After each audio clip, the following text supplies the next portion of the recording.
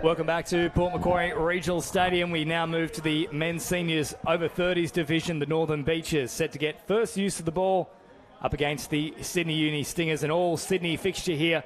James Preston and Dean Russell, the CEO and General Manager of New South Wales Touch Football, joining me for commentary. And this should be a cracking match, Dean. Yeah, it should be fairly free-flowing. Both teams like to throw the ball around a little bit, and I'm just hoping we see a flick pass land in someone's hands rather than the ground. We've been waiting all day. The only objects that have been catching it is the grass / a few caterpillars from time to time. Yet to actually find the hands of a touch footy player, but let's see if the Northern Beaches can conjure up one here. No, in fact, commentators goes right on the spot within a half a second. Yeah, but they had set that play up really well. They were looking to send the sweeper around there, Blake Johnson, and they had trapped the defence in. They were going to create 3-on-2 going down that short side. Towards the subs box now come the Stingers, and the transition is pretty smooth as well. So they get fresh players out onto that pitch, and stepping off the left foot now is Nick Bruce. Bruce, good little roll ball. Long pass comes, but they kept the width nicely. Both sets of wingers there for the Renegades and also the Stingers. Yep, the referee playing the advantage there. The Renegades were offside, and so the Stingers now look to reset and go again. Bruce waits at acting half. Short ball here to Dane Ryan. No opening for Ryan, though. So back to that 7-metre mark he comes. Ryan slowing things down. The dancing feet. Now Bruce. Short ball. Quick hands. Oh, well tracked in defence, though, from the link there for the Renegades. Yeah, not biting there. They're just letting the Stingers promote the ball and holding their position. Ryan shifting from left to right once more. Last play here. Bruce is cut out. The long bomb comes across. Oh, lovely dive. Now, I thought he had an opportunity to pop that back on the inside, and I reckon they've got him in time.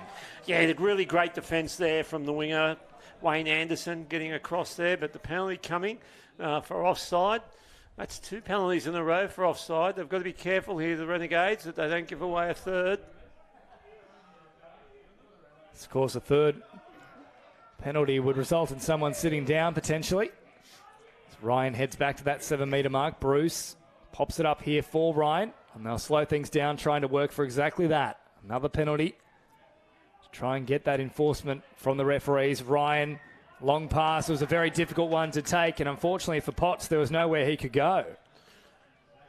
Yep, so sustained pressure there from the Stingers, but just last pass options letting them down on a couple of occasions. They were lucky they picked up a couple of penalties, but in all 3 occasions through those sets, their last pass option in scoring opportunities let them down. So Bradley on the charge now. As Anderson hops out of acting half and now flicks it off here to Barola. Pops it back on the inside. Good run here from Bradley. Oh, had to be played at. Nice stuff there in defence from Ryan. Yeah, really set the attacking platform. So Ryan did a good job there, stepping up into the line and yes, indeed, shutting things down. So another set to play with here for the Northern Beaches Renegades. Still no score. Just over 3 minutes gone as Bradley tries to weave his way through a scattered defensive line. Back to that 7-metre mark he goes. Barula. Off now to Hartman, who slows it down. Eventually linking up with the likes of Dalton, who drops it off now. Dalton again gets it back. Oh, good touch coming across, though, from the Stingers.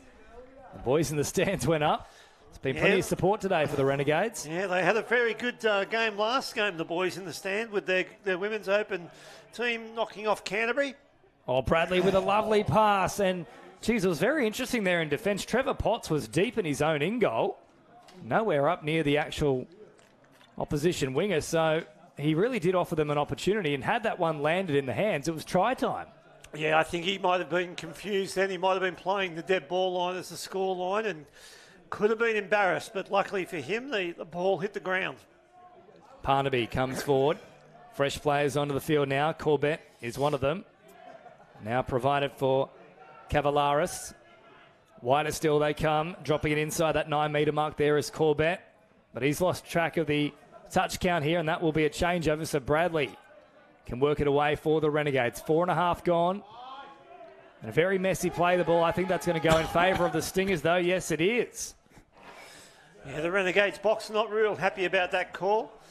But it's one of those 50-50 ones. When you look to put the pressure on defensively, you do get your body in the wrong position on occasions, and it can go against you, as it did there. So Corbett plays it off, and now it comes to Parnaby. Corbett to Parnaby once more. Quick hands through the middle. Got to ground very quickly. I think he's beaten the touch as well there of Johnson. Yes, he has. So first try of the match comes to the Sydney Uni Stingers. Yeah, well set up there. Stuart Parnaby, the key figure, getting out of half quickly, receiving the pass, but equally as quickly getting the ball back inside. And the inside defender coming across late, didn't get there in time. And the Stingers were able to open up the scoring to lead 1-0 with 5 minutes gone. So forward they march now, the Sydney Uni side on the back foot as the Renegades look to strike back themselves. Quick feet there, a lovely floater ball over the top. That's clockwork, but it won't count for much because they've pulled it back. Penalty to come here to Sydney Uni, I believe a touch pass there. Yeah, and again they had set that up, but once again Potts there on the wing getting caught in field. And already you can see that the Renegades are looking to exploit that with the long ball over his head.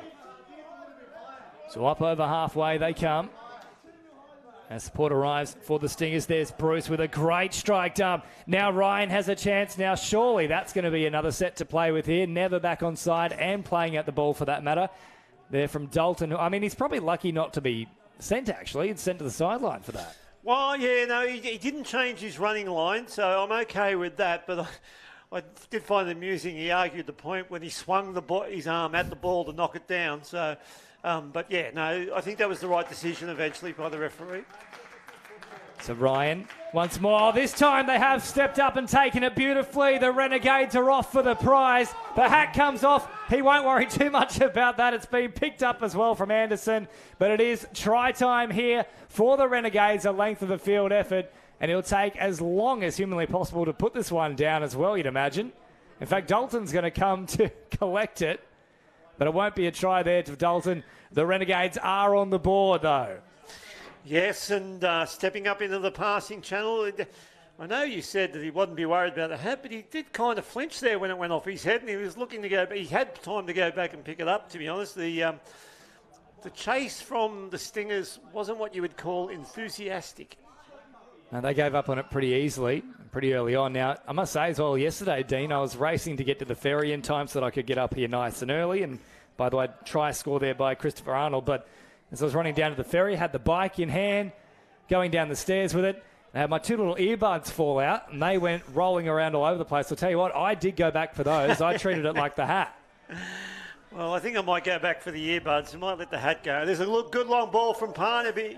Yeah, well, they've let that one go, yep. And it's landed right into the hands there of Trevor Potts, who this time has done a great job on the wing.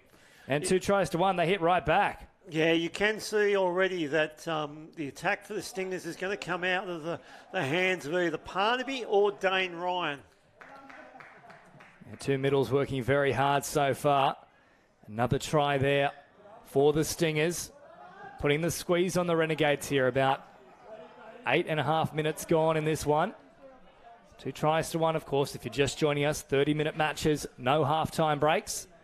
2 sides simply change ends if a try is scored. Short pass here. Off it away, and now still operating through that central passage as they step up and try and put the pressure on. Hasn't worked in their favour, though. Another set to play with here for the Renegades. Yeah, that was Cam West out there that time. Big, tall Cam. Just getting caught offside. Oh, he's... Great ball here, and they've kept the width. Got down low, scooped it up, and Travis Shaw goes in for the try. 2 apiece. Yeah, really good advantage played by the referee there. He could have easily found a penalty in the ruck. The Stingers had hands offside, hands in the ruck. They tried to do everything to disrupt that. The referee let the play go. They throw the long ball out to the wing, scores in the corner. Good play from the Renegades, but equally well officiated by the referees. So Cavalaris comes forward, receives it back from Ryan now. Once more, pulling the strings here. He is the puppet master, so to speak, As Bruce comes to that 7-metre mark, Ryan off the left foot, opens it back up. Beautiful play from Ryan. That was like watching a game of chess unfold. It was about 3 in a row where he just directed the team exactly to where he wanted them to be, and he set it on a platter for Bruce. Yeah, he ran the rooster line, got the acting half around, threw the dummy to the acting half, and then went back to the way the ball came. Hit his leg in a nice little hole. Really well executed by the Stingers. So 3-2. Sydney Uni now lead with a third of this match already gone. 20 to go. Closely fought contest so far. Hartman. Picked up there from Barula. And now Dalton comes to the middle of the pitch. Back here to Hartman.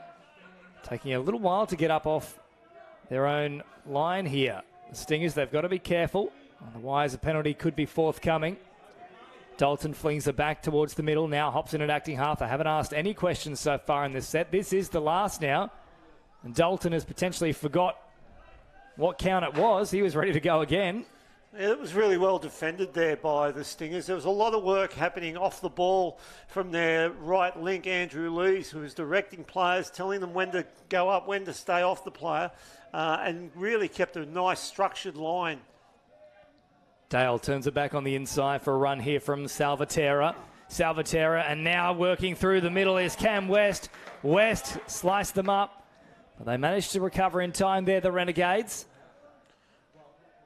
Big, tall Cam there. He's got some height on him, the boy. We talk about lighthouses. It certainly wouldn't be the one here at Port Macquarie. It's very short and stout at their Lighthouse Beach. Beautiful little one, but certainly not tall, that is for sure. As long as the light works, mate. As long as that light's going off for the shipping so they don't come a beach. But yeah, there's the big, tall boy there, Cam West. Look, it's unlike me, Dean. The light is on, but there is most certainly no one home inside of this thing up here, mate. I've been accused of that on more than one occasion. Maybe it's rubbing off. I need to spend a little time away from you, my friend. You can recover Oh, yourself. Cam West. Oh, there it is. Ball over the top. Lovely delay on the pop pass, and Cam West gets all that big frame down very, very low. It's a nice little buffer now that's opened up for Sydney Uni. Yeah, 4 tries to 2. Clever pass there. They didn't direct the ball to Cam's chest. They put it down low, so when he's gained possession of it, he can get it down quickly, not as far to get it to the ground. Smart play. So the Renegades restart things here. Through the middle of the field. Big contact there on Bruce, who goes head over apex. Oh, just a little bobble. And it's left behind there from Blake Johnson. They did have a chance there. The Renegades, they'd worked a nice little overlap. Ryan, I'm sure, has left that one behind. Yes, and the referees are on the spot. They pick it up. So a changeover to come here. And good field position for the Renegades now, Dean. Yeah, opportunity to get one back here. They'll have 6 touches in what we call the red zone. It'll be important that they move the defence around the Stingers' defence to create opportunities. So roll ball comes there from Cousins. Receives it back now.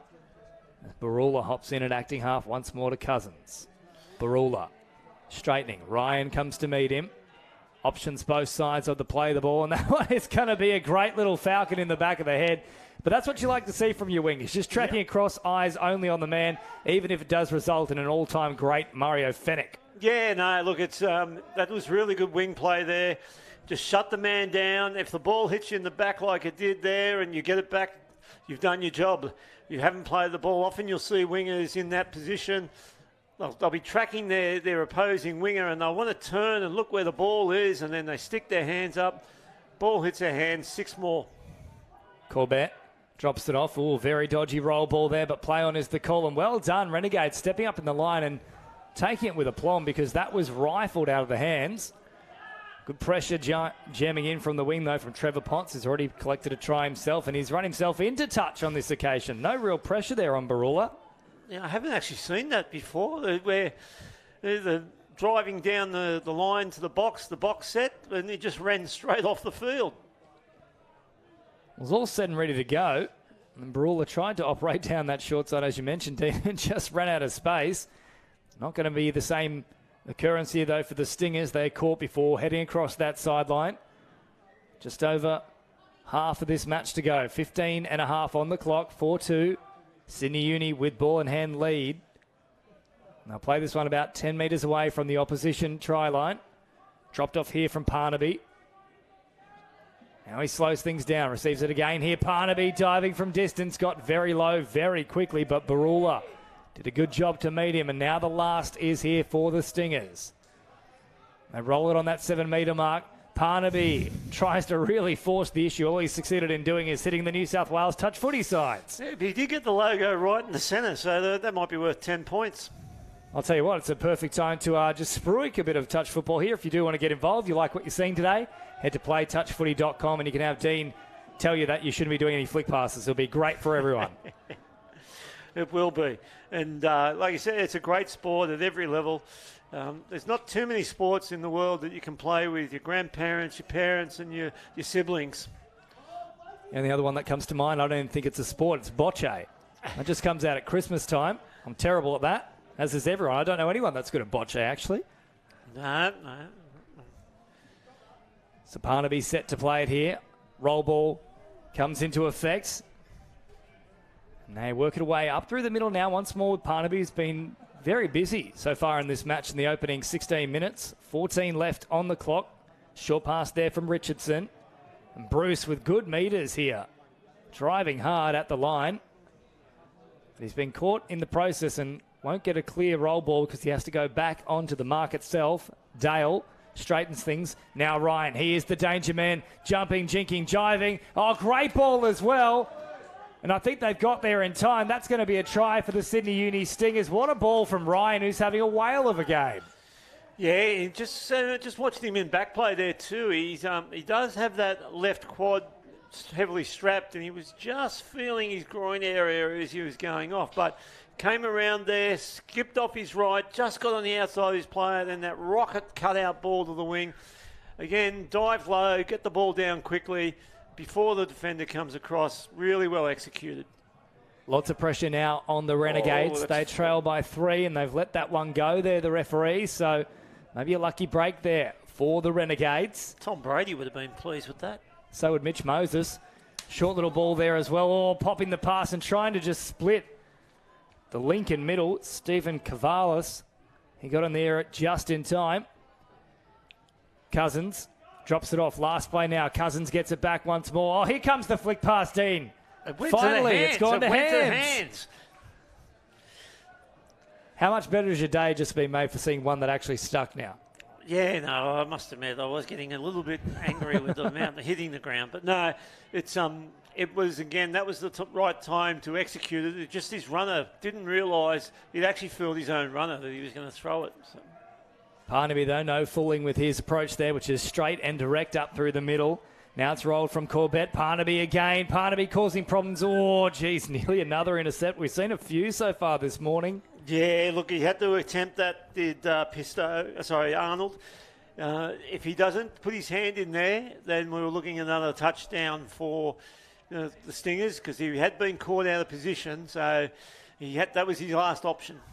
Parnaby gets it short and dives early. Cousins is nowhere near him. They've gone in again here, Sydney Uni, and the Stingers are well and truly putting the sting on the Renegades. 6-2 now. Yeah, really set that play up well, but it was actually the footwork of Parnaby at the end.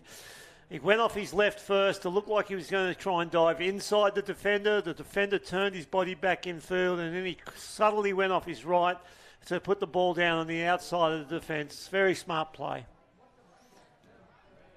So Renegades with a lot of work to do here. 6-2 the score now with just over 11 minutes remaining at Port Macquarie Regional Stadium. They need to be next to score. At one point, this was a very tight affair, 2 tries apiece, but really has blown out since that point in time. Quick hands here and played out from Ryan, so another set to come for the Renegades. Sagas rolls it back. Now looks for support. Finds it back through the middle. Bruce comes up to make the touch. Sagas short ball, trying to run at a couple of offside players, and Bruce was one of them, so that's try time for the Renegades. Yeah, the referee's playing the advantage there. The defence was offside, didn't make it back to the line, and he's called play on, and they've gone through and scored under the posts. kick to come. I'm just having a little look around. I'm trying to see exactly what they're aiming at with the kick. It might be those giant floodlights there. We're not playing a night, are we? No. Many years ago, we had a State of Origin series here at night and had the laser show going from this end, from the bowling club end down to the airport end. 1996 for all you youngsters out there.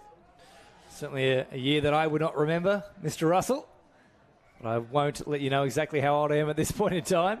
It's Parnaby. I think I was 2. I think you're Pinocchio at the moment. The nose is currently hitting the windshield in front of us.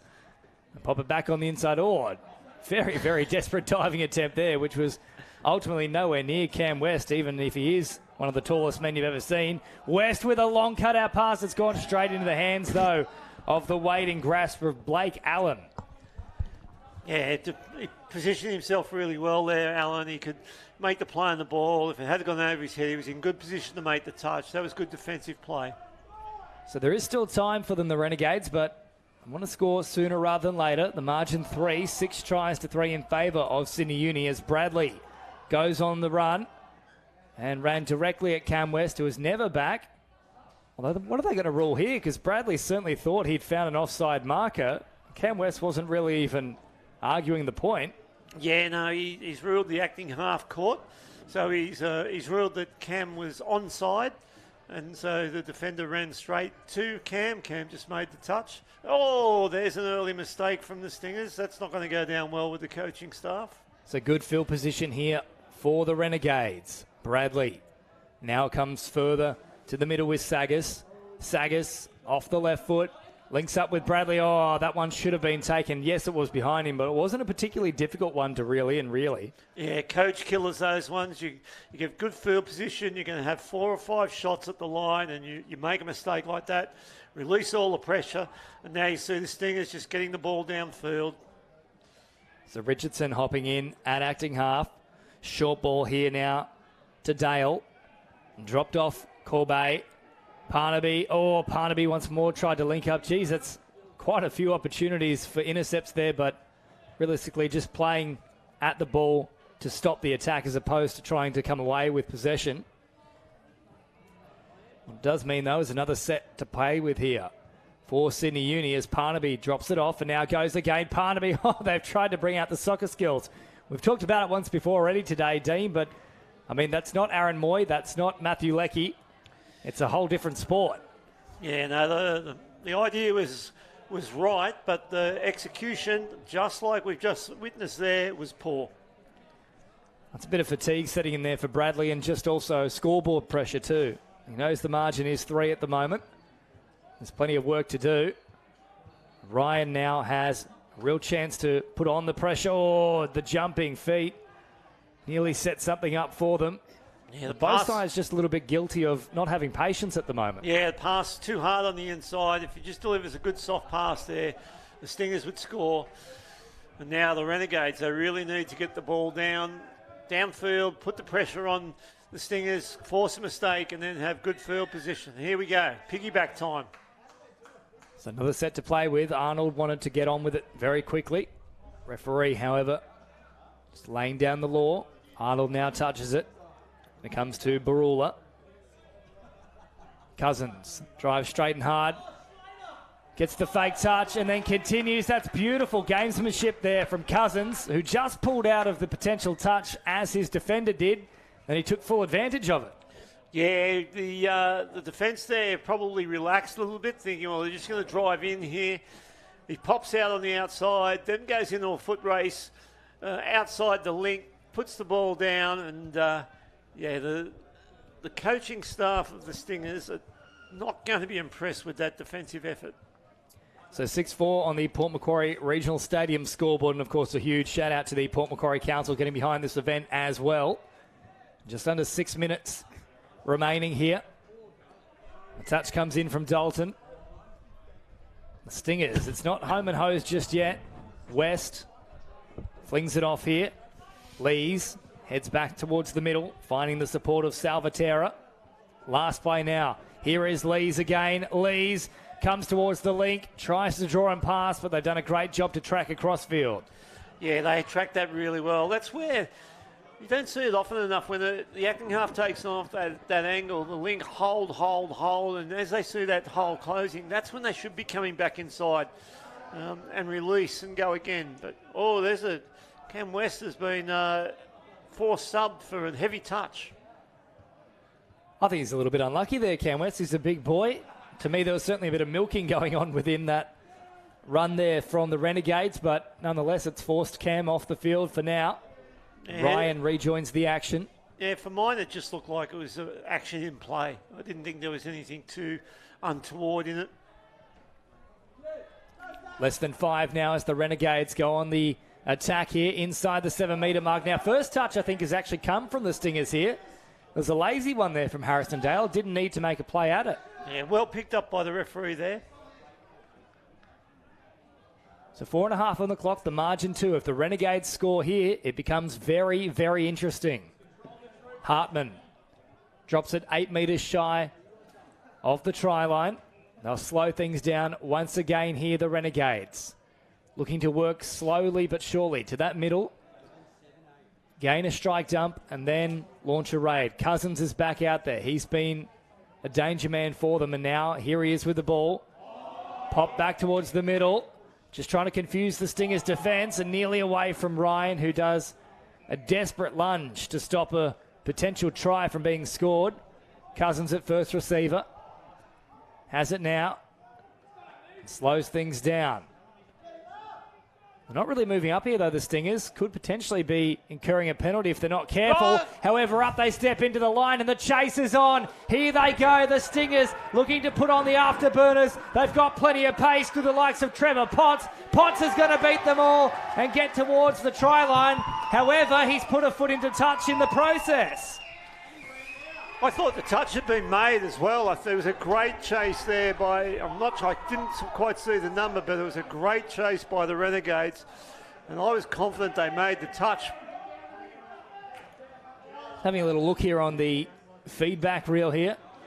So I think it's great work coming across in defence from Blake Johnson for the Northern Beaches Renegades. Now that surely must be heavy contact. That was worse than the one from Cam West.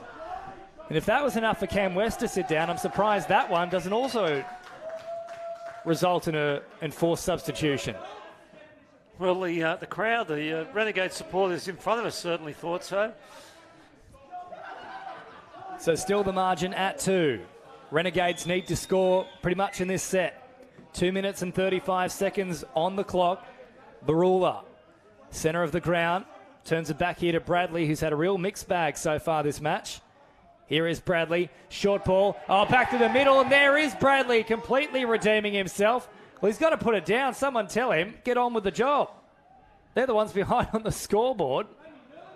Finally puts it down, and with just over 2 minutes remaining, the margin is now at 1, 6-5. Sydney Uni Stingers lead.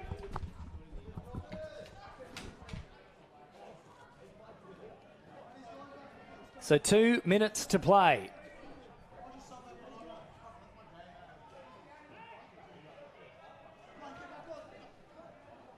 Sydney Stingers will get the use of the ball here. They caught middle of the field, so they will get a full set here, the Renegades. Maybe even 1 or 2 plays after another set here from the Sydney Uni Stingers. As West is back out there, turns it towards the middle. Salvatierra, and back here for Dale. Dale drops it right on that 7-metre mark. West scheming, plotting, probing. They've done enough to stop it here. And ball to ground, and now they can also launch a quick counter-attack too. It's all happening here for the Renegades. Yeah, the referee's ruling there that the 6 from Dale has dropped to put the ball down. Oh, geez, and that is an absolute coach killer, and I think it's a correct call too. So they came trundling forward and just decided to drop the shoulder as the contact was made. The defender went reeling, and it's a penalty despite having the ball. So that is an absolute coach killer there for the Renegades. Yeah, they're going to get another shot here if they're sensible defensively and they don't give away a cheap penalty. If they give away a penalty here, then they won't have another opportunity. They've done well to get away with Not providing another set there because Bruce was threatening. Here is Bruce again. They've fallen to ground. The tracking is good, though, and that's good pressure. So 30 seconds on the clock here. They've got to get on with it quickly, though, the Renegades. Roll ball here, and off they run. Around about 20 seconds remaining. Good meters on offer here, but they've gone away from the subs box. They probably don't have time to get the fresh plays on. They just have to go for it here. 15 seconds on the clock. Dalton steps off the left foot. Up over halfway they come now. Dalton again threatening to go all the way through. Hartman there for all touch pass. Oh dear. And things are blowing up a little bit too because Bruce was knocked after that particular indiscretion. Ryan took a whole heap of problem with it.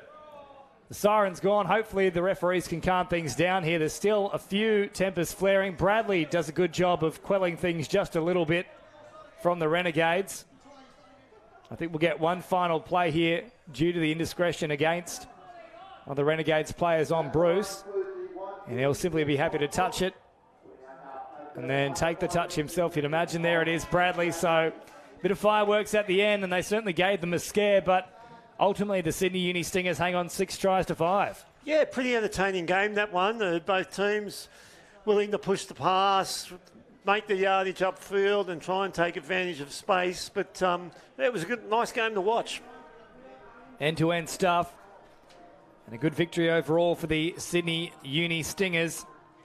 Now, for our next match, we move to the Men's Open A division. So this one should be really fun to watch. The Hornsby Lions taking on the West Magpies inside the next 5 minutes. Keep it locked here on Bar TV and New South Wales Touch Football.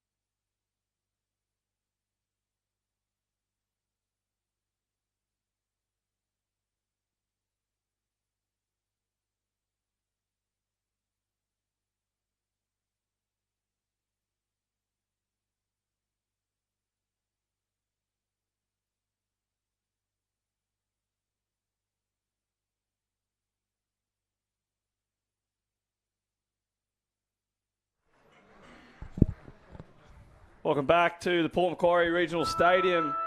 We have the commencement of our men's opens games here. Hornsby in the blue, the cyan, running right to left, taking on the Western Suburbs Magpies. I'm joined in commentary by two absolute legends involved in the sport, in Joel Begnell and Scotty Buckley. We'll start with Scott. Scott, welcome.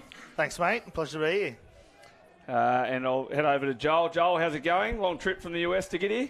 Yeah, finally got in. Jet lag still hanging around, but here and the weather's turned on for some good touch. And speaking of turning it on, Hornsby in the first set.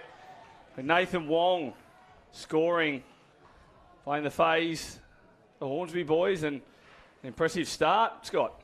Yeah, that's something we're probably going to see a lot of today. A lot of Roosters with looking for the options, either the short ball for the phase or look to sort of hit that early link. But really good drop by Tylen Berryman there, and well finished off by Nathan Wong.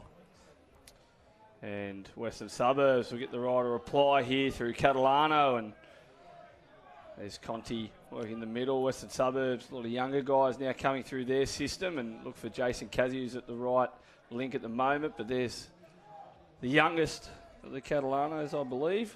Yep, that's JP there. We give the ball across, and there's Junior, and he'll dance. They'll throw it long, and that's a mile and a half forward. And as you mentioned, Joe, yeah, some beautiful weather here today. We've seen just about everything. We certainly have. That was an interesting little play there. JP just tried to rip it long. Wouldn't be surprised if he doesn't go back to that play during this game. As the Hornsby boys heading towards the box. Scott, you boys coming off a Vorden Cup win. You must be excited for the start of State Cup and just ready to rip in. Yeah, mate, it's been a long day. Obviously, our first game's not till 4:45, so it's been a long day waiting. Give a couple of new kids a crack, and yeah, ready to see how we go. It's State Cup. It's anybody's game. It's the type of tournament it is. So yeah, pretty keen. And it being obviously one of the powerhouses, and that's a Willie Bishop looking for the dive, and Catalano in there to make the touch, and being obviously one of the teams to beat after taking out the Vorden Cup. Scott, who's your teams to watch? Oh, obviously Doyleson after country champs, and they sort of just sit there patiently waiting for State Cup to come, so they'll be very, very tough. But in saying that too, I think Parramatta are really primed, as will be Central Coast. So yeah, it's really anybody's sort of tournament, and we're game one in, and it's been a cracker so far to start. And Joel, the men's and women's 20s from Orange, it's obviously not exactly down the road from the crew from Orange, but how are you guys faring? Yeah, both teams are tracking along pretty well today. The girls got through both their games, and the boys are 3 from 3 so far with 1 to go. So hopefully we can continue that momentum into the next 2 days. And Western Suburbs through Costello will get that one. He pretty much almost got tackled there, but he got to the line, and very simple play, and Hornsby won't be happy with that, you wouldn't think. Yeah, nice and live there from Justin Costello. What you'll find against Hornsby, you like to go man on. You want to be alive as much as possible, so really, really intelligent play there from Justin. And we're locked at 1-1 here on the stadium, and the weather's starting to clear up, and some of your boys will be pretty happy with that, Scott, with you prefer the drier conditions? Yeah, definitely, mate. It makes for a bit more exciting touch, a bit more ball movement, which everybody wants to see. You don't want the old slugfest that's in the wet, so it'll be interesting to see here. Nice pill from Kieran Toner. And Robbie Knuckler couldn't get there. Heath Cooper. He's a Benjamin Button has touched football. Heath Cooper, he just keeps on keeping on that far wing. And I dare say he won't miss a minute of this tournament. Yeah, Hornsby look like they have currently full squad, 7 in the box, sorry, so 13, yeah, can't see the wingers subbing much in this team. As West will get a right reply here, and they'll run right to left, and there's Catalano taking it forward, and goes for the big duck of the head, and Max Phillips at dummy half, and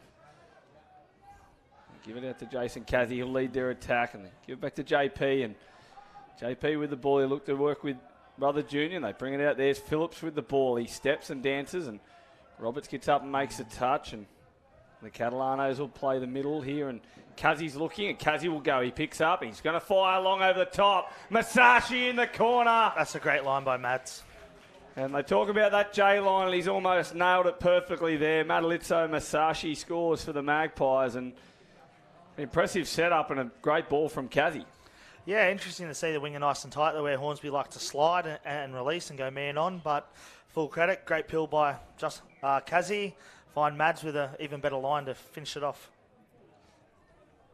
And these early stage games, as you said before, Scott, the men's opens are locked and loaded here this afternoon, so there's going to be some entertaining footy. And Willie B, another one of those that just keeps on keeping on. And they got the forward pass from the ruck, and Willie will take a breather, and Nichols will come on deep in the backfield. You'll see him come into your screen shortly in the back end as Costello, big lanky Costello, gets up over halfway, and they're full of running, the young Magpies, and young, speaking of, and yeah, the one thing you're guaranteed when you play sort of Hornsby is you're going to get to the other team, their line pretty easily. They don't like to assert much pressure in the midfield and just rely on their basic line defence skills to sort of wrestle you out, but they won't be happy with that, a fourth touch penalty. Yeah, probably a little bit unlucky. I think Phillips lost his footing, and you can see the scuff marks of where he fell over, and the feather would have knocked him over, I think. So probably a little bit unlucky for Hornsby, but they'll, no doubt, you can see Terry Cooper there shouting in the box, and Blackwood's on the field, and referee Jordan Tomba not happy about that, and that's probably making, I dare say, and correct me if I'm wrong, but I dare say he's trying to set the mark early on Hornsby just camping back on that line. Yeah, Hornsby like to sit in their line and try and get as close to it as possible so they can release. Very intelligent play here by West, trying to get him up and play through, and there you go. You can see a nice little play through there from Junior Catalano. So really, really intelligent and great patience there shown by West. And John Clark with the forward pass call from that far side, and I think Hornsby will need to be careful with four blokes running at the referee with arms and legs waving everywhere. So they survive that tirade from the Magpies with a forward pass, and they'll get a chance to truck it out. But end-to-end stuff so far, Joel? Certainly has. It's definitely been exciting. We'll just see how we go for the rest of the game. One thing about Hornsby is they love to throw the ball around, and they love to please the crowd with their style of play. Yeah, there's plenty of experience there from the Hornsby boys. And I'll get up over halfway, and there's Kieran Toner, and he's one to watch. Kieran Toner, he's a very, I dare say, underrated player in the game. I think everyone that plays against him is definitely aware of him, but in the whole scheme of things, he's not really talked about up there with some of the guns, but he's definitely a danger. Mate, he's a great player. I played a few years with him in the Australian and New South Wales system, and he's one of my favourite players to play with, mate. So definitely agree with that. He's never given probably accolades or sort of talks about that he probably deserves, and as much as we have Hennessy that's usually played for Hornsby, he's just as big a part for them offensively and defensively. So huge. As Berryman gives it out to Wong. Wong steps. He gives it back to Berryman. Looks for it. And good pull out there. Good stalling by Costello, but referee Richards having none of it. It's interesting to see straight away in this. We've already got James Blackwood, a renowned link, playing middle. We've got Kieran Toner that just played that last set at link. So if these are some positional adjustments, I wonder how they're going to basically take part or take fair in those, and then the contribution for everybody else. And Shoot gets up off the line with that. Adjustment there seemed to work quite well with the defence. Bishop and the younger Berryman coming through. He's Tylan. He's got plenty of ability and definitely one to watch. Big future in the game. There's no doubt about that, is there, Scott? No, I had him at CHS this year, and one of our most lethal threats throughout the whole tournament, and big future in head. As much as we see the flashy types of play from him, his attention to detail defensively and in the midfield is probably the thing that surprised me, and wants to be a rounded player, just doesn't want to be known for that flash, even though that's probably what's got him a bit of a name at the moment. So definitely a very bright future for Tylan. As Conti gets touched with the ball after Kazi throws long, and they look for the colours play on the wing, and Heath Cooper defends it as expected, and end-to-end stuff here so far, and Conti giving some contact for Wong, and Wong didn't like it. You can see him push out. The very physical game, the men's open, so we're just coming off the men's 30, which got a little bit physical as well at the back end, but you'll see in these touches, and it's all very, you scoff for this, it's all very technical, isn't the men's game? It's about how you can get away with it, with using a bit of force, but also being smart about it. Yeah, like rugby league, where you try to win the ruck, you try to do the same in touch. So you'll see if you basically came in and extend your shoulders or extend your arms, then it's a penalty against you, and if you can sort of absorb the touch and hold them up, then it's fair game to you. So Yeah, West will try to rattle Hornsby a little bit and be physical, and it's just about how they can flirt with the line and not cross it. Yeah, it's Bishop. He's still quick. He's still fast. A big dive. That's a good touch. And battle of the experienced campaigners there with Tuck Chi making the touch on Bishop. And Toner's on the field. He looked for the counties, I dare say, and that was knocked out. But referee Tomba says no good. And ball to ground. And Jordan's moved to South Australia. He's back to the State Cup, though, running around, which is great to see. And the West box, the transition here was going well, and a bit of a handbrake there, but nonetheless, and they'll still go forward, and there's the ball inside. It's good do there by Mark Roberts, pressing up, not allowing West to get to the line, backing himself to release from the 7, which is much easier for him, so great job. As Catalano gets touched on the last, and we're in a bit of a holding pattern here, and this is where we spoke about, I spoke about a little bit earlier with Matt Scranage when we were watching one of the men's seniors games, and most of the sides, and not all of them, obviously, and without giving away any secrets, Scott, most of the sides like to get into that bit of an arm wrestle, just let everyone settle, get into an arm wrestle, and then like to come home stronger at the end. Yeah, we did different personnel and different sort of style tournament. You like to find your groove a little bit early, and then after that, you just like to settle and sort of then back your structures and your processes and your ability to adjust on the run to sort of try to win the game at the back end. So after a bit of a tri-fest, first 5-6 minutes, we can see that both teams have sort of settled into their groove.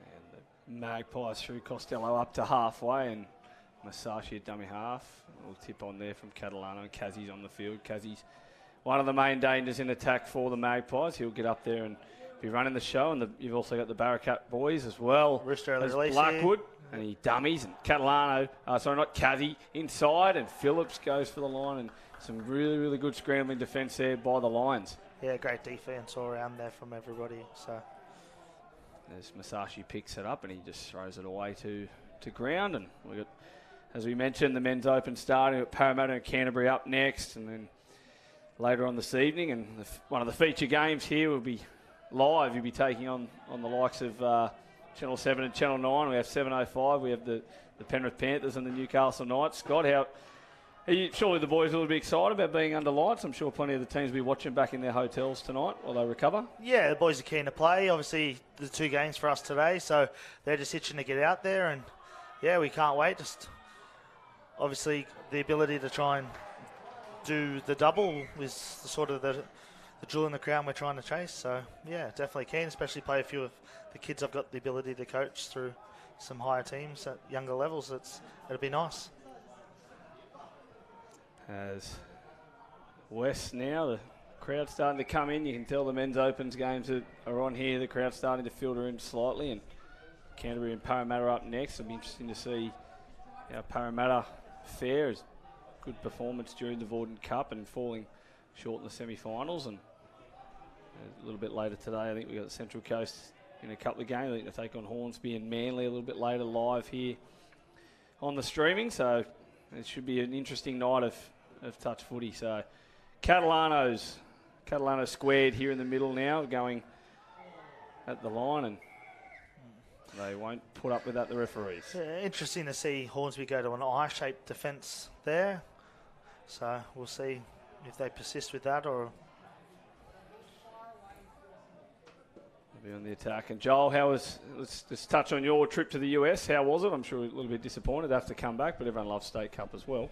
Nah, there was no touch on the trip over there, so it was good to get away for a few days and just not worry about touch-related matters. But it's always good to get back in State Cups, you know, the main event of the year that everyone wants to get to and rip in for. So it's good to be here. As they run the passive out the back and going to ground. And now, Joel, you're obviously heavily involved in Orange, but you've also started working with the Southwest Suns, one of the newly formed regions with just a change in the cluster area. How's all that going? The first 12 months has been pretty successful for us. Like, obviously, there's going to be a bit of a learning curve with some of the affiliates, you know, getting used to each other. But especially the junior regionals at Tuggerah, we had some really good results with half the teams getting through to the grand final. So, all in all, things are looking up for the Rising Sun. Oh, the Rising Sun there, getting a hashtag in already. That's handy as they pick it up. There's Toner. He steps off the left. There's a play through by Clark.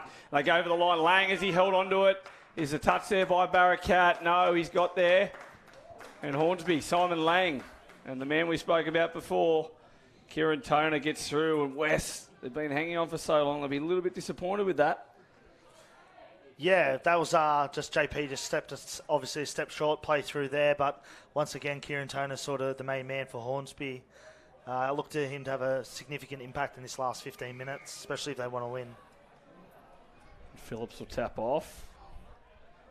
Going right to left.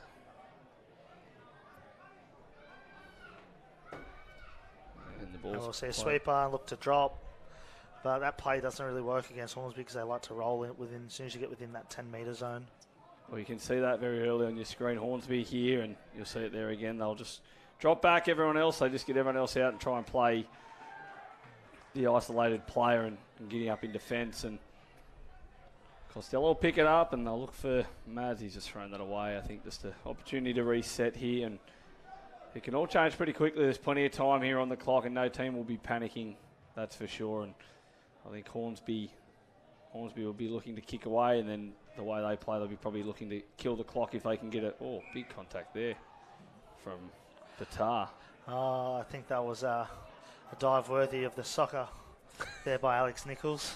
He's milked it well, but they've been nice and physical West there, so well done to him. Get away with it if you can, but that's it, mate. Unfortunately not on KO just yet. I'm sure he would have enjoyed that one, so I'll tap the ball and move forward here. There's Tommy Hillard on the wing. He'll give it inside, and Toner comes on the field with Love and Wong. And the Kennedy boys have been a little bit quiet so far today. We've got Wong going cross field, and Morris there. There you go, have a rooster here. No, Kieran out ball to Morris. Morris steps off the left, and he goes again, and Toner on. And the Kennedy boys are just an absolute pair to deal with, aren't they? He dives for the line, Wong, but can't get there. But the Kennedy boys, they're dangerous, aren't they? Yeah, they sure are. They like to run their plays, and when they've got some of the foot speed like Kieran Toner, Tyler Love outside them, then drop. Oh, you won't get an easier decision this weekend, I don't think, than that one. But Joel, you obviously very experienced coach and around the game. Who's your team to watch in the men's opens? Well, look, it's an open slather. There's a number of teams that could do the job. For me, though, I think Hornsby is probably a little dark horse. They're renowned for being State Cup specialists, and as we get to deeper into the tournament, just their live and exciting style of play just can really turn it on in day 3. There you go. The good hot play. tip. Big numbers. Great line. I'll get through, and Mads, as good as he is, he can't stop. 2 in the space of 20 metres there, and as you said, Scott, they loaded up there, and that was just a little bit too classy from the Hornsby boys. Yeah, one thing they do really, really well is play fight phase play and really spread you out. So a really good intelligent drop there, a nice wide pass, and then just under the line by Nathan Wong, and a good ball by Kieran Toner. So really well executed there from Hornsby. And as I mentioned before, they'll be looking to probably kick away with one more and then look to kill the clock a little bit. The Lions, they're renowned to, in a non-offensive way, play a bit of a lazy sort of style, aren't they? They like to just sort of take it easy, very chilled and laid back. I think it's the nature of most of their players. They get in front, get a bit of a lead, and then just put it in cruise control. But Kazzy stood up Lang, and referee Richard says play on, and Kazzy will keep the Magpies in the game here, and Lang won't be happy with that, and that's literally come from nothing. Yeah, definitely. Nice little play and great heads up from Jason Kazzy there, playing to the ref and playing to the whistle. And Simon Lang, I'm not sure what happened there, but I'll play through and try. It's always nice when people look around and go, what happened there? I couldn't tell from up here, so I don't know what they saw. Willie Bishop will take the ball forward. Has loved the honesty, just straight out. It's outstanding. They go forward, Berryman, and they go the Rooster, and there's Johnny's on the field. Kieran Toner, that's fast. Willie B off the left. He steps and dives. Willie Bishop, he's still got it. Yeah, no one plays phase play like Hornsby yet again against Justin Costello, renowned defensive link, and just a really, really great intelligent drop there, and great feat by the ageless man, Willie B. Yeah, Willie B, he's definitely up there. He's definitely one of my favourite players to watch. He's He went a couple of years ago, I think it was, when Hornsby did win it, 2019, it might have been, when he was so dangerous with that sweep and dive at the line. He's got those big arms, he's got big levers, and they just dive at the line. And Joel, who are some of your favourite players to watch in the modern game? Oh, look, call me a bit of a Hornsby lover, but I keep going back to Hornsby. But I reckon just the Kennedy boys, they just play a really live and exciting style of footy. It's great to watch. The fans love to see it. So, I'll keep banging on about the Hornsby guys, but, those Kennedy boys do it for me. So can I play? I'd ask for your favourite player to watch. Now, you're sitting on the fence there by going for two. Let's not be greedy. Who's your favourite player? Pick one and why? Splitting hairs, trying to split them up, but I reckon probably Maurice just has a little bit more to his game. I'll go him over his brother. Great touch there by Simon Lang. That's an outstanding touch, and it's a great play, but an even better touch. We're just going to have the committee meeting here on the sideline with the referees, and Simon Lang's definitely made the touch here, and I think they've got to go with it. And good call by the referee. Blake Richard. Oh, offside. Oh, he's calling Simon Lang offside. Okay, then we'll just leave that one. Yeah, alone. we'll leave that alone. You can be the judge at home, viewers. On another note, though, that's a great play, great intelligent there. Obviously, West renowned for the mid, especially James Shute, and then nice little drop and Catalano out the back, and whatever happened after that happened. As the Hornsby boys will look to kick ahead. We're 5-4. This is anyone's game here with 8.5 on the clock, and Tyler Love getting involved. He steps off the left, and Barracat tight there. See if we come to Turner here for a Rooster. Nope, we got out ball. We go out, and there's Nichols, and Robbie Knuckler. He's still, I think the term before was ageless for Willie Bishop, and Robbie Knuckler's exactly the same. He just keeps on turning up and ever reliable on that far wing. And those, once again, he's got arms as long as Willie B's, that's for sure. And Love, they can't handle it. There's Johnny. There's the opening. And here come the Magpies, the momentum coming, and you can see it there, and they've built it up, and there's Conti taking it, and Blackwood leading by example, gets it up over, and Kazzy with the ball plays it. And there's Tukji and Kazzy in. They can't slow it down, but it does make it hard when Hornsby traditionally roll, but they've got a couple up now and involved, and referee Richards obliges, and that's what you want with that. If that's... Yeah, the referees are all over the old stop-start from Hornsby today, so it'll be interesting to see how sort of Hornsby adjusts to it. But that's several penalties on the back of flow, opening the gate for West to tie this game up. Go on the attack, Catalano and Kazzy, and Love in for the start. And I think if you watch that again, if you get a chance to look at that, we obviously don't have replays at the moment, but Love extending the arms, he's going to see a penalty 9 times out of 10. Catalano dives, and John Kennedy's there on the spot, but the extension of the arms into the ribs is what caused the penalty there from referee Richards. But we've got Catalano and Kazzy looking to level this game up. Plenty of time on the clock, and Hornsby yelling at each other to get out. They're starting to get out and trying to put some pressure on. And they go forward, and there's John. Kazzy picks up, short to Catalano, and there it is. A little bit loose, Kieran Toner there in defence, and Kazzy and Catalano are the catalysts of that try, and we're level here at 5-all. Yeah, really patient play there. You could see that JP and Kazzy were really, really patient, making sure that both middles got up, and then just probably exploited a little bit of technicality with Kieran Toner at length there. And we're level, and this is probably somewhere we didn't think we were going to be. Hornsby had all the momentum, only probably 5 or so minutes ago, and 1 or 2 calls either way, and we're back level, and Hornsby fighting for that lead. They go forward with that play again up the middle, and Berryman gives it out, and Masashi makes a touch on Berryman, and Maury Kennedy with the ball now. He'll go give it away to Bishop, and Bishop to Wong, and Wong to Kennedy. And Berryman now stop-start. Wong will get the ball back, and monkey see, monkey do. West trying the same thing, and they get penalised. So it's very good consistency from the referees. But he's giving a gobful too. He's giving him a bit of a serve, bit of a soft serve cone, and off he goes to the box. And West, just so you can see him at the top part of your screen, he's not allowed to send the substitution on until that player gets to the box. So here comes, I think it's one of the Barracat boys is out here. So they're back to 6, West, and They'll try and defend it. Bishop pointing, and there's going to be another penalty. That's 2. And not sure the necessity for the timeout, but we're at 2. And one of the recent changes to the rules is if you have 3 penalties defending your line, you have a free sub. So what will happen if there is another penalty is one of the West players will be forced to stand on the 7. So obviously won't be able to take part in the defensive line. So Berryman will go to the link quickie. He gets it off Kennedy, dives at the line, and great touch by Blackwood. What's your take on the free sub rule, Scott? The 4 sub, sorry? The free sub on the sideline for 3 penalties? Yeah, I don't mind it if it's deliberate. If it's deliberate, I think sometimes there can be a cause for it not. That's a long pass over. Oh, Masashi. It's a great stop by Mads there. But yeah, I think it's sort of needed. Stop those deliberate penalties, I guess. Sometimes you can get a little bit unlucky with it, but I guess that's why there's 3. I think that's as you said, I think, you probably feel like a double-edged sword in a way, as you said. I think if it's deliberate, and some teams do obviously deliberately try and, stall in defence and go with those sorts of tactics down on the line, but as you said, sometimes you get a little bit unlucky with some decisions.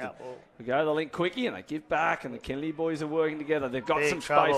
Toner goes short. They're in. Berry with a big dive. Cozy can't get there. They're over. That's great work there. Blackwood just gave up on that play. Really intelligent play once again. Fed the link quickie this time, ripped it straight on the out, knowing that they're going to hold, and just backed him for a bit of foot speed out on the edge. And Joel, Kieran Toner, once again, all amongst that for the Hornsby boys, and they hit the lead. Yeah, it's been a seesawing battle, back and forth. So hopefully West can hit back and give us that grandstand finish that we're all after. So we're just over 3 minutes to go. Who's your pick from here, Joel?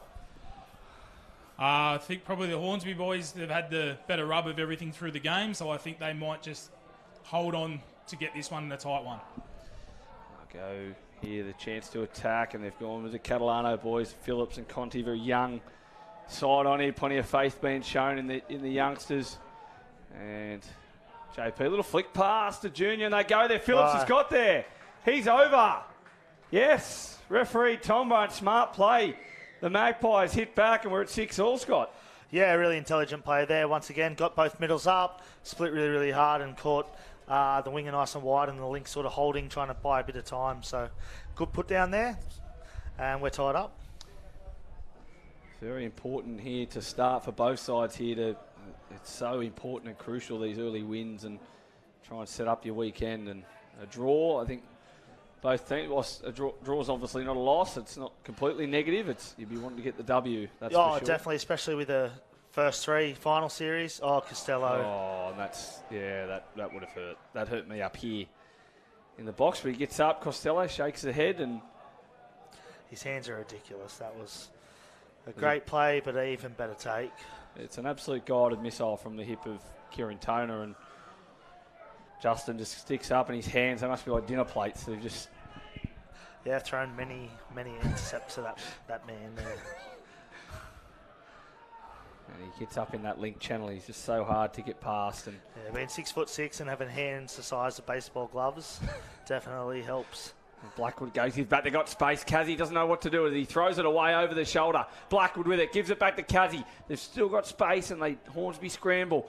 Oh, and that pass from Catalano. And Blackwood goes off, and that's deliberate. That's deliberate. Foul. There's got to be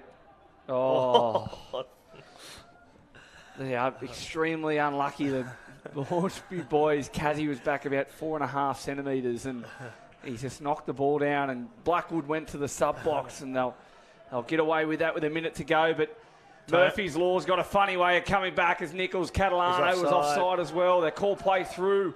The play through rule, one of the greatest areas in the game. Nichols plays it. Kennedy off the ground. Toner, they got space over the top. He's overcooked it. Oh, the pass over the top, and the opportunity was there. He had half the airport strip over that far side in front of him, Heath Cooper. He could have flapped his wings and taken off, and the ball goes over the touchline, and they've got 23 seconds. The last opportunity, you would think. Are they going to just roll? Yes, they are. They're going to roll and they will not look to engage. They've got 15 seconds. Blackie knows. James Blackwood's knows. He's got to run at him. If they're intelligent here, they don't even make a touch. They just give the penalty away, suck up the last 5 seconds, and the game finishes in a draw. And Blackie's going to look for the quickie, but the siren's going to beat him, I think. And there it is. Oh, and that's the one person you do not want to be throwing the ball to. Nichols throws long. Hilliard inside. We got Magic doing no from the Hornsby boys. And Jan Saddle do us for that one. What an entertaining clash. And just want to wish you guys, I know you guys are hanging around. I think James will be back shortly, but I want to wish you all the best for the rest of the tournament. Thanks for your time. And to all the viewers, we've got Parramatta and Canterbury coming up in just a few moments. So we'll join you back then soon. Thanks, mate.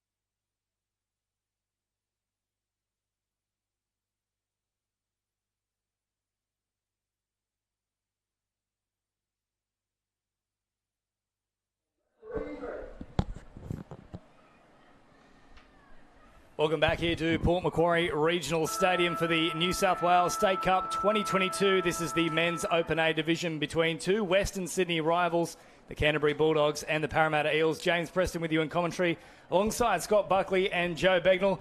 And boys, a very good afternoon to both of you. Hey mate, how you going? It's good afternoon. Good start there. Great touch by Luke Osborne. Yeah, this should be a pretty exciting match. The Parramatta Eels against one of my old clubs, the Bulldogs. So my heart's sort of with the doggies still, so hopefully they go all right in this encounter. Let's see if we can keep the bias at bay whilst this one does play out. But the Dogs are on the attack nice and early here. But good little touch coming in there from Nung. There might have been an issue here as well for the likes of Clay Studden, who's not looking particularly healthy off the back of that. No. Looks like he might have copped a knee there. Of course, you remember his heroics in the 2021 State of Origin series with the intercept off of James Hope to secure the shield for New South Wales. So good to see him back to his feet now. This will be a changeover, though, in favour of Parramatta. So, of course, if you're just joining us, 30-minute matches, no half-time, and the two sides do change ends after a try is scored as Parramatta work it away from their own line here. Quick little play for Simbolan, one of the three Simbolan boys in this side. Dropped off and then played back through the middle here with Harrington. Quick play here from the Eels. And touch pass as well, but just going to ground on that occasion. Yeah, a little bit indifferent then. I think two of the boys both thought that Marley was dropping for them then and got in the way of each other. So be interesting to see how that pans out a little bit later. So now the Dogs to work it away towards their transition area. And they'll hope for a smooth subset here. The momentum continues up over halfway now. The touch comes in from Harrington. Fresh players onto the field and they keep driving forward. Now through the likes of Shelley. Shelley is still an option there. Bats it on, but it's gone well forward on that occasion. Yeah, the first few minutes just seem to be both teams just sort of just getting a feel for each other, just a bit end-to-end at the moment. So once we get through this softening up phase, hopefully it can open up to some good free-flowing touch. Well, here is Simbola now up over halfway as the reinforcements arrive for the Eels. Fresh into the action there is Chatton. Chatton still operating through that central passage. A couple more plays here. Last now. The cutout pass is on. Oh, it's a big bomb there and also a bomb try in the process. Yeah, nice little pill there from Jordan Marshall and hitting Horro. And I think Jordan basically just misread that one. Came in a little bit too early.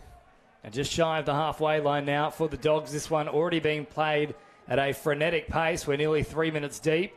Can't believe it has been end-to-end so far. As now Wardrobe comes to centre of the field. Oh, great ball there over the top. And I think they've managed to evade the touch. No, he's called it late there, the referee. Yeah, great touch by Osborne once again. Used his 6'7" frame to get that arm out and hit that hole. No exaggeration there whatsoever either. No, he's probably is about 6'7", I reckon. Look, he's actually probably taller than the lighthouse that we got here at Port Macquarie. It's very, very short. Well, everyone looks 6'7" to me.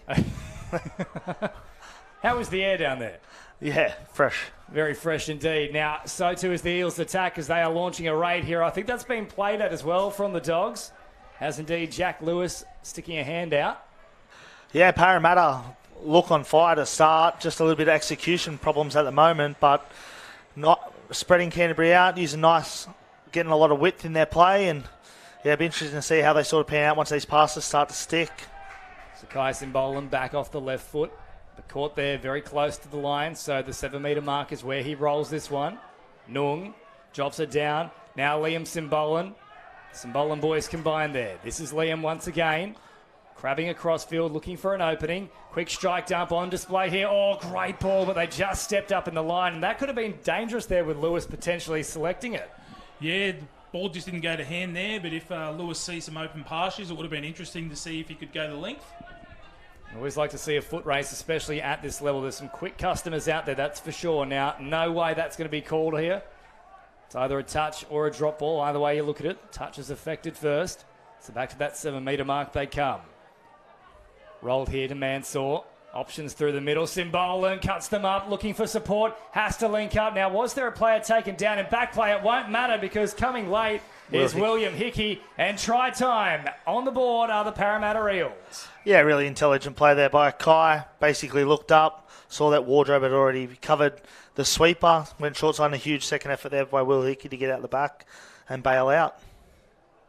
So just shy of 5 minutes played so far. Joe Begnell, your side is trailing at the moment. How are the deep-seated emotions that you're trying to keep from coming at bay feeling? No, we're all right. Dogs are just warming up, so just look to them to put something on in this play. Might well do so. Studden is still an option here. Pumps it a couple of times. Eventually finds the support there of his link partner. Oh, good hands on display as well from Mitchell Burke. Just managed to reel it in before it hit the deck. Still an option there is Shelley, who hops in at acting half now. Shelley, short ball to Studden. Tried to get the quick flick on, but they were up for it, the Eels. Yeah, good D there. Parramatta just trusting their process. I'll head straight towards that subs area. It's a pretty easy subset too. There's not a great deal of pressure from Canterbury at the moment, so it means an easy transition here as Marshall hops into acting half. Yeah, one thing you'll see from Parramatta, they're super quick at getting on any transition. Defence can't get set. And Marshall with the delayed ball at the line. He's ripped them to shreds there. Parramatta go bang, bang. It's 2-0 at Port Macquarie Regional Stadium. Great ball there, and even better hold by Matt Chatton. So Canterbury will want to get back into this one. 2 early tries to Parramatta, so hopefully they can up the gears a little bit and not let this one slip away so early in the contest. It's a very good start here from the Eels. We've had just over 6 minutes of play. 2-0 already. Both sides are stacked with talent. They look to go direct here through Springett. Now a couple of dummies here. Springett once more appears as an option off the back of that play from Williams. They get the touch and back to the 7-metre mark the Dogs go. Scheming and a bit of patience on display as well. Last now as Williams comes to the line. Short ball. Might have been forward anyway. Regardless, it was left behind. And the Eels survive once more. So now they work towards their own subs area. Fresh players onto the field.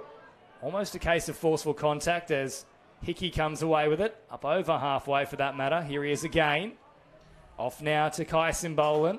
Simbolan driving forward. Gets a good roll ball. The big pump pass comes. Oh, beautiful width about the play. What a ripping pass that is. Parramatta are in again. Yeah, great play there. You can see that a nice little pop out for Simbolan. Nice drop for Kane, catch that whole edge sliding, and a great finish there from Jordan Horrow. So, Joel, how do they stop the rut here, the Bulldogs? As Scott alluded to a little bit earlier, Parramatta are real good at getting on the ball when they get the turnover, so I think Canterbury just need to get set and just apply a bit more pressure in those first few touches and just try and strangle off the Eels from getting to their box and getting some good flow. So now Bolson offers it off here to Wardrobe. Wardrobe in an acting half. Bolson off the right foot. Dives from a very long distance, but Simbolan and Harrington were there to stop him.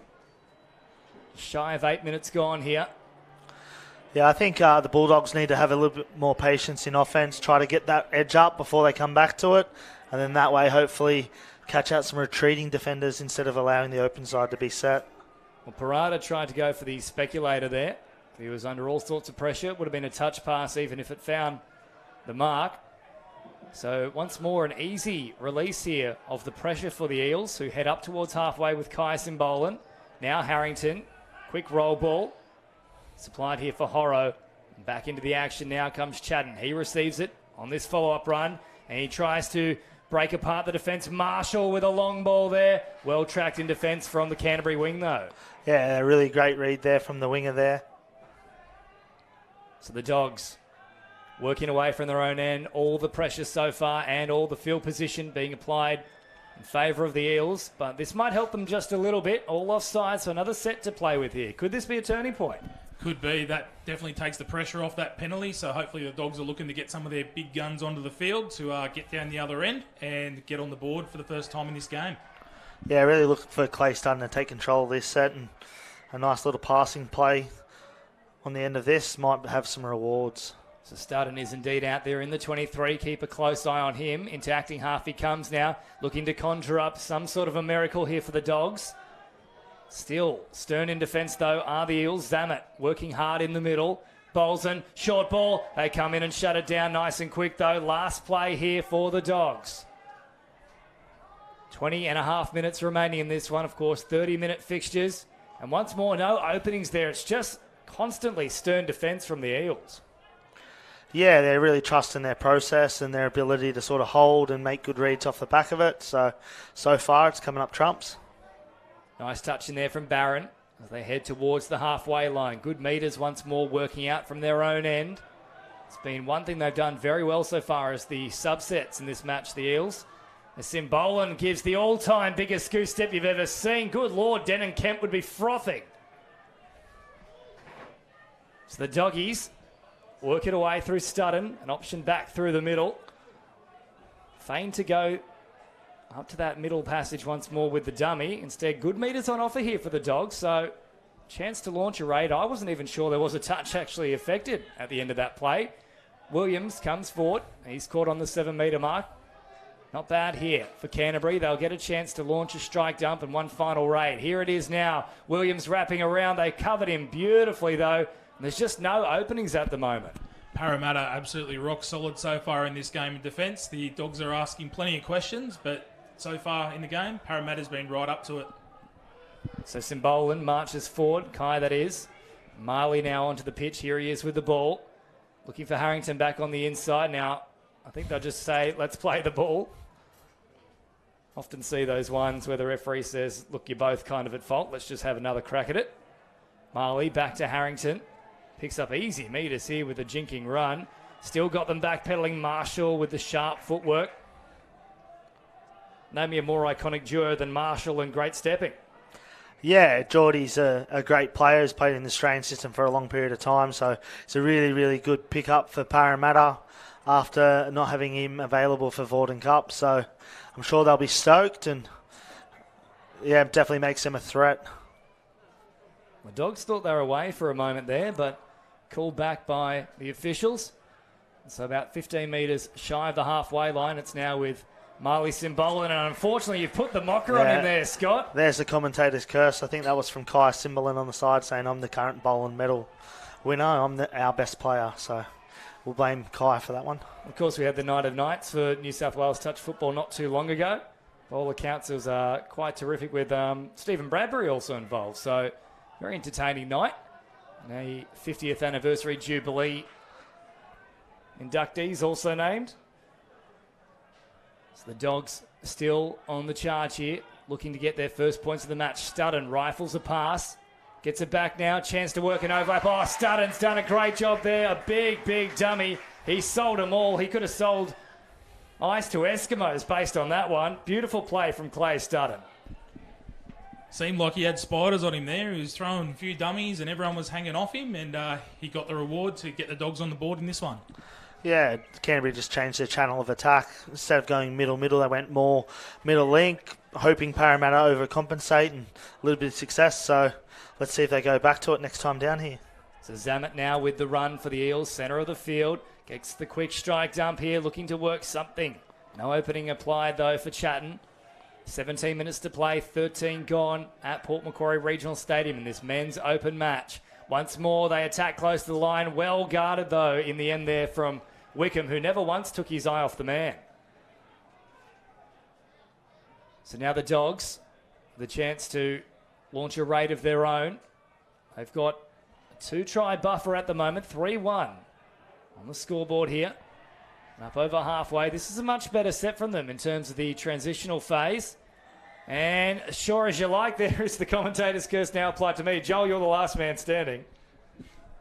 Just when they look like they're starting to get back into this game, they let the pressure off there, and the Parramatta Eels are back on the attack now.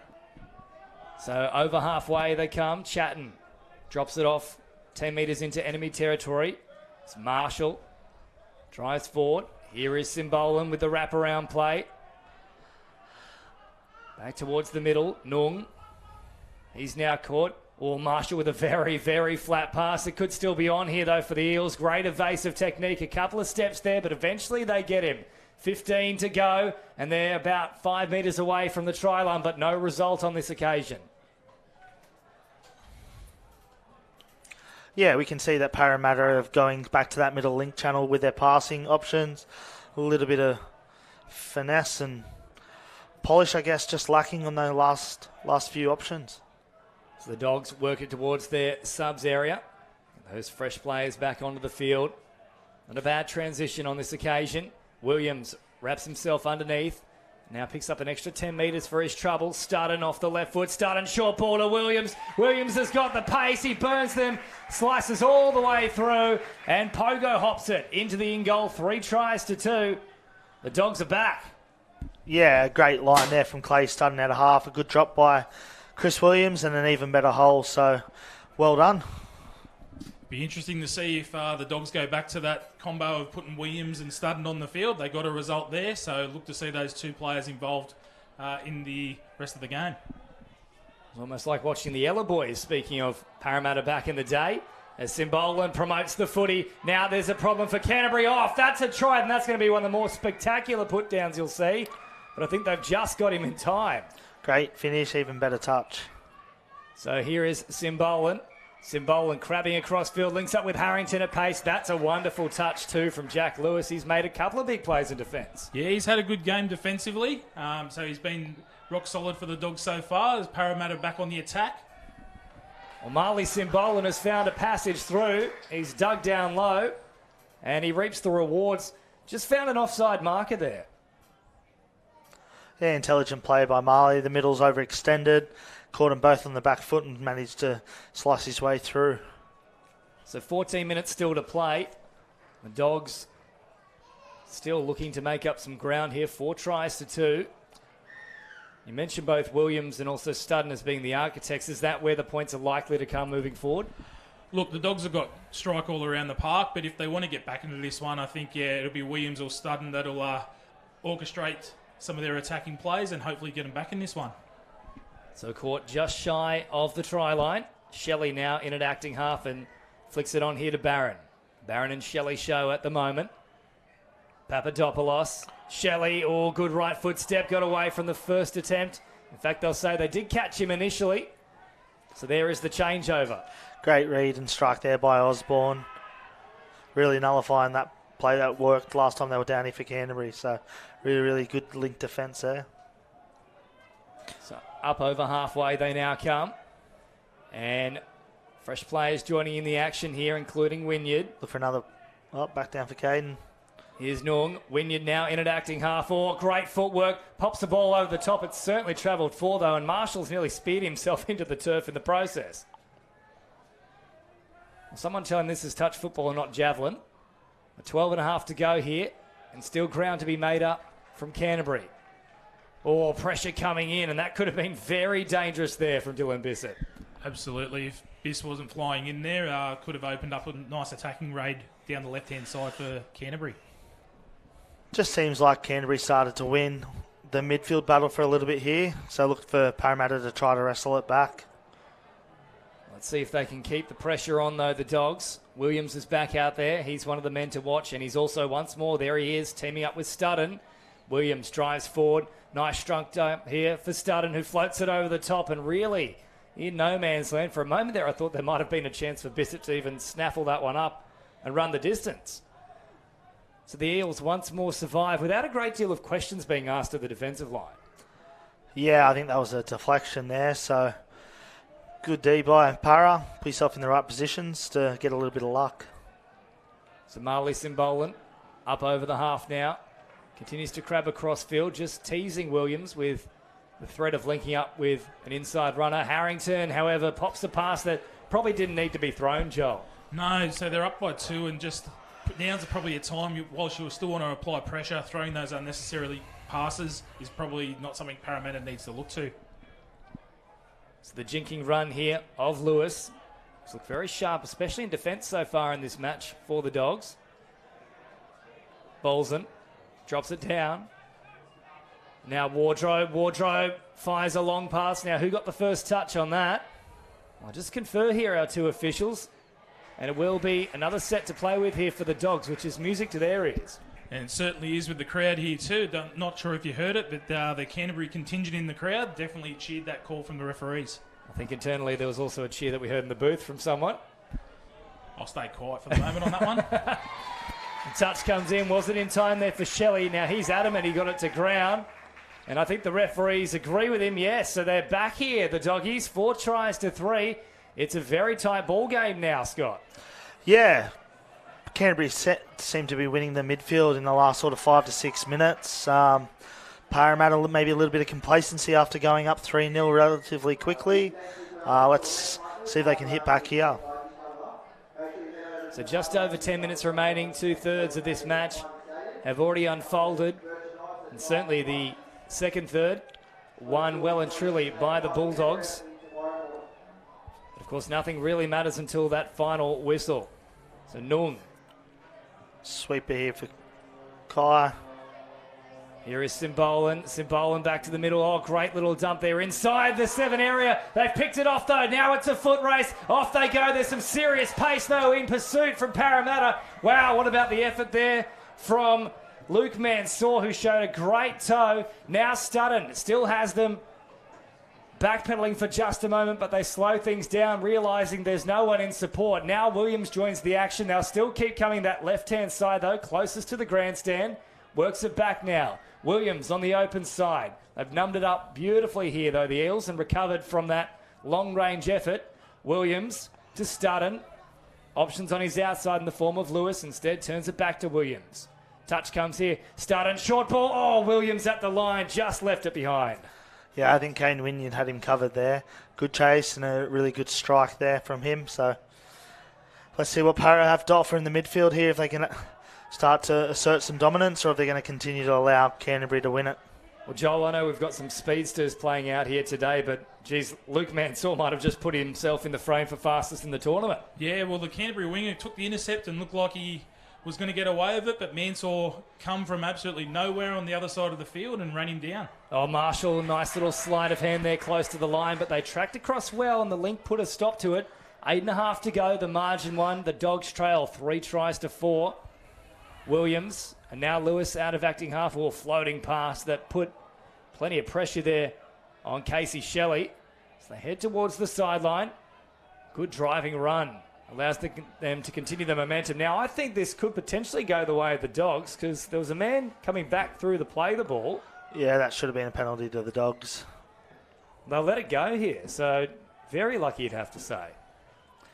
Yeah, if they say fortune favours the brave, so... You've been watching too many Matt Damon crypto ads. Yeah, something like that. Here is Wynyard now.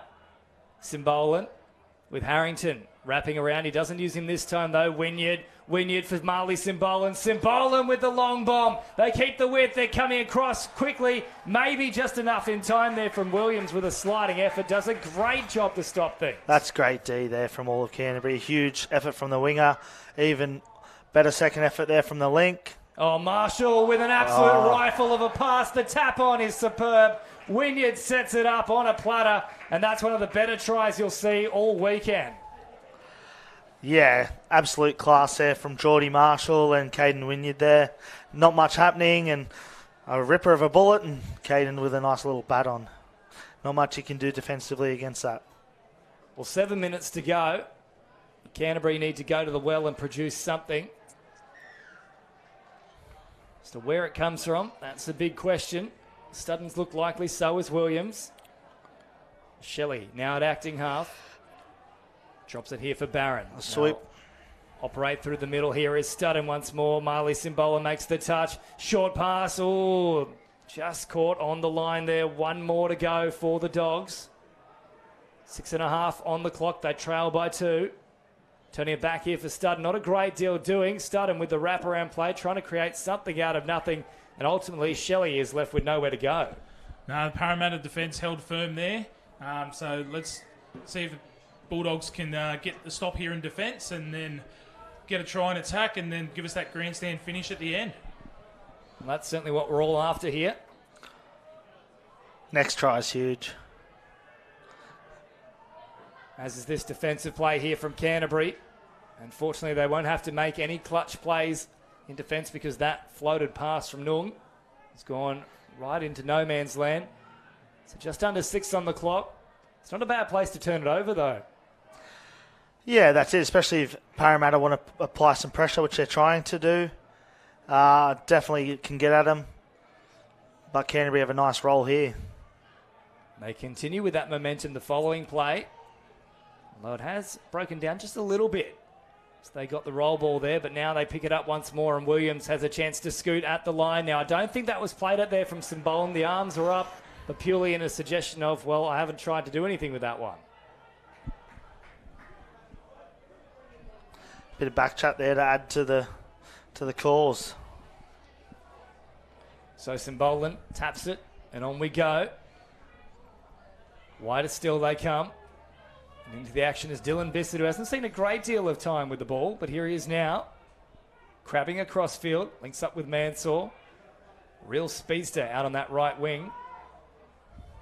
Provides for Chatton. Yeah, look to see a drop here for Marshall King. He's back out there now in the 17. Osborne, now Bissett. Oh, beautiful play, way too quick. They just opened them up far too easily on that occasion. That could be crucial. 6 tries to 3, Joel. Yeah, it seems like a tough ask for the Dogs to come back in this one. It's a great little slip play down to the short side from Osborne, and Parramatta skip further in front. Well, they have to be next to score. It's as simple as that, the Bulldogs. Just over 4 minutes remaining. They'll get a few more chances at them, and if they can pick up a try off this set, already in a good position, they're not just 100% out of it. So Studden comes into the fray now. Here he is with ball in hand. Drops it over the top. They'll be looking to pop it back on the inside, and I think that just might well do it. Yeah, definitely. A nice little play there. Great read by Dylan Bissett. But I think that's the ball game there. So Bissett provides for Marshall, who fires it long towards the middle. Now he's got a backpedaling defensive line to work with. Couple of dummies here on display from Osborne. Marshall caught with the touch. Marley Simbolan off the left foot. Nice little jinking run there. Harrington running around Marshall with the great footwork, but it doesn't open up any more opportunities. They did have answers in defence that time, but they need to produce something here, Joel. Yeah, now's the time for Canterbury to strike, and just as we say that, commentators curse, and they turn the ball over. Well, that is an absolute coach killer, and I know it's killed a small part of you on the inside that is barracking for the Dogs here, Joel. Yeah, it seems like Parramatta are going to be too strong in this one, albeit there's still 3 minutes to go. Let's just see if they can at least finish the game off strong and save a bit of face on this one. It's a good read there from Daniel Robinson, chiming in from the wing to shut things down. Otherwise, it would have been try number 7 for Parramatta. Just under 3 minutes remaining here. They don't want to concede again, the Dogs. Yeah, he looked at Marley Simbolan to control this set, but nice little play, trying to wind down the clock here, make sure that they finish the set and really make sure that that game's taken out of the reach of Canterbury here. Simbolan crabbing across field. No real, and oh, geez, that's an awkward little run there. That might have hurt. I think it might be the ankle. You just see a bunch of turf that came flying up as he was sliding towards the in-goal area. Yeah, he doesn't look good. We hope Marley's all right from this. Seen a few injuries throughout the day so far, and certainly most of them have turned out to be burners. Hopefully this is one of those as well. And Joel, just on Canterbury's hopes for the remaining matches within this tournament, obviously this has not gone the way they would have liked, but certainly you could probably see them still pushing their way into that final day. Absolutely. If there's one thing we know about the Dogs, they're a resilient group, so looks like they're not going to get the chocolates in this one, but hopefully they'll regroup and come back stronger in the future round games. And boys, if you had to pick one side so far that's really blown you away with their performances in this men's open division, who would it be? This is our second game of being able to watch in men's open, but I guess so far it'd be Parramatta. They look really clinical, probably a little bit patchier than they'd like. Josh Phillips down there is probably not going to be happy with the middle 10 minutes there, but signs of a good team. Once they were under the pump, they wrestled it back and kicked away again. So, yeah, Marley exiting the field here. Hopefully all is well. He is at least able to put a little bit of weight on that leg, so that's a slightly good sign there, and we'll keep our fingers crossed for Marley Simbolan and try and provide you updates where we can as Harrington goes for a scoot himself. And it's going to be a touch pass there, so just a minute left here, and of course we don't really stop the time once we have an injury like that. I guess we're lucky that the game was sort of out of reach. That doesn't really have a significant impact. No, you're 100% right there, Scott, as Studden comes up over halfway, so just over 30 seconds remaining. The Dogs will be looking to finish on a high note here with a consolation try. Wardrobe. Look for Parra just to wind this clock down here. they'll probably look to give one more penalty away, not make the touch. Yeah, very slow out to meet them now. Marshall makes it. Maybe I'm wrong. And chiming in. Great touch there, putting them under all sorts of pressure. They'll operate down a short side through Papadopoulos. Nowhere to go on that occasion, though. They'll come back to the middle. This will now be the last play with just a couple of seconds on the clock. They roll it. Not a great deal doing. And it's batted down from Liam Simbolan. And realistically, that's a very thorough performance from Parramatta, Joel. Yeah, they were too classy throughout. They skipped out to the 3-1 lead early and they managed to hang on in the end, and far too good for the Dogs in this one. And Scott, I'll put you on the spot. Man of the match, who does it go to? Caden Wynyard. Caden Wynyard, my man of the match. There we go, all run and done for this particular fixture in the men's Open A division. It is 6-3 in favour of Parramatta. Next, we move to the mixed Open B division between the Maitland Redbacks and the Appin Warriors. All the action in 5 minutes' time on New South Wales Touch Football.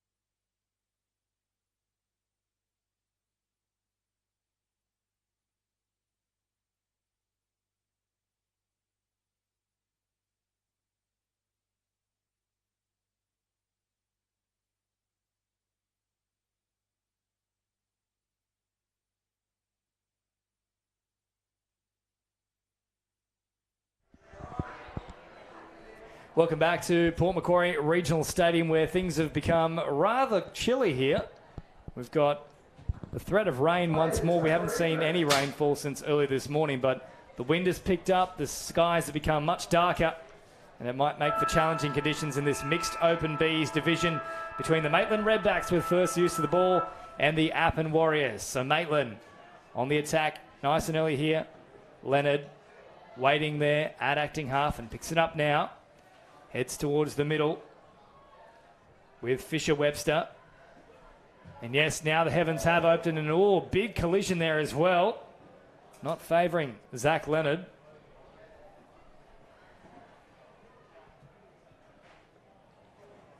Another set to play with there for forceful contact. Slowing things down is Luke Grills. Grills. More than happy to make this as slow as it can possibly be. Grills now going for the line himself. And jamming in. There's a few defenders there for the Appin Warriors. Dropped off here from Fisher-Webster. Back to Grills. Really not asking many questions so far in this set. Are the Redbacks. Last play now as they wrap around here through Leonard. Leonard dies from distance, and he's got there in time. It's a beautiful effort from Zach Leonard. Outstretched by about 5 metres. He's launched a raid from well off of the try line and picks up the first points of the match. Redbacks lead 1-0. Of course, if you're just joining us, sides change ends after scoring a try, and we have 30 minutes of straight play with no halftime break. So the Warriors now realistically getting their first use of the ball after nearly 2 minutes and already conceding a try. So certainly behind the 8 ball so far. Nice floating pass out to Wilson. Wilson tries to cut them up. They just came across in time, and the rain really now coming down quite heavily. Might be able to see on your screens a lot of people moving back into the grandstands. It's been on and off all day. And they run a straight line there and manage to find a way all the way through. It's Mitch Muscat who goes in for the Appin Warriors. 1 try apiece on the Port Macquarie Regional Stadium scoreboard after about 2.5 minutes of play.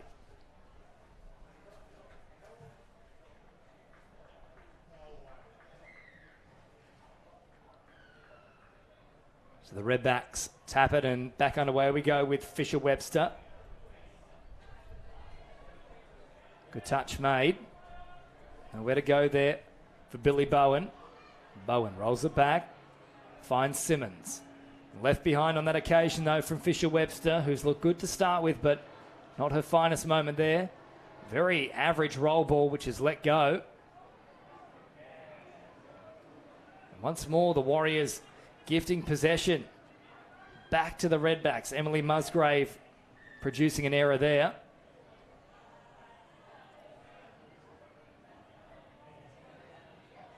Trying to find an opening down this sideline area with Lyndon Simmons. Drops it back, and now with Leonard. Try scorer so far for the Maitland Redbacks.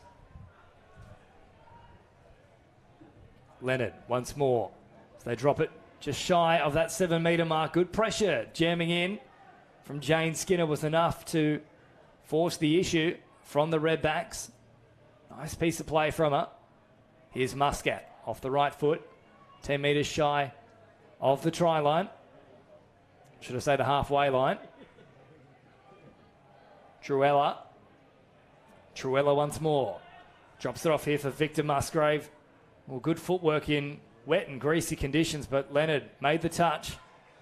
It was nearly an issue for them, and you can just see how difficult those conditions are right now. The ball comes spewing out of the fingertips.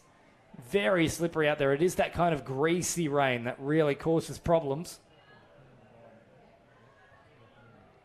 So 4.5 minutes gone as Musgrave looks to create something here for the Appin Warriors. He's an option once more on that short side and loses his footing in the wet conditions and also loses control of the ball. Quick hands, nice stuff from Leonard. They've opened them up here, the Redbacks. They'll put the foot down. It's a foot race now from distance. Here they go on the charge.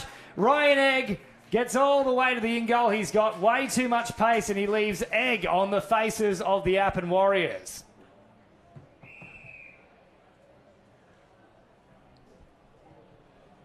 Great turn of pace there from Ryan Egg. Puts Maitland in with a 2-1 advantage.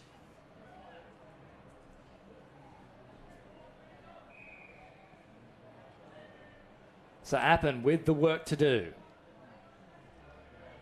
Easy meters on offer for that first run, but they've left it behind here, and a quick counter-attack now an option for the Maitland Redbacks. Touch comes in on Grills. Now the big good step from Colin Cedric. Cedric fires it late here for Fisher-Webster. Leonard. Cedric dumps it off. Leonard once more appearing as an option. Great ball over the top. Well read though from McAvoy King. And that will be the changeover. So the Warriors are sticking with them at the moment.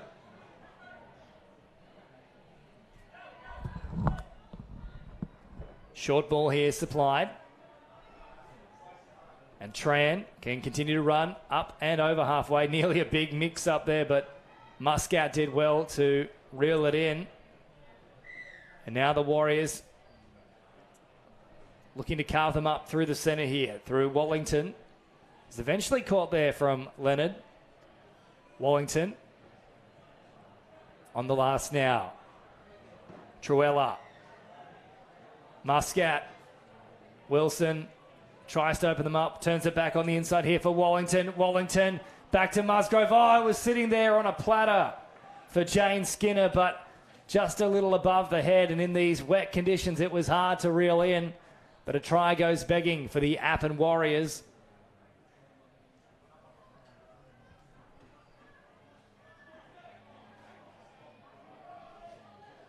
So the Redbacks now looking to push further and further forward here.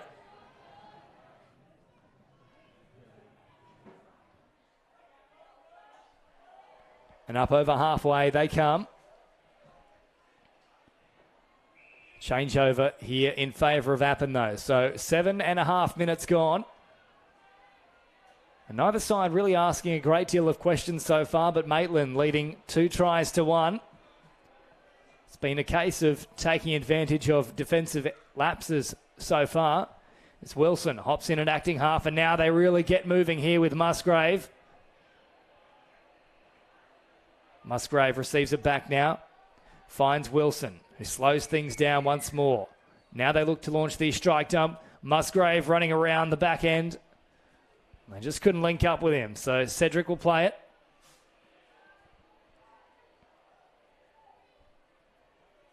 They'll shift wide now, looking towards their substitutions area for the subset. They'll try and continue with the roll on here as Grills comes up over halfway. 10 metres into enemy territory. Simons. Short ball there from Hogan. Hogan still an option. Hops in at acting half now. Simmons over the top. Oh, I would have gone forward anyway, but it's been left behind at the death.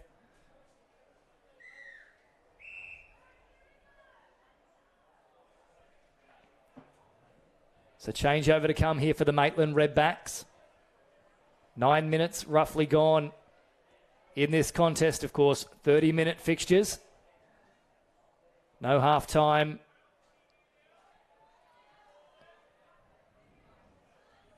The Appin Warriors now up over halfway. Just a big shout out as well to our sponsors getting involved with this event. Budgie Smugglers will be proudly sponsoring our finals day. That ball's been left behind. Also, ISC Apparel done a great job providing the official gear for our competition. We're bringing to you across today, tomorrow, and also Sunday. Hyperactive, and also Port Macquarie Hastings River Council have done a great job, and you might notice a bunch of players wearing skins at the moment. Well, they're also a tournament sponsor. As a great ball supplied Up against the sideline and then hitting it at pace once more. Ryan Egg has shown this twice that he can certainly scoot. And 3 tries to 1. The Maitland Redbacks are causing a few problems here for the Appin Warriors.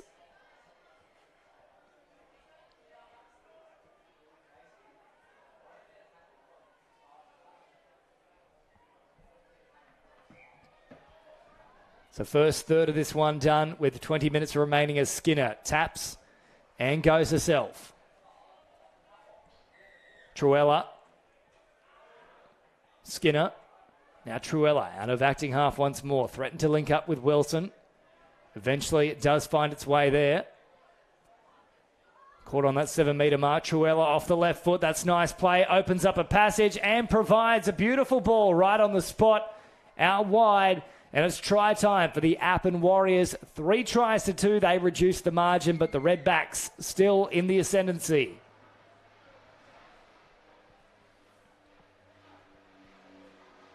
Now, still a little bit of rain floating around too. I've just had a look at the forecast and it's not a great deal still on the cards at this point in time. Set to be overcast from about 4 p.m. all the way into the evening. Not expecting any more rain until about 3 in the morning. So hopefully this will be the last of it. A beautiful period of sunshine at the end of session 1 here today and for the start of session 2. It's Colin Cedric. Now has a crack at the line himself. Nice big dive, but great cover defence coming across there from Mitch Muscat, who himself has gone in for a try for the Warriors. Last play here. Cedric tried to pop a little pass there for Randall Buck. But unfortunately, the buck stopped right there, so to speak. And they'll keep driving forward here. Up over halfway. Static play. But they're able to work something now as Wilson drives into the backfield, shows a clean pair of heels as well, and then links up with a run of Keaton Bates. And all of a sudden, we've got a level ball game. 3 tries apiece. 12 minutes gone. 18 on the clock at Port Macquarie Regional Stadium. Great play there from Aaron Wilson, who picked it up, found an opening, and backed himself. Keaton Bates, great support play. So 3 tries apiece, 17 and a half on the clock, and the Maitland Redbacks now with use of the ball. Tranter has left it behind on this occasion, though. It's a changeover once more here for Truella, who now crabs across the halfway line. Slowly but surely inching their way upfield here. Truella. Well, that could have been fought on that occasion there from Musgrave. Truella, once more tried to fling that pass out. There was a stray hand there which made contact as he was releasing it, and the player was offside, so another set to work with here for the Appin Warriors. 7 metres away, Victor Musgrave. Good ball here for Wilson. He drew and passed beautifully, and for the first time in this match, the Appin Warriors take the lead 4-3. And of course, do let us know where you're watching from, who you're barracking for in the comments. Always love to see how far and wide touch football is being spread across the nation, potentially even internationally. As the Redbacks get it back underway here.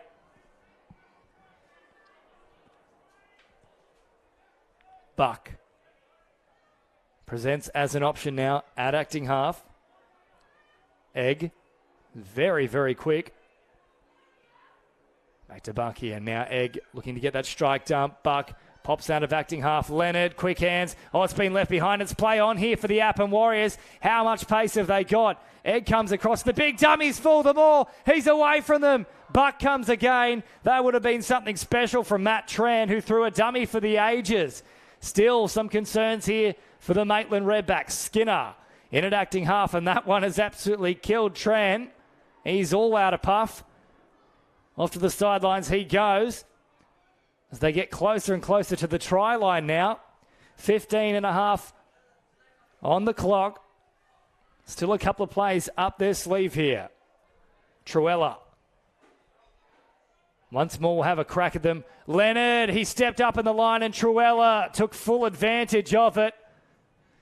Just saw Zach Leonard plant his feet, and it's back-to-back tries for Appen here. And they open up a nice little lead now. 5 tries to 3. They've come roaring back into the contest.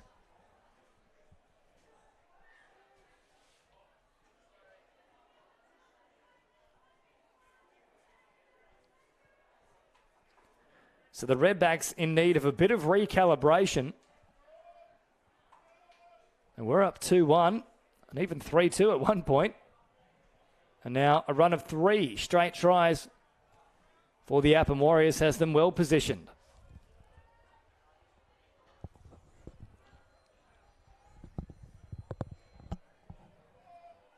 Played here for Simmons. Now right on that 7-metre mark, but a little bobble in the play of the ball, and the referees right on the spot. They've done a great job all day of picking up that particular infringement. They weren't going to get away with that one there, the Redbacks. Muscat. Off for Jordan Bates.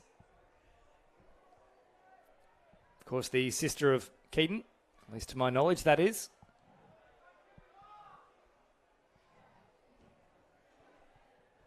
From left to right they come. Wilson steps up and makes the touch. There's an option there to potentially work a short side raid with the draw and pass, but they opted against it. Now into the action comes Vitnall for pretty much her first taste of footy so far in this match. Buck drops it here for Cedric. Hogan comes centre field. Buck threatening to link up with his outside support. Now, that was a very lucky call there, I feel. Musgrave had stepped up into the line. The ball hit him. But referees ruled that he didn't play it. And certainly that was the assertion from Musgrave. So they come up over halfway now. Emily Musgrave with that previous run. So plenty of relations in this Appen Warriors lineup as Wilson crabs across field, delivers it right into the waiting hands of Hogan, though. He was already standing in the line. Wilson played a game of chicken with him and lost out. Good meters on offer here for Colin Cedric. Vitnall supplies a short pass there for Egg. Leonard operates down a short side, draw and pass. It's beautiful. He cut them up as easy as you like, but it's not going to count because apparently there was a touch in the process, so touch pass is the call.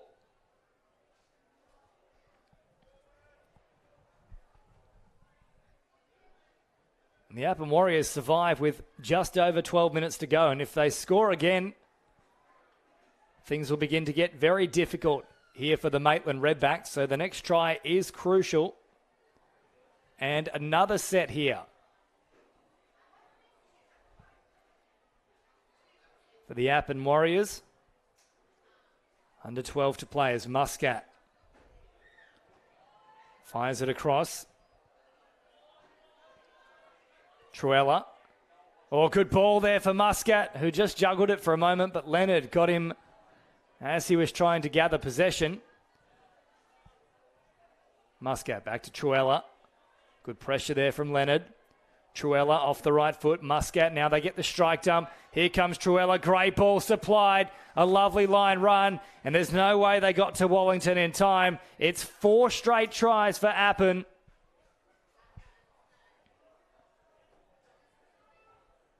(6-3). And that molehill starts to resemble a mountain for the Maitland Redbacks.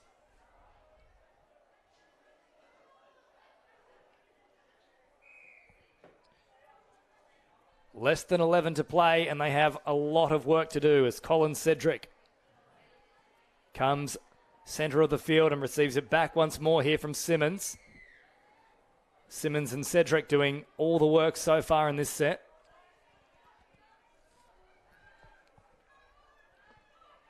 Buck off the right foot.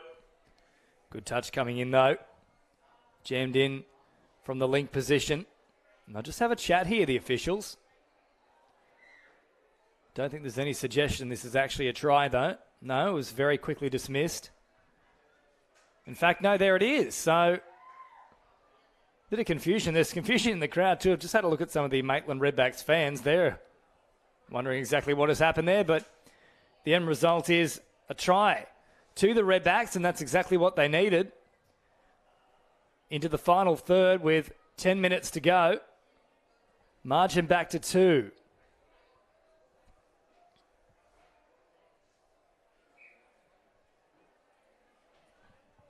Six tries to 4. The Warriors lead with just under 10 minutes remaining as Wilson goes from left to right. Musgrave fires it to the middle. Good pressure from Buck jamming in. He also got in the way of that pass. I think they'll rule this one in favour of the Warriors, though. Smart work there from Musgrave, who played exactly for that result. She touches it and now heads forward. Once more, happy to slow things down and force the Redbacks off their own line. And if they don't come up to meet the Appin Warriors, penalty will ensue. Now, they never got back on side there, Bucks, so that will be a try for the Appin Warriors. 7-4, and they put the pressure on once more here. Less than 9 to play. Well, in fact, they're going to call penalty instead, which is an interesting call given they were offside. They've acknowledged it, and a try was scored on the back of it.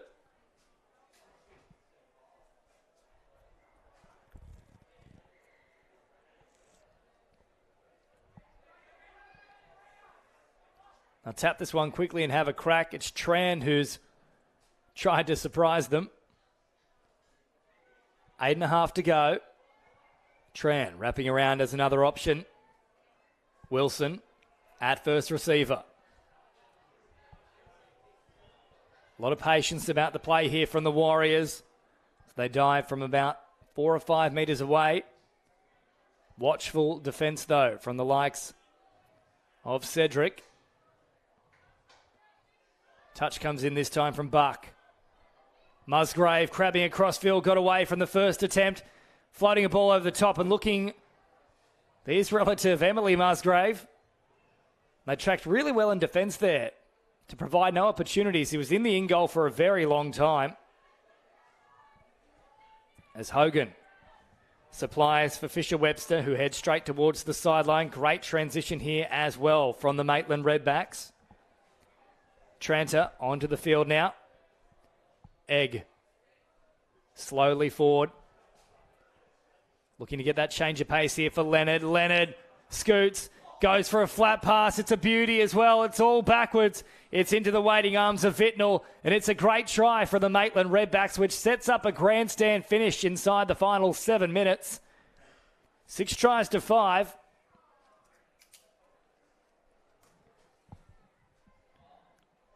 Slowly but surely, they've worked their way back into this contest.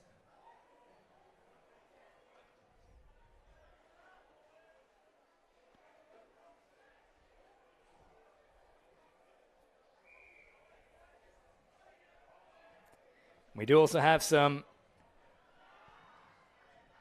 fans watching from over the Tasman in New Zealand, so thanks for tuning in to the likes of Messdog, Ataroa. Vitnell coming up with a good touch there, so back to the 7 metre mark they go. This one a close fixture here in the mixed open B division.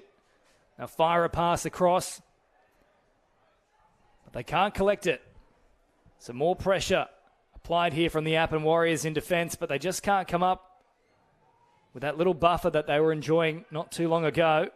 As the Redbacks head towards the sideline through Egg. Good touch from Wellington. As the dummy comes in from Simmons. Hogan up over the half now. Muscat makes the touch. Now they've got a backpedaling defensive line. Can they capitalise on it? No openings presenting, so back to the middle they come here with Hogan. Hogan, the stutter step, and a very wild flick pass there. It's not quite Benji Marshall, I'll tell you that much. Nor is it Matt Gidley. Even if Maitland is a little bit close to Newcastle geographically. So the dummy comes here once more from the Appin Warriors through Truella. Just over 5 minutes remaining. A very flat pass there for Skinner, but she picks up good meterage. Caught 10 metres into enemy territory. And Appin can really heap on the pressure here with another try. Wilson wrapping around, not used though. Great evasiveness there from Musgrave. And then jamming through a gap. Now, there's suggestions that he might have got there in time. I think he's dropped it nonetheless, though. Yes, referee has said no try. So Keaton Bates has gone off early with the celebration.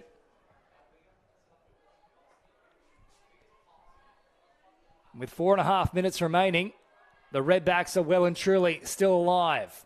Vitnall provides here for Tranter. And now Cedric at pace. Buck picks it up and scoots. Gets around Wilson. Quick hands here. Back to Buck as they slow it once more. Cedric through the middle of the field. A very sloppy play the ball. That's let go. Buck darts through. Finds an opening. Looking for Cedric. There's a late supply there for Luke Grills. And we are back on level peggings with 4 minutes remaining. 6 tries apiece. And excuse the pun, but Luke Grills has turned up the heat for this one.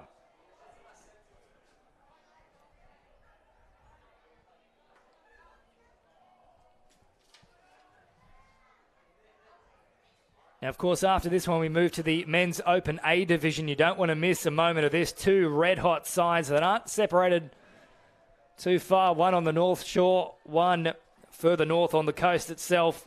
The Hornsby Lions will take on the Central Coast with some big names in both sides, including the likes of the Moffat boys and Luke Kane. But that's a good one there from the Appin Warriors, who strike back here. And they stop a run of tries from the Maitland Redbacks. 7-6. It is now in favour of the Appin side.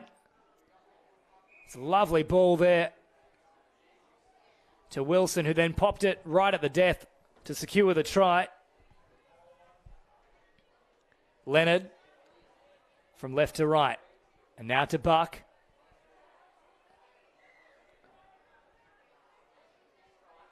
Under 3 minutes to go here. Buck. Once more, slowing things.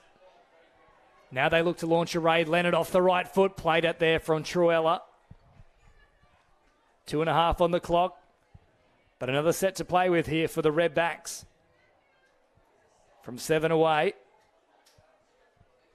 Leonard. Waiting and acting half. Now gives it to Egg, who's already crossed twice. Oh, supplies a beautiful ball there. Lovely delay for Fisher-Webster. The draw and pass has reaped rewards. And once more, we are all locked up. 7 tries apiece. Of course, no drop-off at this stage of the tournament.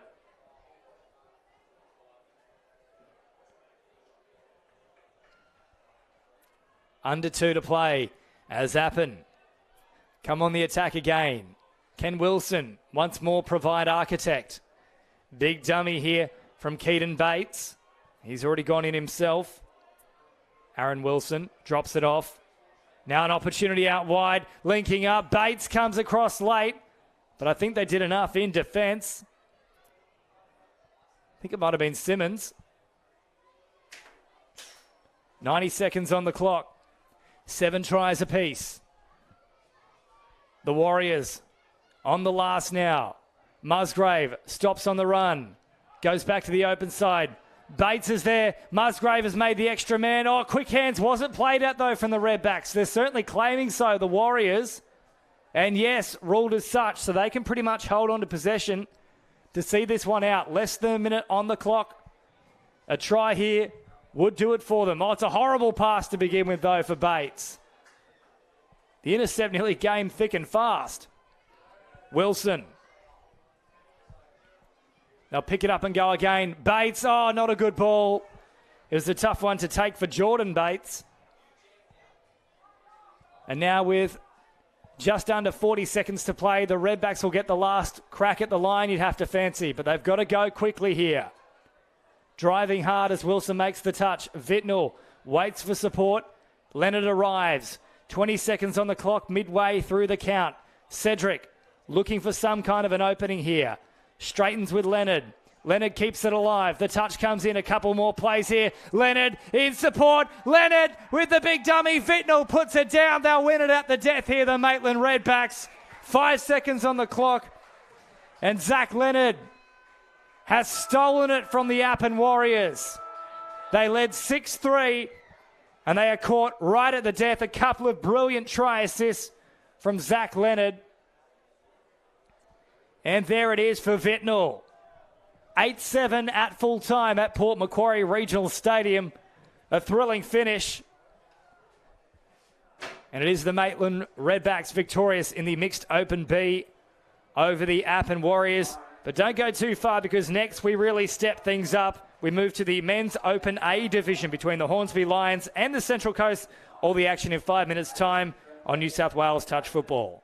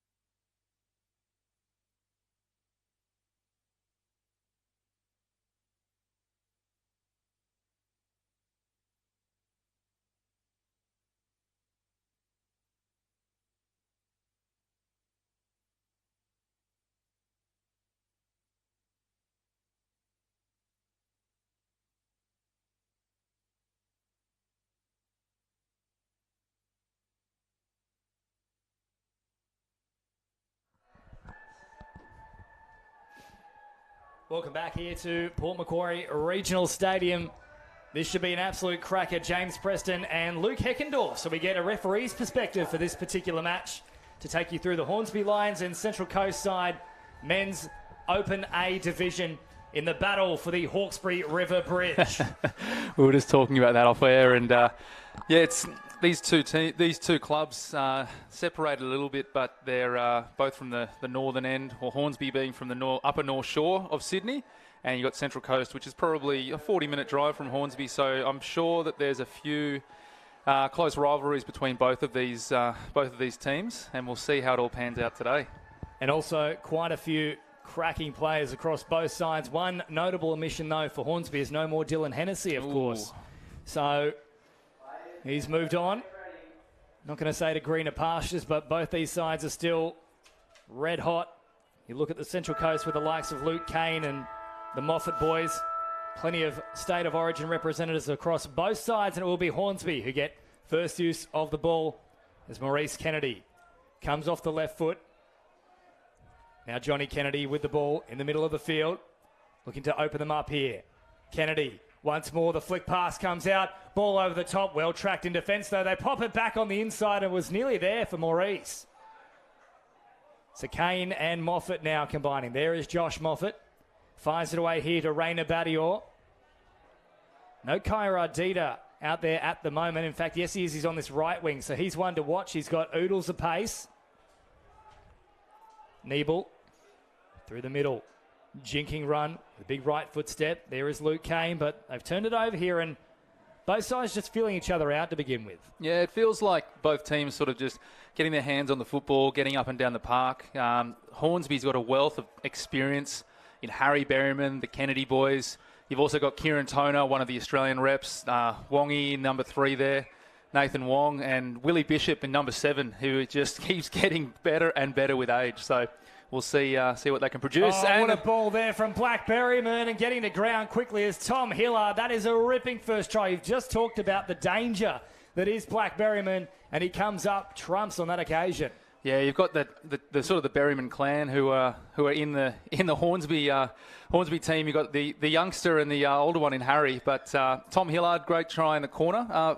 Funny story about Tom Hillard. He grew up just up the road from me, so I've known him for a long, long time, and a really, really good touch player. Let's see if he can rise to the occasion here and make one Luke Heckendorf very proud in this particular match. As Belcher puts on the big dummy.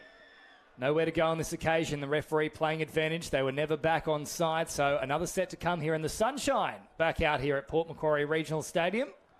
Yeah, the sun, very, very warm when the sun comes out. I just had a game on Field 1 just behind the stadium here, and when the sun comes out, it just becomes really still and hot, so these players might start getting fatigued towards the back end of this game. Now, I can neither confirm nor deny, but there might have been some complaints from one CEO of New South Wales Touch Football about how sweaty the headphones were after you were in here last time. That's what you get. You pull a referee off one of the backfields. You're running around. Sorry about that, Dave. You're such a victim, aren't you? Here we go. Moffat back to the middle. Oh, great ball supplying for brother Luke.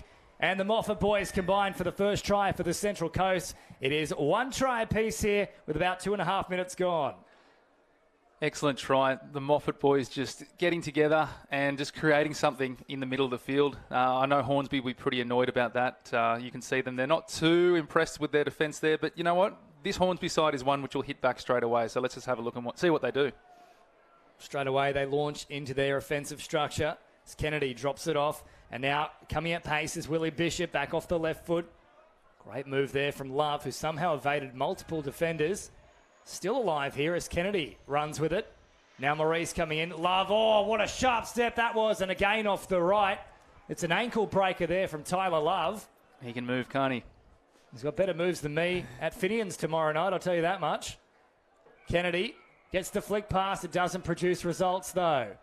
So now the Central Coast with a chance to launch an attack of their own. So Rainer Badior, the Jared type, with the previous run, and now they march up over halfway. This one going along at a frenetic pace so far as Kane now decides to slow things as he approaches that 7-metre mark. Back to Luke Kane, one of the key architects of this side. So too is this man, though. Moffat with the quick hands. Oh, great read in defence, though. Tom Hillard, the man who you grew up just down the road from, comes up with a big play. Yeah, really good defensive, coming in, shutting it down. Of course, he's given away that extra set, but it's kind of a little bit better than giving a try away. Certainly take one over the other, that's for sure. As Kane waits at acting half, now picks it up. Looks to link up here with Lennon. Lennon, ooh, nearly getting all the way through was Moffat. Of course, Lennon, part of that very successful Hunter West Hornets side. We step up one level from this particular division. Essentially counted as a precursor to getting that origin selection when you make one of those Hunter West Hornet type sides. Yeah, it definitely is. You've got to work your way through for your club, for your region, and then you're working up towards that state representation. But this is where it all starts. This is one of the premier tournaments, and we hopefully we'll see some really good touch footy. We've still got 25 minutes to go, so anything can happen. Here is Niebel now hopping in at acting half. Niebel slows it down. They have to step up here, the Hornsby Lions. They do eventually. Once more, Moffat looking to launch a raid. Beautiful flat pass, Ardita at pace. The ball from Moffat was superb. And there's no better finisher at this level than Kaya Ardita. It's a really good play. Nice long ball. Beat the winger, Tom Hillard, who we were just praising before with his defensive work. But there's not too much you can do. If the ball's going on the way out, the winger's diving in, all you can do is chase, dive and hope as a defender. And unfortunately for Hornsby, Coast were just too good. So 5.5 gone here, and 2 tries to 1 in favour of the Central Coast. 2 red-hot sides going tit for tat so far. So they work it towards the middle now. Nathan Wong drops it off here for Bishop. Bishop still alive in this particular play.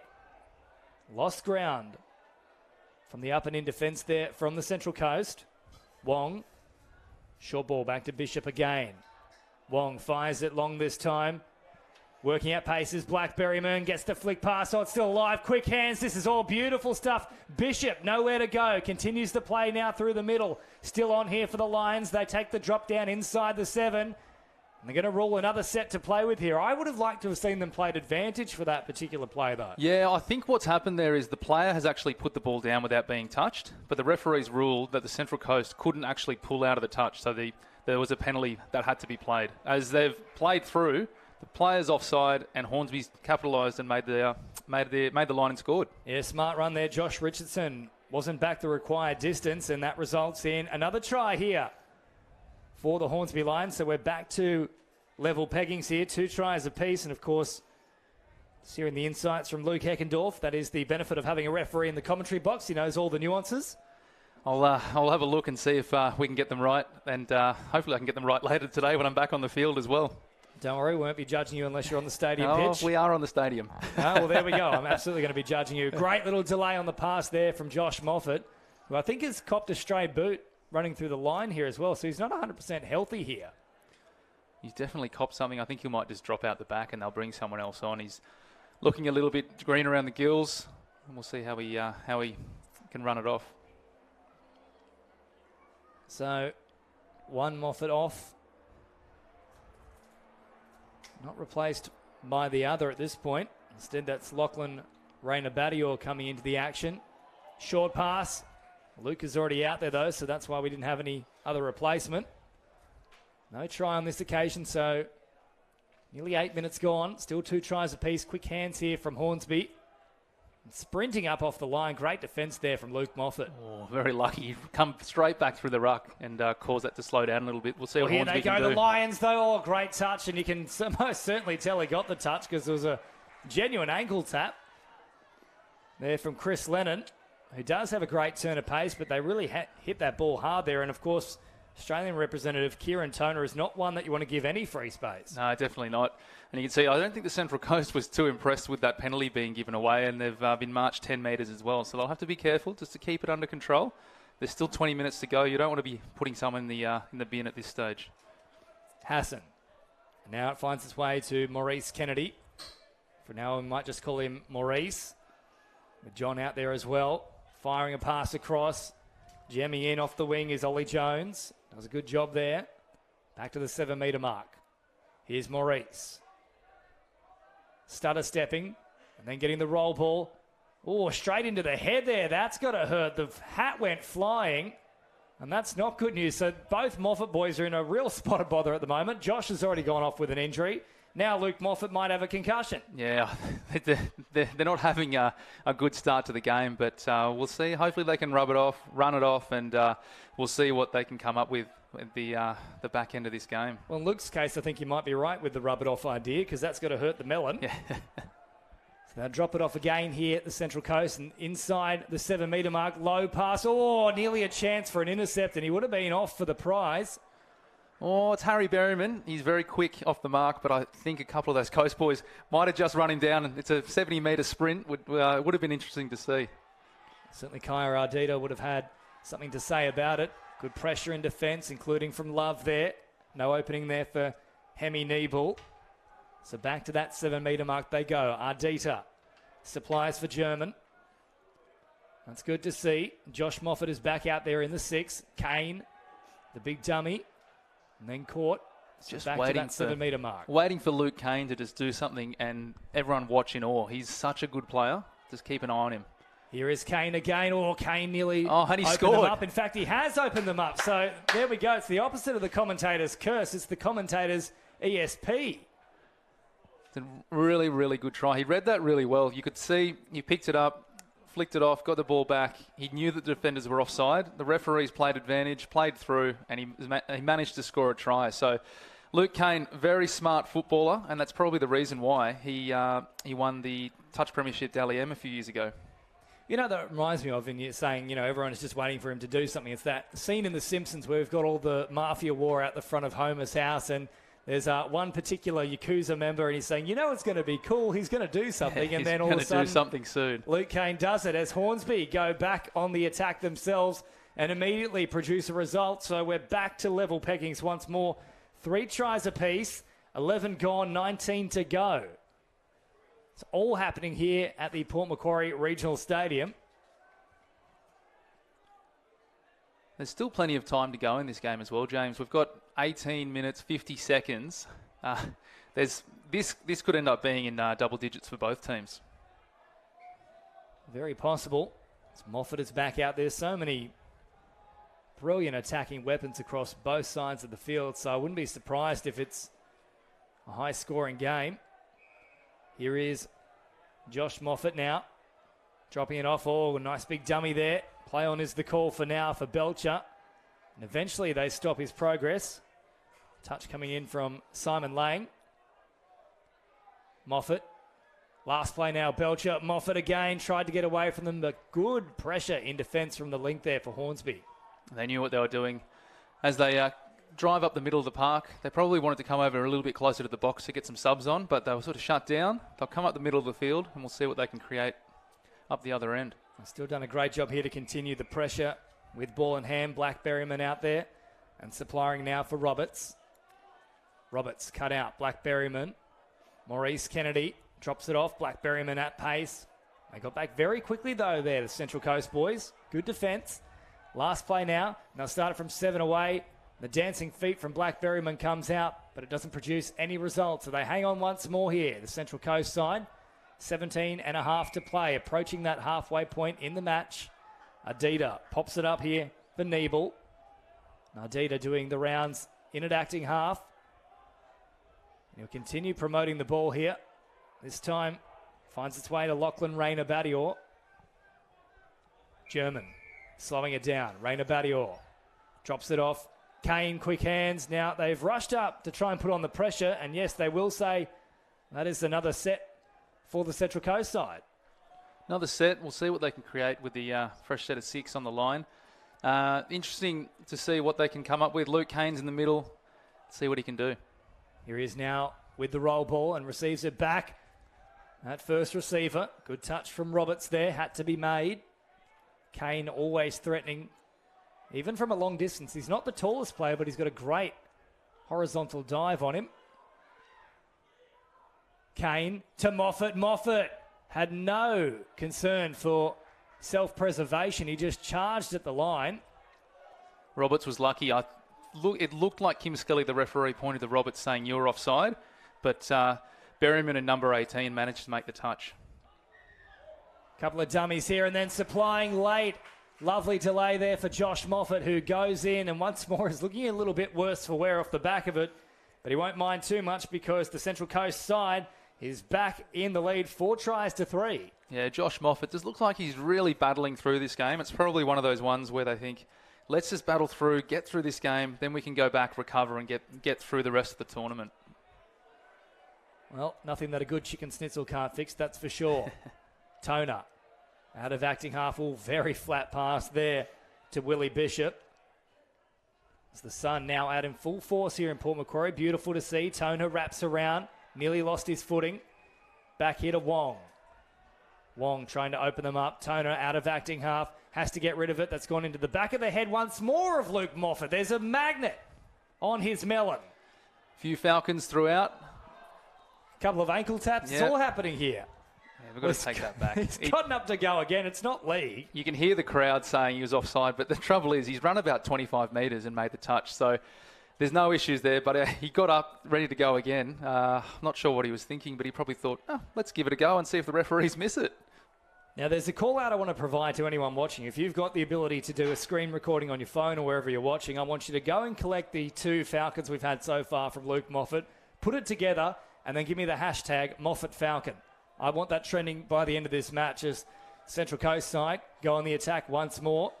10 metres away from the Hornsby line. Last play here, Josh Moffat off the right foot. Oh, great footwork there. He's carved them up like a Christmas turkey. And he picks up another try here. 5-3, the Central Coast side leads. Yeah, he's just beaten Simon Lang. All ends up on the line.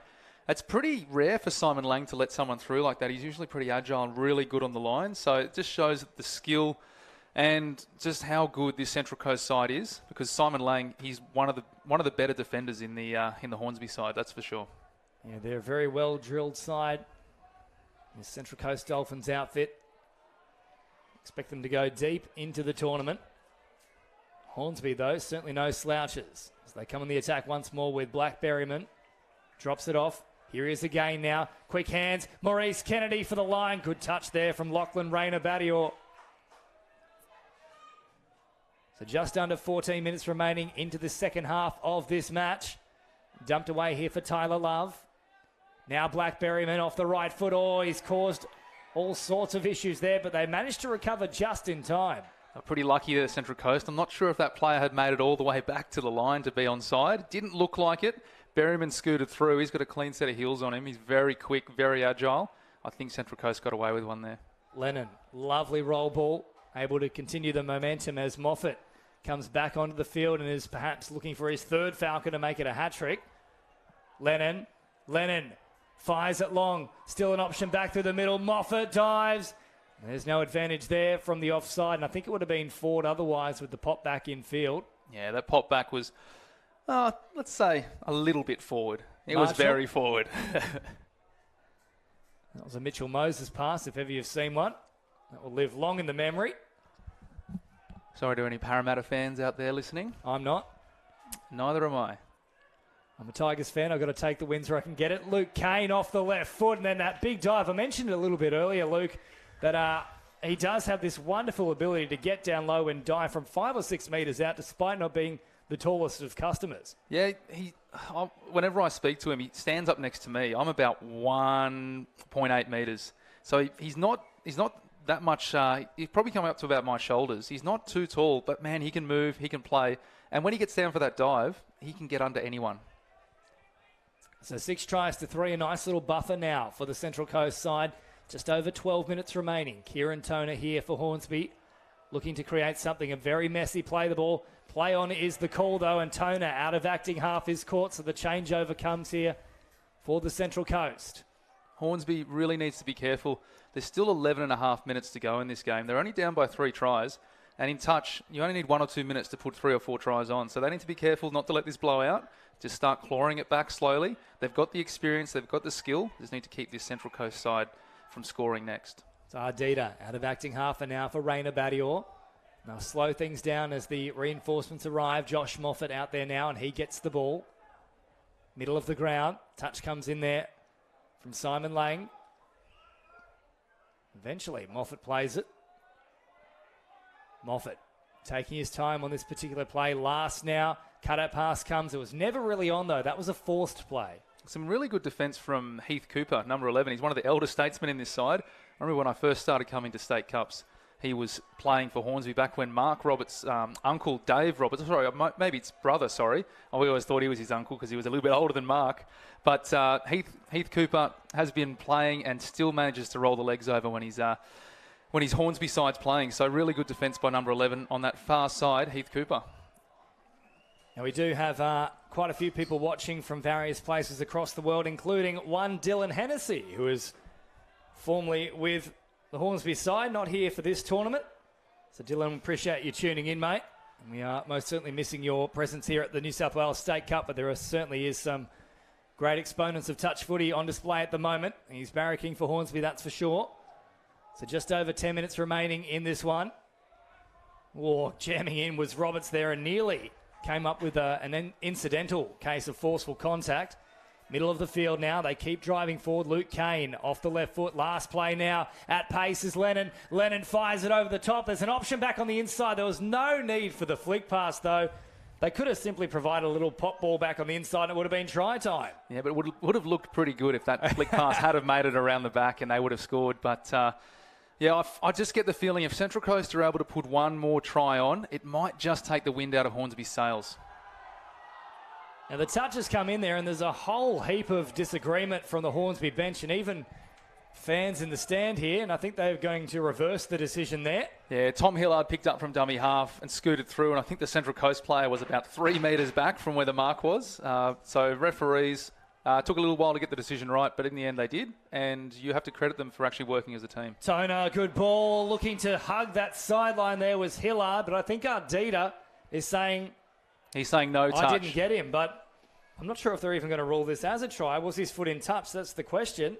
No, they've called it now. They've awarded it. They've called it a try. It's a great play. Flicked over. Hillard manages to get his body a little bit outside the line, a little bit further away from the winger, and gets the ball down. It's some excellent play. And with that try, it brings Hornsby back into this match. So Central Coast probably had the chance to take the wind out of the sails. Now they've got to try and hit back and keep that gap against this Hornsby side where anything could happen. Well, there's plenty of time still to play. Around about 8.5 minutes left in this one. Of course, 30-minute matches and the sides changing ends when a try is scored. The margin reduced to 2. Central Coast with the ball and still with the lead. Moffat with a little wraparound play here for German, but it's left behind, much like Germany in the World Cup, who have now been knocked out. Here is Berryman now up towards halfway. A quick wraparound play. Beautiful stuff here from Hornsby as Hillard comes on the charge. They've got them backpedaling now. Nichols, who hasn't seen a great deal of time on the field so far, dumps it here for Black Berryman. Love at pace. Love, what a ball! Oh. Kennedy, was on a platter. Just had to get it to ground, and it would have been one of the best of the tournament so far. I really hope that missed opportunity doesn't come back to bite Hornsby. There's still just over 7 minutes to go in this game, but that's one that they really should have put away. Ardita plays it now, and Moffat out of acting half once more. Here comes Ardita. It's the Moffat and Ardita show so far this set, and now on turn, it's Luke Moffat, who receives it back once more and slows things down throughout this middle region. Toner stepping up from that link position to shut down any option out wide. Still live on the same play here for them, though. Looking to get that penalty. Last play here. Luke Moffat dives from distance, and I think he's got there. The referees like it. They point to the spot as the heavens open once more. 7 tries to 4 in favour of the Central Coast, and with the rain coming now, that might make it quite difficult for Hornsby. Yeah, you can see in this try, Kieran Toner making the touch and really needing to scoot back out to the link position. Just not quick enough to get there. Luke Moffat scoots through, dives in between the winger and the link, scores the try. The rain's coming through. You can see everyone scooting back in the grandstand as well. The grandstand was all spread out. Now they're all back under cover. It's coming down quite heavily and sideways, which is the worst kind of rain, for my opinion. Toner fires a pass out here, and they thought they were on for all money, but an indiscretion in the play of the ball. So change over here in favour of the Central Coast with 6.5 minutes remaining. So if they are any hope here, Hornsby, they need to score next, and they need to score so rather quickly. That changeover from Hornsby, the referee ruling he didn't step over the ball, so he's put the ball down and just stepped straight to the side. Short ball here for Moffat, who picks up easy meterage with a nice dummy. Ardita.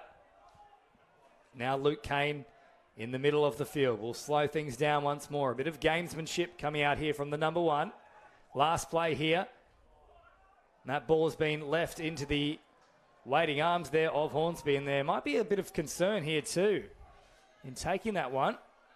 It's an awkward catch and fall in the process. I'll stick with the action for now, though, as Hillard comes up towards halfway.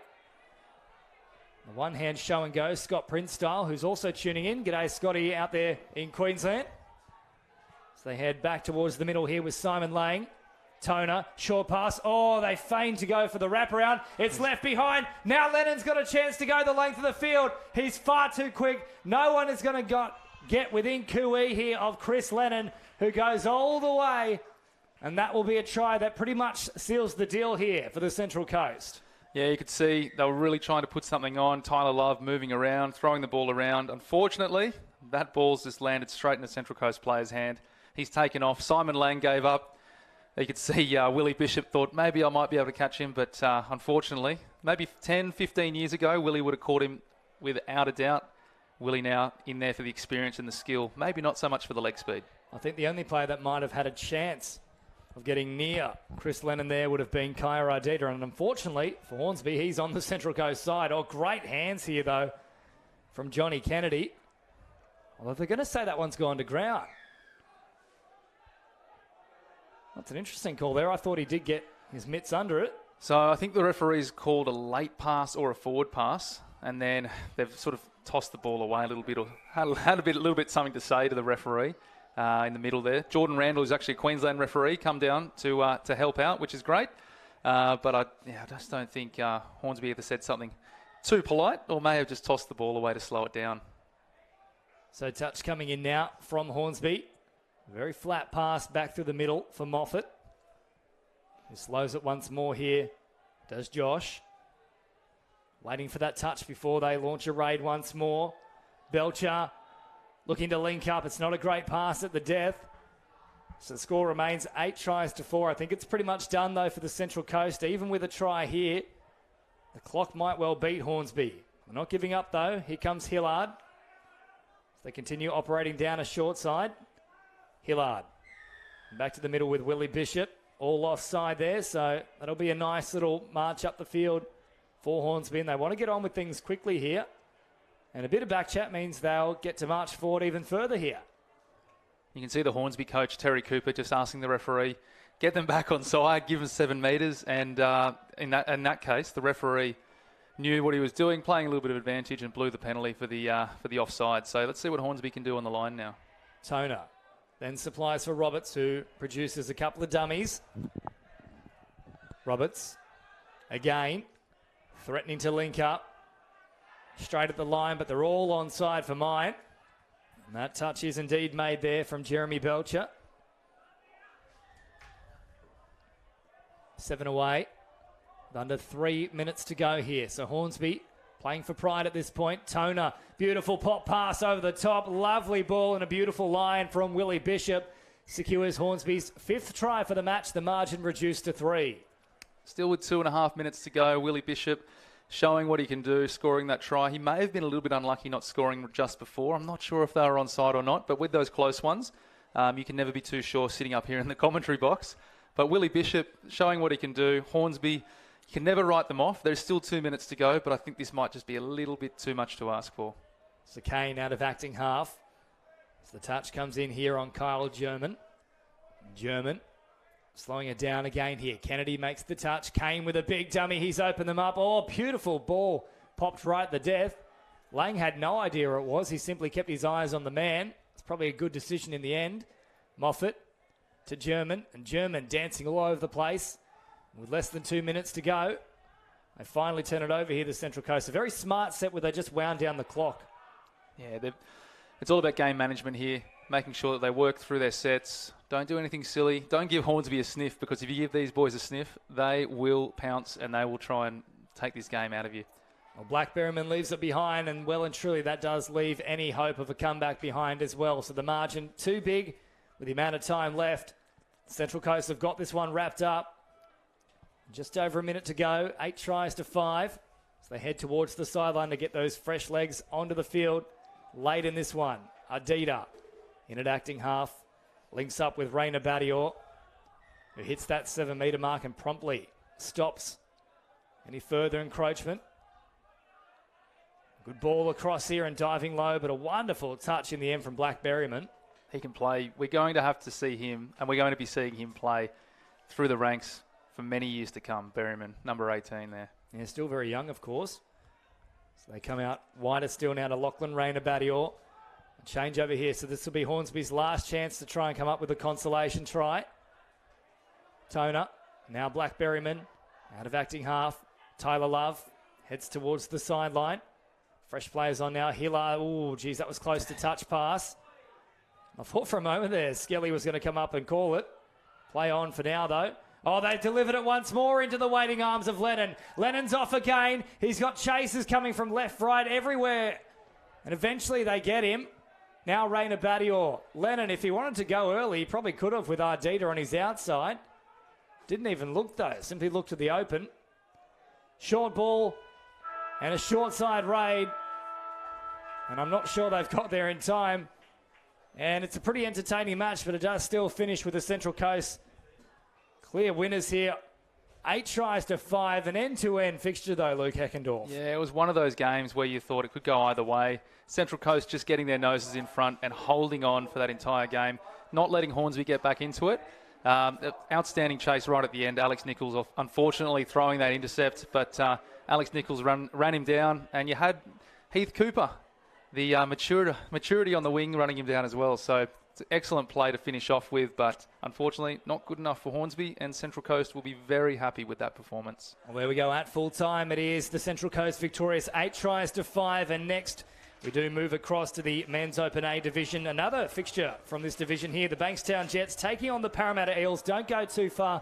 All the action right here, live and exclusive on New South Wales Touch Football.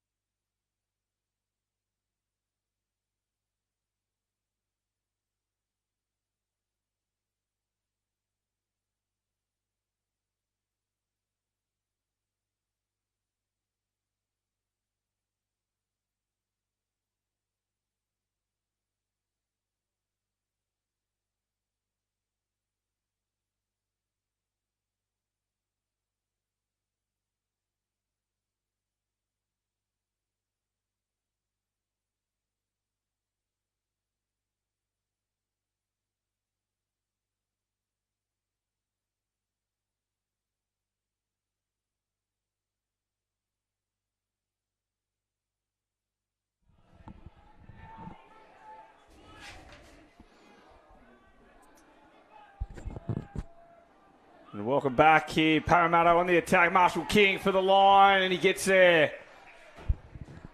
Men's Opens A, live action here at the Port Macquarie Regional Stadium. And I'm joined in commentary by touch legend Jason Stanton. Jason, it's good to have you. Mate, very excited to be here today. I've been looking forward to it all day. The standard of touch has been absolutely outstanding to start off the weekend. And really looking forward to a couple of these games tonight, some crackers. You featured earlier on the stadium. I believe it's up on the social media and the phone hasn't stopped ringing. Is that correct? That is correct, but I need to let everyone know at home that they are playing the video at 0.75 speed. It's not actually correct. I was running fractionally quicker. The Stone pops it over the top and the intercept is away. Oh, and the referee, it's getting late in the day, Jay, so I don't think the referee was interested in chasing, which is probably fair enough. So penalty to Bankstown. Late in the day, you'd probably throw out the arm there for a penalty, wouldn't you? Definitely, I'd be asking that one. Parramatta's this is an interesting one because Parramatta's got out of the blocks quickly, and it's even though it's only Friday, Bankstown not winning their first game makes this a bit of a must-win. So they've really got to stand up here today. As he now at the link quickie, they play on from that. And brother George is there. He's working with Mitch Gray, good pals amongst there. There's Azzy with the ball, and it couldn't be held by the Parramatta defender. I think it's Will Hickey there at link, and as you mentioned, the Bankstown will need to get busy here, and Gray looking for Stone there. They run the rooster play, and Gray gives it out to Azzy. Azzy dummies, dives. Does he get there? Big touch called, and I think Azzy's injured himself there. It's a good touch. I think that was Matthew Chatton, is it there? I think it was a great recovery there. Bankstown looked in for all money. And we've got a short stoppage here. Yeah, so Bankstown went down earlier today to Newcastle 11-6, which was a bit of an upset. And Parramatta had a solid victory against Canterbury 6-3 to start off their campaign.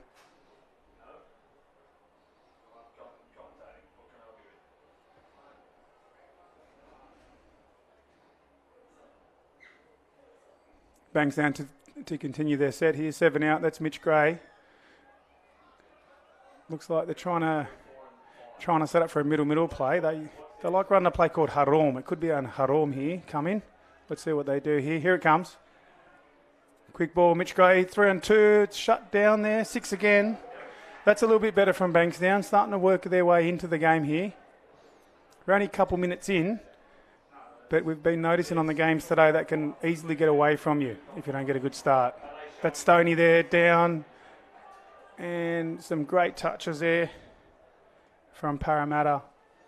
Not bad D there from Parramatta. So they've got high aspirations this weekend. Parramatta, they'll be looking to get 3 wins today and really set up things for them. There's Gray, wash out to Gray, down the sideline there, but not much room there for Bankstown. But it's a little bit better to see him sequencing now and starting to run some plays. A little bit static now. It'd be good to see him running a sweeper or something a little bit wider to try and stretch this Parramatta defensive line. Okay, that's Stoney down now. There's the long ball out the back to Gray. A little bit out in front of him. The timing was fractionally off and no result there for Bankstown. And Horror will play the ball 5 out, and Parramatta with the 1-0 lead will look to defend. State Cup, it's all about trying to get in early, and that will help Bankstown. Jason, very much getting in early, getting an early lead, and then trying to just play it out after that. Isn't that correct? Yeah, sometimes. Sometimes. Parramatta isn't looking too bad here, but they're sort of a little bit in coast mode. So Bankstown can really get themselves in this game if they can nab a try in the next couple of minutes, because Parramatta look like they're fractionally off the pace. They're sort of in cruise mode here. And Bankstown will get the chance to hit back here, attacking the line. You've got Stone staying on the sideline at the moment, catching his breath. You've got Azzy and Backos, and you've got the other Backos at far link, and he's dancing as he's got the shoes on. It's not Saturday night or Sunday night quite yet, but there he goes again, tiptoe. The link will come in and strike, and it's a good touch there by Simbolan, Liam Simbolan. There you've got brother Kai in the middle at the moment. So you got Backos will go the quickie. He gives it to Backos, dives at the line, and he's over. Josh Backos hits back for Bankstown. the little quickie and dive, and if you don't succeed, try again. Yeah, absolutely sensational try there from Backos, and that's what we're just talking about there, where Parramatta's got the early try and almost took their foot off the pedal a bit. Bankstown sensed that, controlled the set very well, and an outstanding try to Backos. Well, tap off, heading right to left on your screen. Parramatta in the traditional Aussie gold and the blue, and they'll go this week play with Kai Simbol, and that look forward off the ground. They give it back, and he stays out trying to hold it there. Ball over the top, a good cover in defence. Pritchard makes a touch on Harrington, and Simbol and the bowling medalist. He'll dance, Dipsy Doodle, Stone, and that's just straight over the sideline and should be a penalty. That's one of your old trick plays from back in the day, Jace, where nothing's on, just throw it over the sideline. No, I never would do that because the referees are so switched on. They would spot that straight away, Nathan, as they always do. Get me in trouble. Azzy taking it up over the 10-metre line, and Stone will look to get over halfway, and he'll go for a breather as well. A little bit surprising tactic as they look for the latch, and Gray will go. Azzy's on the field. He picks it up with the left hand, gives it back. He's offside, and they've interfered there. And I think they're a little bit unlucky, the Bankstown boys. There was a good roll on there, and you'd think that Marshall King was offside, but they continue on through there. Yeah, a little bit unlucky there, Nate. There was a deflection off an offside player, so that can sometimes go either way there. But referee was in a good spot to make the call. And we've noticed the game pick up in intensity the last minute or so with that try. So let's see whether Bankstown can build on this bit of momentum they've got. Yeah, a little bit flat in that first game, and I think run out a little bit of legs. I know they're playing with only the 13, with a couple of call-ups from the Div 1 side late, and they're on a couple of injuries as well, but no excuses at State Cup, is there? It's just relentless. And Stone now, he's going opposite with Osborne, and he'll give it to Backos, and Stone will pick it up, and he picks it up, and he goes short. They're looking for the second phase, and the touch made by Zammit, and Stone will pick it up again. He'll look to dummy with Backos. He'll want the counties back in. He gets the counties back in. Stone, he goes short. They're looking for that phase, and the ball down is called by referee Kustek. Yeah, good call there. It's good to see. Is that Luke Osborne there at Link getting the ball now? Man of the match in the Vorden Cup final for Div 1 Para? That is young Luke Luke? Osborne, yep. That's a good pick-up, Jason. Obviously, his performance caught the eye of the coaches in Josh Phillips and Ricky Hetherington, and they forced his way into the Premier League team. And as they go wide now through Simbol, and he gets it back of his brother, and Wetherill makes a decision. It's not a good one, and Parramatta stroll over on that far side, and that with a little bit of energy, as you said, a little bit of intensity lift, and a little bit too easy. Yeah, great bounce back there from Parramatta, and just down that tight short side there. Nice little 3-on-2 turned into a 2-on-1. Probably should have been held out by Bankstown, but they're probably a little bit quiet in defence from what I can see there, and the winger was left in two minds and had to take a guess or a read on it. So a bit unfortunate for Bankstown, but a great execution there from the Eels. And Andre Backos will take it up the field. He dishes it under for Mitch Gray, and out the back, the passive Dre gets it off to Singh, and Singh he does. He's in the corner.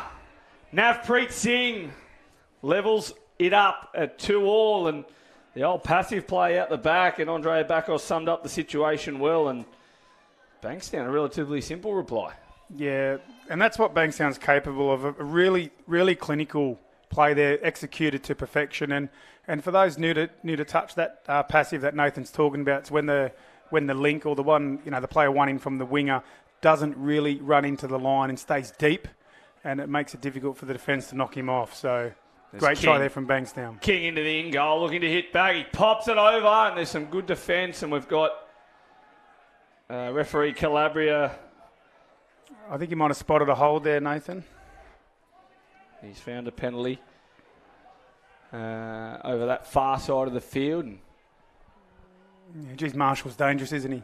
Whenever he gets the ball, something's about to happen. And Wynyard, he's another one. He steps and dives and can't get to the line. Wynyard's a lightning. Yeah, outstanding touch there, I think, from Gray, and great positioning by the referee there, right on top of it to make the right call. As they go the quarterback play, and that's good defence there. Up off the line was Wetherill, and Azzy Charbel makes the touch, and They'll stay on the attack, the Eels here at 2-2, and Gray's looking to get out and defend, and Wynyard now goes to Marshall. He steps off that right, he looks to double pump, and 6 more's the call. A little bit unlucky, Marshall, not to get that away earlier. And the hand from Gray knocks it down and blocks that path. But they'll stay on the attack, and one thing you probably don't want to do is give Marshall repeat sets, as they'll go and they'll look for Chatton to drive in. Will they know? Marshall goes the blind. They give it to Chatton. Chatton's made a decision there, Russell. And Gray caught in, I think, worrying about what Marshall King and Wynyard were doing, and Gray just couldn't cover, and Russell had to make a decision, and it wasn't the most effective one, that's for sure, biting in. And Gray wasn't able to go, and I think when that link shoots in, I think you've got to go the winger, you've got to go one and all and not just be left high and dry.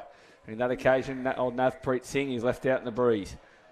Yeah, really good hit back there from Parramatta to get to go out by 1 to make it 3-2. And Nathan, as you pointed out so rightly there, with Osborne and Marshall together, it really attracts the attention of the D. That's a pill from Stone. What a ball! The 3-time male player of the year delivers for Bankstown. A flat pass, and Pritchard with his hair flowing in the breeze scores for Bankstown. And this game, tit for tat, both sides feeling each other out. And that's a good hit back by Bankstown, and anything they can do, Parramatta will be looking to do better. Yeah, outstanding pass from Daniel Stone. And Tommy Pritchard, he's had a couple great reads in D, and then what a hole. So he's definitely started this game off on fire, and Bankstown definitely a lot more focused in this game than probably what we saw earlier today in their game versus the Knights. Yeah, Newcastle a little bit too good out there on field 1 earlier, and they give the long pass off the ground to Wynyard, and good coverage there by the Azzy brothers defending next to each other, and Backos and Pritchard over that far side. And he goes the out ball to look, that double out ball, and Wetherill reads it like a book. Joey Nung out there takes it, and Wynyard looks to give, and they go, and he looks to, it's level here, so there shouldn't be a try, and Singh hopefully has got him. He's on the drive, and he gives it back, and hearten them out stuff there for the Bankstown supporters watching at the Vale of Var. And Sambolan goes back, and Navpreet defends Horro well. Bankstown, long pass from Charbel over to Josh Backos. The brothers are here, and there's George. And George goes long to Wetherill. Oh, he's had a look. He's had a butcher's hook there. He's opened the eyes, and they lit up like Christmas trees, and he spilled it and gives Parramatta possession, and that's a costly error. He catches that, and there's a big chance that it's put the glasses down. Yeah, and it's opened up an opportunity now with Parramatta now. As we see Chatton and when you're coming on, it's going to be a tough one to hold out here. As Marshall King dances and balls over the ground, you've got the Simbolan brothers there. There's Kai, the bowler medalist. He had an outstanding Vorden Cup, and Stone's looking to go with him here. And Simbolan throws it over the top. As he absolutely whacks Marshall King, and the footy season finished in October. I don't know if you'll get away with that here at Port Macquarie. There's a big contact there, and the referee all over that. And Simbolan with the ball. He'll dance. He'll look for the counties. Stone tries to make the touch, and he goes away from him. He goes to Backos. The quickies there. The step back as he dives. And as he's out to make the touch, and the touch is called, and Bankstown survive for the moment, but this attacking prowess of the Eels here with Chatton with the ball, and they're going to go to the play off the ground, and they give the quarterback back, the double quarterback, give back to King, Marshall King, and that's a good touch by Wetherill, holding that play, and they get one more opportunity. They're going to go the dummy rooster. Chatton hits a hole, and Singh, he's not there for that one. Chatton hits a hole. Good pill from Simbolan. And the Eels take the lead 4-3. You give the teams repeat set, they're going to make you pay at this level. Yeah, outstanding sequencing there from Parramatta. They were very patient. Bankstown kept scrambling and scrambling. Great D from the Bankstown middles, but in the end, they were just overwhelmed by the patience and the consistency there of Parramatta. Pushing out by 1 now. And you've got Gray making that dump on the link over that far side. I think Parramatta were happy with that result. And this time he goes the middle. Stone picks up. He looks for the passive, goes short to Azzy. And I think that's Zamet around the middle there who makes the touch, or he's claiming it at least. George there, a little bit bemused by the whole situation. He not impressed, but they'll go again. Bankstown, another chance to attack. I'll play the ball and over the top, and Stone, he's thrown that into the lap of the winger. Mansour just waiting for it. And we spoke about Bankstown earlier with a few injuries, and big shout out to Trent Colquhoun, who's sitting at home with that knee iced up. He did that in the Vorden Cup. Had more tape on it than a medical bed, but he's back at home, and there's 7 on the field here for Parramatta. And the coach, as a coach, Jason, you've obviously coached at the highest level for a number of sports. 7 on the field, little 1%er that you just got to get right, don't you? Yeah, Parramatta's and Bankstown's drive so fast, and they, with the rotations, they get on and off so quickly. So you really got to be focused. It's quite easy to make a mistake there, and this opens up an opportunity for Bankstown. There's Backos there, diving. He's got the attention of 2 or 3 there. Bankstown are looking for a quick hit back here. They don't want to let Parramatta get away from him. This is Gray. Yes. Russell goes short, and Simbolan gets in the channel, and they've gone against him. I'm still trying to catch up here, Nathan. Are there 3 Simbolans, or am I? Or do we have the one Simbolan that's on fire? You've got 3 of them, so it's not your mind playing tricks on you. As Backos goes for the line, you've actually got 3 of them. And the worst thing is their numbers are right together. So you're looking at Simbolan 3 times on the sheet in front of you. So you've got Liam in 6, Marley in 8. I don't know if Marley's been on the field yet. It's Kai in 11. And Kai in 11 as he gives it over. And Stone's there. They've got the ball off the ground. Wetherill, he's a good finisher. Has he finished that? Referee Calabria. Johnny on the spot. What's he saying? It's a touch. It's a good touch and good recovery over that far side. Gee, that was close. Absolutely outstanding defence there from Parramatta. And they're the big plays that win your games, win your quarterfinals, win your state cups. Outstanding scramble there from the winger. And Parramatta will go forward. I think that's off the mark. He's got ball down anyway, so. Yeah, they're just inviting Bankstown back in this. And this is just a bit of a, almost like a bit of a concentration thing for Parramatta. It's a long weekend, and they're looking to sort of coast through this one. Probably thinking about Doyleson, Hornsby, these sorts of teams, Central Coast, and if they're not really focused here, Bankstown can really cause them some issues. And Stone gets it back. That's a try. Daniel Stone, the Stone man. Levels it up with 11, just under 12 minutes remaining. Daniel Stone, the old throw it into the arm and get it back, the magic trick. Yeah, there's a little bit of confusion there in terms of the ruling, but Calibra's in good position, and for an experienced referee like that, that's like shelling peas, Nathan. He knows what's going on. Thrown into the player, 6 again, try, Stone, it's all locked up for all. Loving the energy you bring after 3 games today, back to back. Not a spring chicken anymore, Jace, but you're doing all right up here. Mate, we've got to get NSW Touch to start playing my highlights at full speed. I don't like this .75 stuff that's going on. As they go to the trick play there with Marshall King and Chatton. King will get the quickie back. He goes for the big step. He goes short. Chatton can't handle it. Gray in defence. I've been super impressed with Backos today, Nathan Loveday. He was sort of, form was up and down during Vorden Cup from what I saw, and he's just, I was going to say it looks like he's grown a leg, but he probably won't like the reference to height. But Jeezy's going well today. As he charges forward, Stone picks it up. Stone's got some speed. He gets in. He goes straight past the Parramatta defender. Gets it up, and Wetherill looked to be being held. The Horro's got some experience. He put the arms up, but Harrington was beaten all ends up. He had Stone went straight past him as he makes the touch. Harrington throws it wide to Wynyard. Wynyard gives it out to Mansour, and they come to the box and Chatton. That was a mile forward there. Pritchard makes the touch. They bring it wide. Here comes the reinforcements. There's Hickey. Mansour off the ground. Simbolan gives it away to Joe Nung. They give the double out in. They've got to make a decision. They can't. They score Parramatta. Oh, referee Calabria is pulling it up. Oh, that was magic from the Parramatta Eels, and it's been stopped by the man in pink.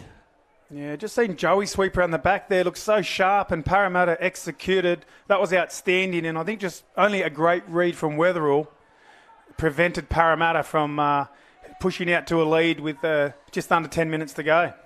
That was some sharp plays. Probably the best they've looked on the drive. They're just starting to warm up here, the Eels. A bit of danger for Bankstown, but here's their right of reply. There's Weatherall getting on the field.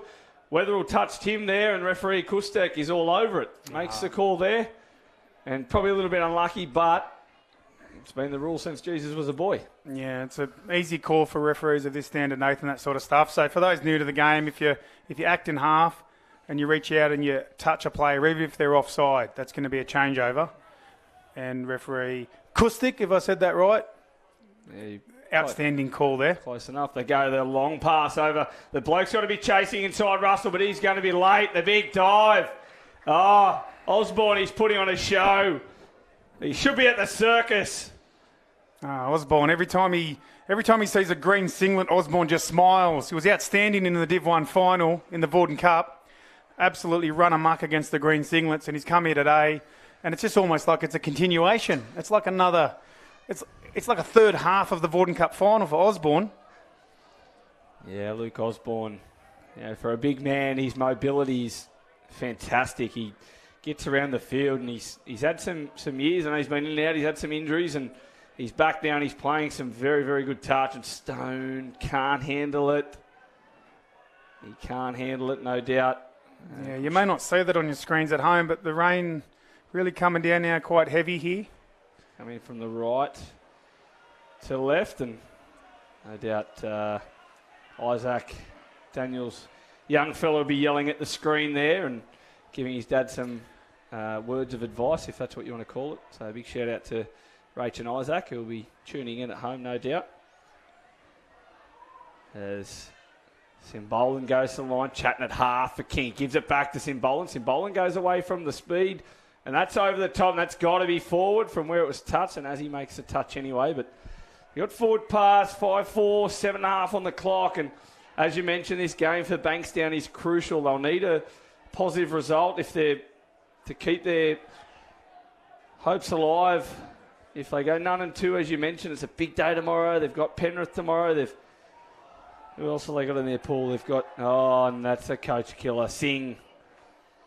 Yeah. Not his best work there, but yeah, there's a big day of touch football tomorrow for the Bankstown boys if they drop this one. I think so. That was a coach killer. Frank Gretsch, normally, the Bankstown coach, normally has a nice, lush, thick head of hair, but if he hangs around this Premier League circuit for too much longer, he's going to be getting the buzz cuts like me, let me tell you. As Wynyard goes, it's a good strike by Pritchard. Again. He called it earlier. Tommy Pritchard, outstanding. Referee's given a penalty, probably a little bit harsh there on Pritchard. He's got the sideshow Bob look at. And Parramatta will have another crack here, and they're dancing with it, and there's two in the touch, and you don't want that from the Aussie brothers. You want one of them to make a call and get up and make, but there's Marshall. They're dangerous. So Wynyard will go off the ground to Simbol, and he'll step back, and he goes at the line, and referee Kustek, he's happy with it. The call from Bakos is there, but Parramatta extend their lead to 6-4. There's a tight one there. Referee Kustek and Johnny on the spot and extends the lead for the Eels. Yeah, he was right on the spot there. I think that was Simbol, and again, so sharp, and it sort of speaks a lot to the level of talent when you've got outstanding players like Gray, George Azzy, Daniel Stone, and Simbolan just opening up the Bankstown D like that to take a 6-4 lead. And they'll get a penalty, Bankstown. They'll be looking to hit back. They've got the strike power on the field with Stone, Weatherall and Gray.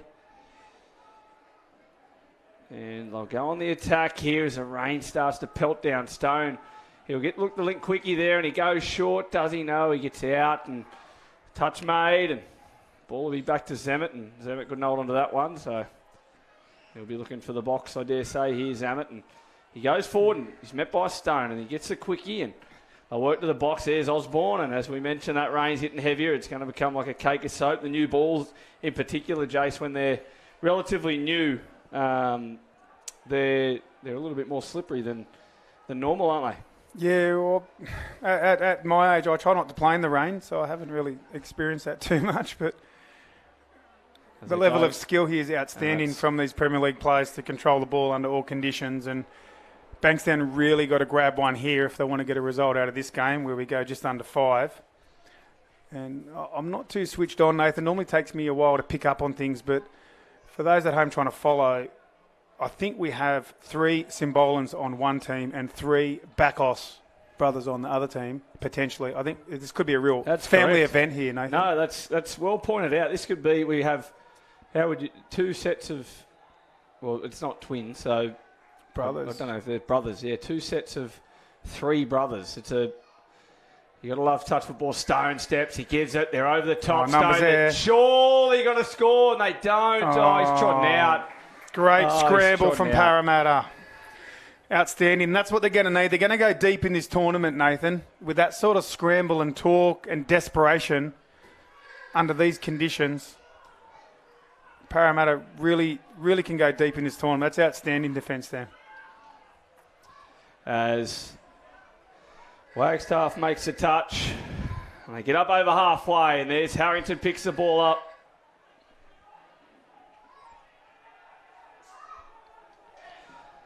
All right, Bankstown almost with the last throw of the dice here to get a result, because they'll be looking for 2 or 3 tries. There's only 3 minutes or so left. The mid-range not going to help anyone here. Daniel Stone taking the ball forward, and 3-time New South Wales Player of the Year, recently named in the Jubilee, and his last touch, and it's a standstill, and that's not ideal. They try and go the bat on. And they got their Stone. Flicked it out, but no, it wasn't to be. The time is now the enemy for Bankstown at 6-4, and whilst it's been a much improved performance in this one, Jason, from what was witnessed on field 1 only a couple of hours ago, they're just going to fall short. You feel as Parramatta comes sweeping on again, it's going to take a minor miracle here to get them home, but funnier things have happened. I remember a game a few years ago when they played Parramatta and they did a through the legs to get there and step off the left. Marshall and Stone's there to clean it up, and yeah, there it is. Parramatta have been defending with 5 as well, so as you mentioned before, Jace, that type of commitment and effort to save that try is going to be the rewards for him. And the Bankstown there, look at the energy. Cymbolan shoots off the line. They look for that pop. Here's an opportunity. Gray goes forward. Marshall whacks him, but the play on. Marshall's still offside. They continue going. Gray through, and he's called him on, but that momentum. Marshall too smart there. I think he might have had a whistle there. How that was not a penalty. I think he was offside for the whole set, Nathan. And yeah, good work, Jordo. Good work, Jordo. You've mastered it. I've been trying to do that for 20 years. I can normally get penalised. Yeah, he's done well there to get away with that almost. And there he does a little roll into the box, a little helping hand from Tommy Pritchard over there. And here they are on halfway. There's Zammit. They pick the ball up here, Parra. They're looking for one more nail in the coffin. Chatton picks the ball up. He looks to step over the top, the bat on. It's going to be a race. Weatherall versus Horo flicked around the back. And there's Hickey with the ball. What will they do? That's forward by the length of the straight. And we'll get at minute 25 on the clock. If Bankstown are going to do something, they're going to need to do it now at the end of this set. As George gets up there and another penalty. And they don't need penalties. They need metres here. Yeah, they probably don't have enough time. But it's been a really impressive performance from Bankstown. They've really bounced back after that earlier loss to Newcastle. And Parramatta, the way they've handled themselves in this game, it's really impressed me, Nathan. And I think they're definitely going to be around late Sunday. From what I've seen here, they sort of cruised early, and then as soon as Bankstown asked the question, they responded. And when you look at some of the talent in this Bankstown side, again we spoke about Daniel Stone, Mitch Gray, Azzy brothers. There's the Bakos brothers. There's a lot of talent there, and then Parramatta just too strong, controlled the ball, and this is a really good performance all round, Nathan. Yeah, well, you mentioned they're also Bankstown missing Josh Rosero as well, who is, I believe, at a wedding this weekend. So he's unfortunately out of Wynyard. Oh, he gets through and he's lightning, and that'll be the nail. Bang in the coffin. Boom go Parramatta.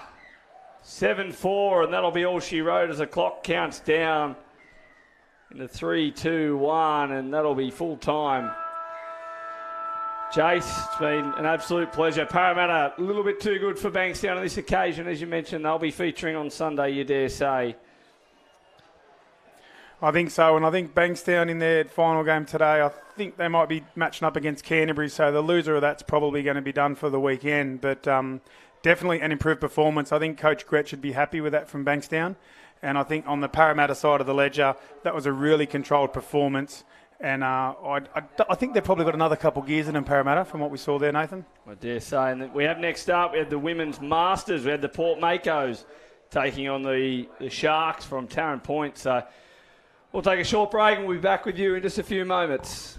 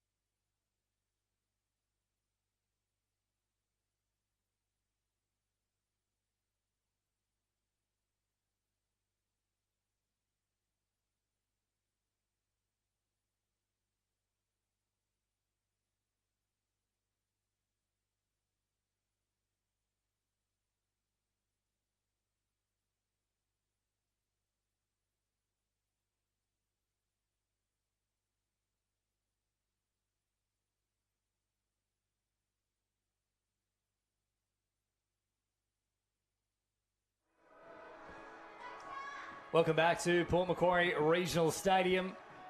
We move to the Women's Masters division with the players over the age of 40 years. And it is the local side, the Port Makos, taking on the Sharks. And I'm joined in commentary here with David Stone, a Port Macquarie local himself, so you know these women better than just about anybody here. Yeah, I know a few of these ladies, and yeah, looking forward to seeing them on the main stage. They've been talking about it all week, having a main game, so here's their chance to impress, and it's against a good opportunity and a good quality opposition in the Sharks. They might well score first here, but no, that ball has gone to ground, so chance wasted here for the Port Makos. The Sharks will get a chance from their own end now to work it away. And of course, if you're just joining us for the first time today, 30-minute matches, no half-time break. And when a try is scored, the two sides change ends. And we're expecting this one to be, I would say, a bit of a tight tussle. Yeah, I think it will be a bit of end-to-end touch here. Normally in the women's divisions, there's a lot of end-to-end play. There's some star-studded players on the field at the moment, couple of Jubilee, 50-year Jubilee senior women's players on the field, and they'll be competing against each other. Yeah, really looking forward to this clash. So the Mako's up towards halfway here, looking to get a nice little roll on here about their play. Nobody in there at acting half at the moment. Eventually, we'll get things back underway, so I think they've ruled an extra set there, they might have. I'll head across field now with Adamson. Now back through the middle is Butler. Adamson out of acting half and Butler once more. Slowing things down, looking to work some sort of an opening here against the Sharks. The referee just making sure they're all back on side. Butler drops it off, 10 metres shy of the try line. Once more, Butler asking questions of the defence. A good touch is made there, though, from Belinda Thompson. Good tight defence there by the Sharks. You'll see this age group, they'll defend really tight and chase out hard. A lot of the players don't have a real long ball on them. On that occasion, no opening is forthcoming. So left behind there from the Makos. The Sharks will now work it away from their own end, of course, from Cronulla. It's the battle of the Sharks. We've got the Makos versus the Sharks. We've got to see what the dominant Shark is in this game, I believe. Dominant shark species. See, I'm not a man who's 100% across sharks. I know great whites, I know gummy sharks, I know hammerheads, but I don't know Makos. Oh, Mako, it's the fastest shark. So there's a bit of information. You learn something every day, they say, James, and there's something for you. Well, let's see if they can live up to that moniker and show a bit of pace throughout their play here. The Port Macquarie locals with the ball now. That one is a very rough play. The ball more than rough. It's an infringement, too sloppy, and the changeover comes in favour of Cronulla. Yeah, can't give cheap turnover in these games. You've got to complete every set you can. So the dummy comes in there from Christy Stubbs. Good touch made, though, and nowhere to go on this follow-up play. Hall heads towards the sideline so they can get those fresh players onto the field. It's a wild pass over the top two, just getting stuck to the hand, which is probably the first time we've seen that today where it actually is getting stuck as opposed to slipping out. Yeah, it's surprising with these footballs. Once a bit of rain happens and then the ball starts to dry, it gets really grippy, actually. So be interesting to see. Hopefully the rain does stay away now and we can get some dry weather touch going. But, yeah, it is interesting that ball did grip. So Medlin. And now it provides here for Donovan. Donovan is able to cut them up and gets the first try of the match. Great footwork there from Rel Donovan. 1 try to nil to the Makos, and at the moment they are the superior shark species. Yeah, Rel Donovan, a state player from this year's State of Origin, and just a nice rooster play there and good quick feet. So 1 try to nil. After about 4 minutes of play, the home side leading. Cronulla now with the work to do as they tap it off here through Dominique Barlow. Picks up about 10 easy metres before she's met by the defence. Barlow again scheming, looking to find some support. Does so, but it'll come at the cost of possession here. So an easy turnover on that occasion from Cronulla. Yeah, that's rain still affecting the play of the balls a bit. From what I can see here, it has stopped, though, for the meantime. Now work it away from their own end here. The Port Makos side, Belinda Thompson, then provides for Gabrielle Rose, another one of those 50-year Jubilee players. Great honour for Gabrielle to be named in that side. 10 metres into enemy territory. And another loose pass here. So both sides guilty of sloppy final plays in the past couple of sets. Yeah, there's not too much touch football outside that middle 20 at the moment, so I think it'll be a battle of who completes, and we've got another turnover here by the Sharks. So unfortunately, they have left that one behind here. And stepping off the left foot now is Adamson. Picks up about 5 extra metres from doing so. Flung away now to Butler. Butler, short ball. Once more, so Adamson and Butler, the only two players really getting hands on the ball at the moment. And that continues for this set because they've left it behind again, and neither side has completed in about 2 or 3 minutes. Yeah, just a bit of disorganisation there. I think the coach in the box will really be trying to get everyone set when they're going on the field. Good yards here. No, take it back. Touches Barlow made. thought she was off for another 15 or 20 metres, but she's been pushed back into her own half there. A couple of good dummies from Stubbs. Nice hands on display. Make sure to reel that one in, which could have been difficult in the conditions. It's good play from Miller Doherty. Nice little strike dump here, but no one was waiting for it. Eventually, Belinda Thompson gets in at acting half. Play on is the call. She works all the way to the end zone, but is eventually touched, and that will be the changeover here for the Makos. Good defence there by Butler. She made 2 or 3 touches in a row, and once again, another State of Origin player for the poor Makos. So the poor Makos once more working away from their own end. Quick roll ball, all very flat pass. Flat at best, you'd have to say. Marginal, I believe that's the word they like to use these days. Yeah, this is a good defensive set here by the Sharks, and as you can see, Mako's not making much ground. Right on cue, though, Corrine May. In fact, it's Kobe Knight. Picks up some good meterage there for the Makos and steers the ship in the right direction. They've left it behind again, so both sides lacking patience, lacking finesse at the moment. They just need to get through their sets and complete at this point in time. Yeah, there's a lot of lateral movement for early in the touches, and as you can see here, Porter sending 2 shooters up on that far side, and it's just knocking them off from going lateral, and that's why the Sharks aren't making much ground. I think both teams need to play a bit more direct. Well, the rain has started once more here at Port Macquarie, so if you're wondering why it's a little bit difficult with ball in hand at the moment, that's certainly a contributing factor. And they caught about 10 metres shy of the try line here, so the Makos once more coming forward and looking to put a little bit of pressure here on the line of the Sharks. Best field position they've had in a little bit of time now. Knight dives for the try line. She's left that one behind, though. Yeah, didn't play that between her legs. She didn't step over the ball, so the referee picked that one up, but that play was on there for the Makos. So called out of the play there was Donovan, who allowed an extra 5 or 10 metres for Belinda Thompson to crab upfield, who now hops in at acting half as they head towards the sideline.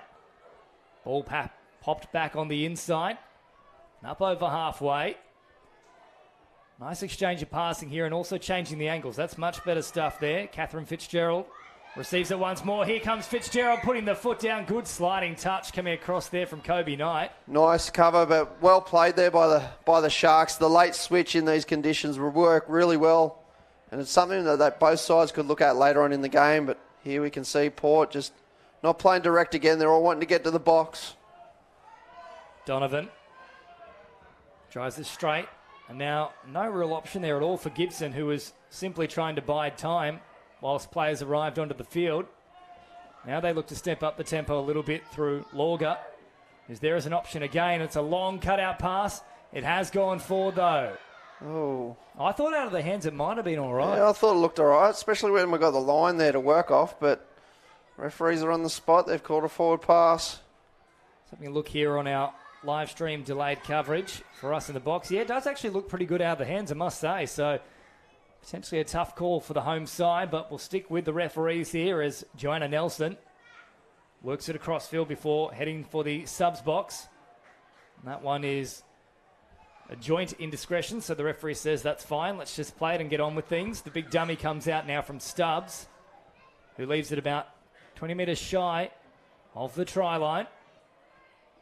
Popped back towards the middle here for Dominique Barlow, who's looked the most likely so far for Cronulla.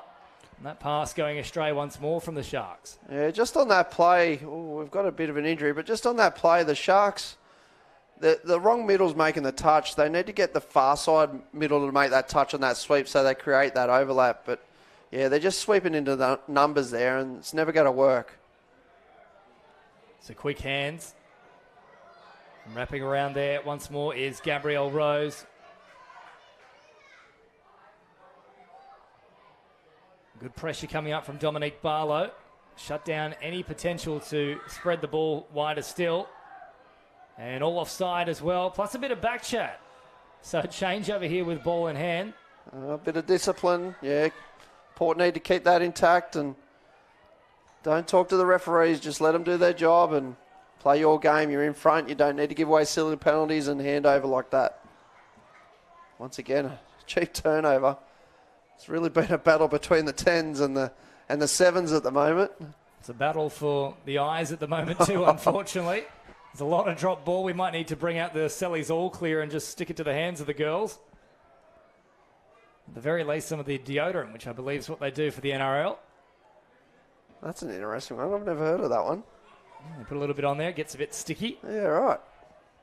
At least their hands will smell good. Depends. It's Lynx Africa. I've heard very varying accounts of such a scent. So they go for the passive play out the back, and it nearly worked there for Jackie Dean. I think they might still get use of the ball here, yes. So an original infringement here from the Mako side means more pressure will be applied to their line. As the rain continues to pelt down here, we had a very heavy downpour about 15 minutes ago. It's not quite that bad at the moment. But off it comes again here to Jackie Dean. Looking to find any kind of opening. Hall. And then back to Dean, who now fires it to the middle. Miller Doherty. Straightening up as Thompson. Miller Doherty is there again. She receives it at first receiver. Quick hands. That's nice play from the Sharks. Oh, and just trying to bite off a little more than she can chew.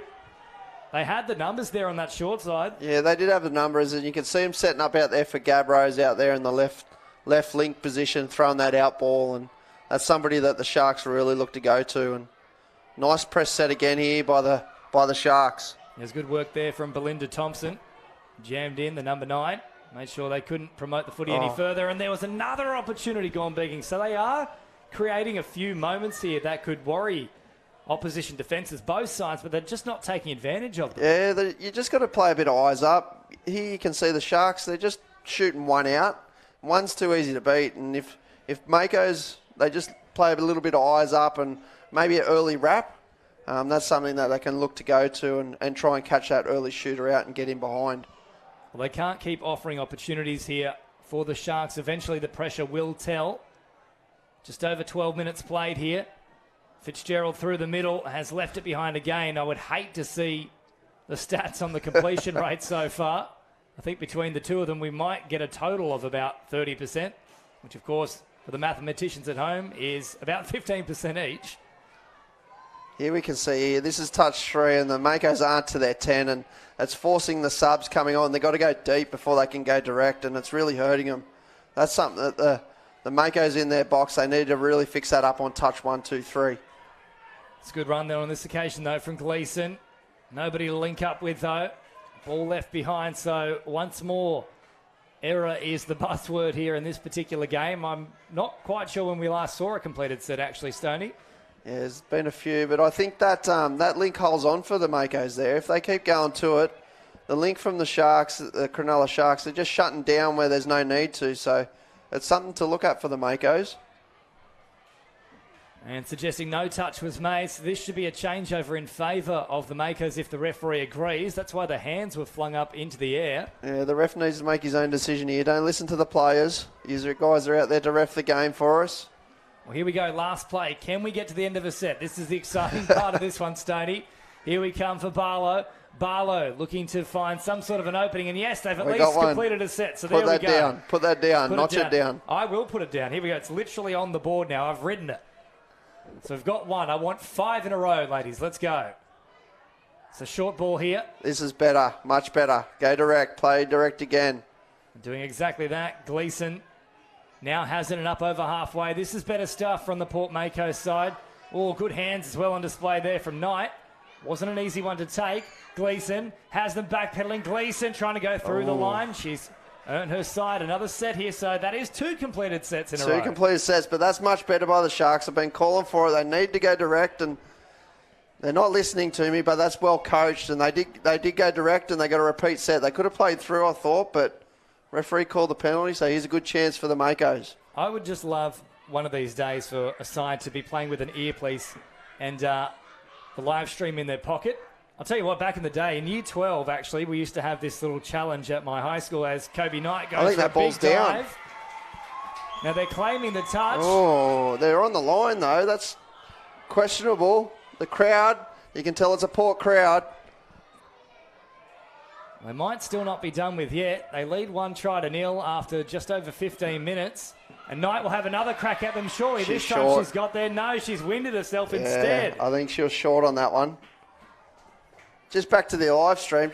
Believe it or not, I've done it in the past. I've put the phone on my bag, and because it's on that replay, that 15-second delay, you can refer back to it. I haven't seen a rule in the rule book that says you can't, so you've got to try and take advantage when you can. Well, Stoney, I've done even worse. When I was in Year 12, I used to be playing soccer for my high school, Oak Hill College, and I actually put a giant big what do you call them, an iPod back in the day, one of the old school big chunky iPods, wrapped it in bubble wrap, put 2 giant sweatbands around it, and then I had a little thing from Nike, which was used to put in the back of your shin pad or a shoe, and it used to count your steps. That's the only way you used to be able to get that data, and I tried it for 1 or 2 games, and it was very difficult to run around with, and fortunately, the iPod survived. Yeah, right. That's an interesting one. That's early days technology. 2009, baby. Take me back.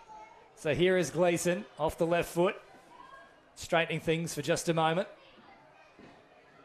Thompson doesn't quite get the touch. They keep driving forward here through Bryant. Now they've got them backpedaling. Here is Knight, encroaching further upon that try line. Knight once more, picking up easy meters here before slowing things down. But they're in a very poor position here to launch that strike dump rate. In fact, Gleeson's going to run towards her own box.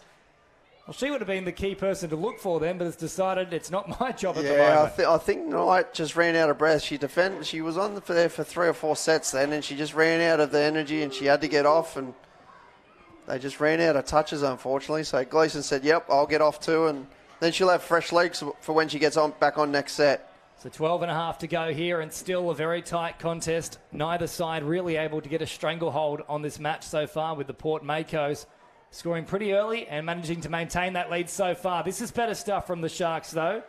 Kerry Rendell went driving hard at them. Change over to come, though.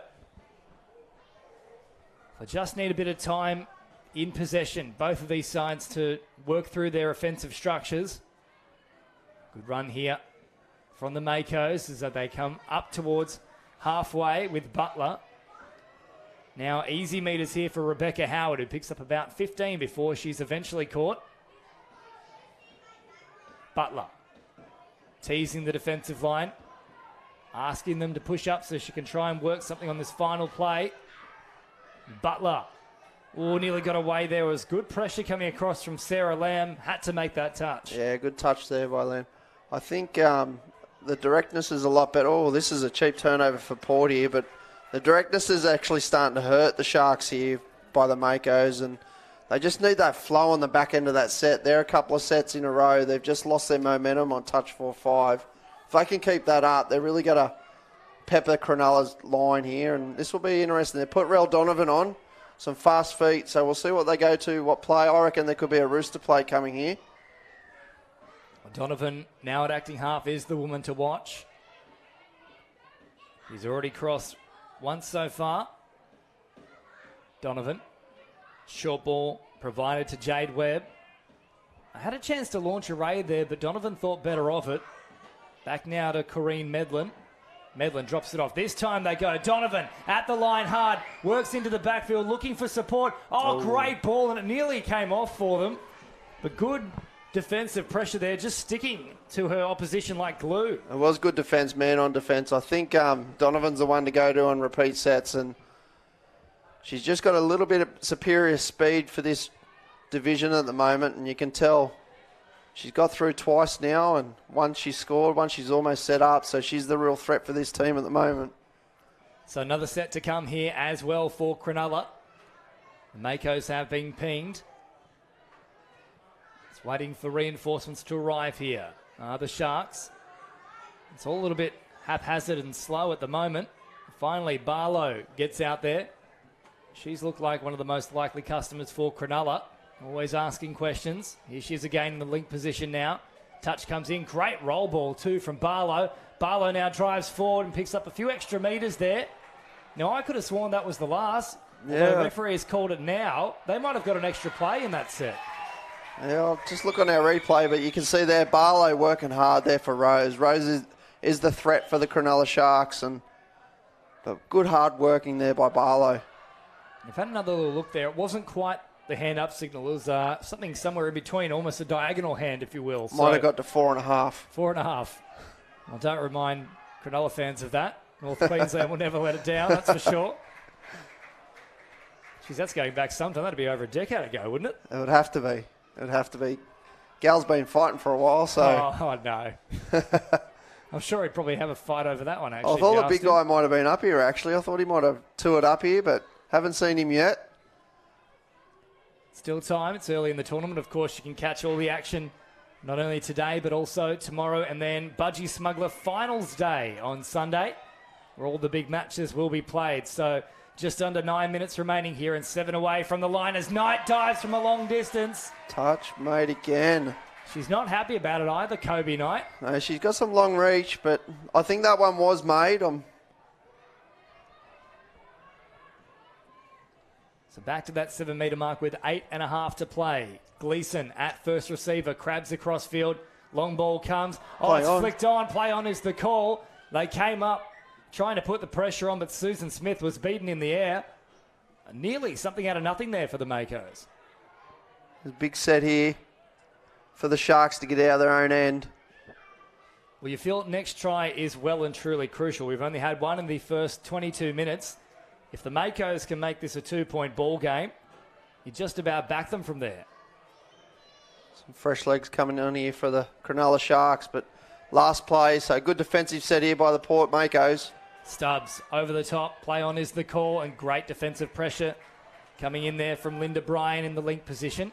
Here she is now out of acting half. Lauger comes forward, Bryan again. Played it off, and Bryan on this occasion probably went for one play too many. She was looking fatigued. And that time she's left it behind. So 7.5 on the clock still. Just the one try in the match so far. But it is the home side, Port Macquarie, the Makos, who lead. In an acting half now, Miller Doherty. Thompson finds some support fresh onto the field. Nice transition in this set so far. They've got an opportunity here. If they could have just pulled up on the run and popped the late pass to Fitzgerald. Yeah, she needed to stay wide on that play, but we've got Rose going from half. Oh, and it was a good ball too, but well read on the wing there, closing things down. It's a very smart read out there by Melissa Legend. It was a legendary read, if you will. So the Sharks come in with a touch. Straightening up now. Trying to isolate Joanna Nelson, who's done plenty of defensive work for Cronulla. As Knight gets a really nice roll ball here, which allows the momentum to continue for the home side. Webb comes forward. And that pass is forward there for Donovan. They had good roll on towards the back end of that set. Just got a little bit messy in the ruck. With this weather, it's still not helping the roll of the ruck ball. There's just over 6 minutes remaining as well. So time beginning to become a factor here for the Sharks. The dummy comes in, and now Barlow drives straight and hard. Brown back to Barlow. Couple of Bs trying to come up with an A here for their side. Instead, it's an F. Ball goes to ground. Yeah, once again, ball to ground, but Barlow's got through some hard work. She's a workhorse here for the Cronulla Sharks, and we can see the fatigue really starting to set in towards the end of the day now. The rucking's gone out the door, and people are struggling to get on and off, and Port's really struggling here to get out of their own half. They need to scoop off the back end of this set, try to get in behind this lead defender. And they haven't gone so They got the numbers. Oh, geez, nice jam in there in defence. I believe that was Kerry Rendell coming across and closing things down. They really didn't go too far in that set at any point, though. No, just on the back end of that set, you could see there was 5 defenders back and just one lead defender, and they need to try to get in behind that lead defender and get to the back line of defence. A little bit of eyes up play on that touch 4-5. I think Mako's could really punish them with the speed that they've got of Gleeson and also Donovan. Of course, don't go too far because in about 10 minutes' time, roughly 5 minutes remaining in this match, we move to the Men's Open Division. So this is our premier competition across these 3 days here for the New South Wales State Cup 2022 tournament. The Doyleson Dragons, one of the red-hot teams, will take on the West Magpies, who, well, fair to say they're another red-hot side. There's very few teams in that Men's Premier Division that can't at least have a crack at the title. Yeah, that's true. The Dawson Dragons coming off a country champs win, which was really good for them. And well, here we go. Gleeson into the backfield, pops the ball over the top, and Kobe Knight is there. That could be a massive play for the Port Macquarie Makos. 2-0 with only 4 minutes remaining. Yeah, the crowds erupted, and this is a big defensive set here by the Makos. I reckon if they can hold them out here, they might get the W.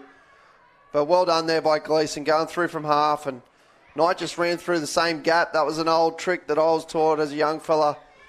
If the half goes through, the gap's obviously where the half went through. So Knight, obviously she used to listen as a young girl, and she took that experience. So Lamb pops it here for Gabrielle Rose, another one of those Jubilee inductees. Lamb hovering, looking for an opening. Hitting it at pace now is Nelson. Nelson, this is better stuff from the Sharks, or the big dummy, but had she released it, a 2-on-1 had been created. Just over 3 minutes to go. They've got to capitalise on those opportunities. Nelson has looked dangerous. Oh, late switch. Great pass popped over the top, and good pressure coming in defensively from Shelley Sprague. Once more, they were able to work and overlap, but good defensive reads from the Port Macquarie Makos. Oh, once again, turnover. They were going direct again, which they've really worked out towards the back end of this game. I think that's the difference between the two teams, to be honest.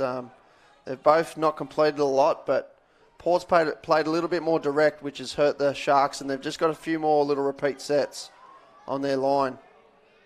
Well, now is the time for Cronulla. They need to score here to give themselves a chance for another try and to level things up. Barlow comes forward. Butler was called offside. No advantage, so the extra set comes. That's helpful here for Cronulla. Yeah, 2:20 on the clock. Cronulla have to score this set to keep in the game. They seem to be going a long way back from the 7. I'd try and keep it on the 7.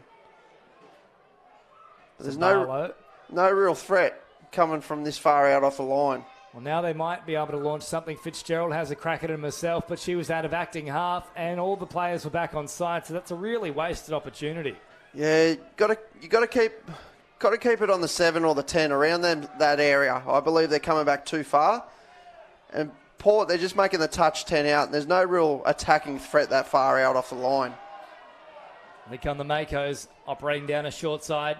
Just over 90 seconds remaining here at Port Macquarie Regional Stadium in the Women's Masters over 40s division. Kobe Knight, who's already gone over for a try, now links up with Donovan, the other try scorer. So two of them in a row. Donovan again here. Off the right foot. Donovan at pace, trying to slice them up. Now, has she made it all the way through? I think there is a touch in there, and a good one for that matter from Christy Stubbs. Yes, there is. So just over a minute remaining. They've got this one done, though, the Makos. Yeah, I think that's the ball game. She actually put the ball a half a metre over the line. If she touched the line with the ball, I think it's a try, but just ran that little bit too far. But once again, Donovan, she looks a threat. Barlow with a nice driving run, and that's followed up here from Rendell. Leaves it behind. Now Thompson.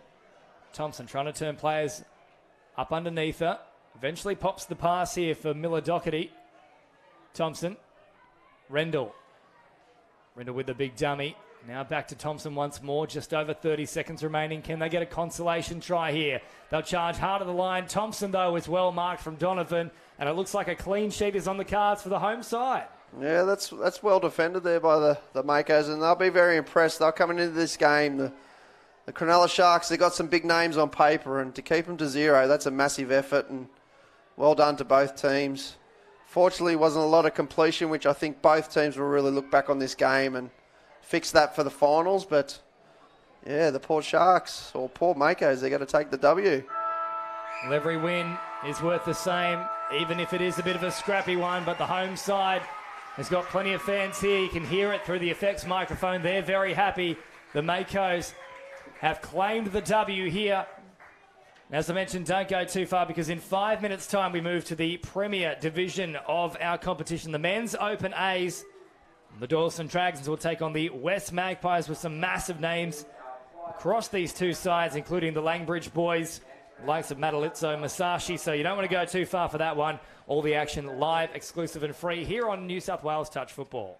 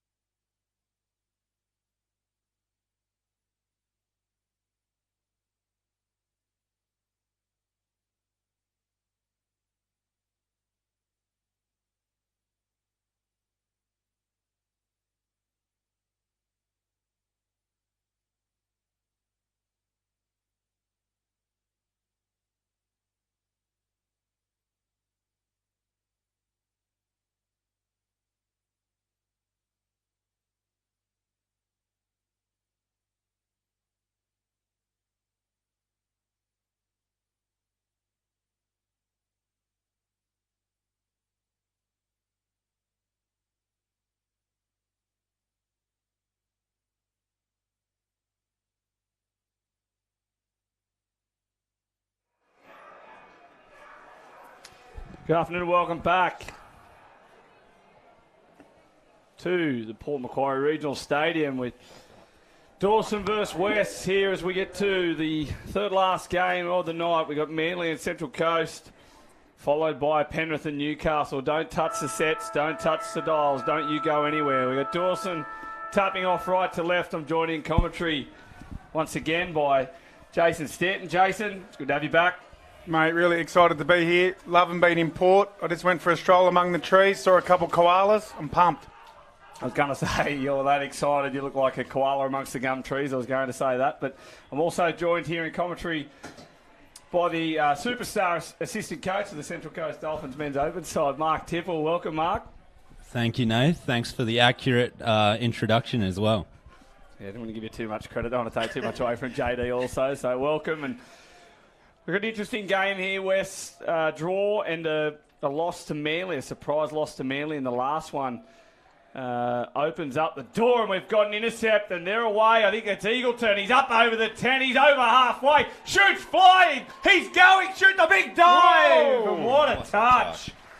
James Shute. Absolute sensational chase there by Shoot. What effort? Is that going to set the tone for the next 28 minutes, Nathan? I'm excited.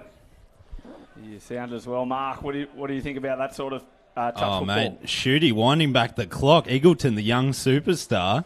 Shooty right up there with him, catches him. Impressive. Shooty absolutely turned back the clock as the ball fired out by Langbridge. And referee Heckendorf gives a penalty. Right on the spot there, Luke. Very experienced referee. Very hard to get anything past Luke. Very switched on. Look at him directing him going forward. He's in full control of the game. Great defence there by the Maggies. This is going to be an interesting one, Nathan. As you said, West haven't won a game today. The draw and the loss. And this is really like throwing everything at this one for the weekend for the Magpies. And they'll go the Cindy play and Heckendorf again. He's not in the mood to move. Heckendorf, he's happy to just stand there and blow the penalties. And Dawson, something with Dawson, as you guys know, you don't want to give them too many repeat sets.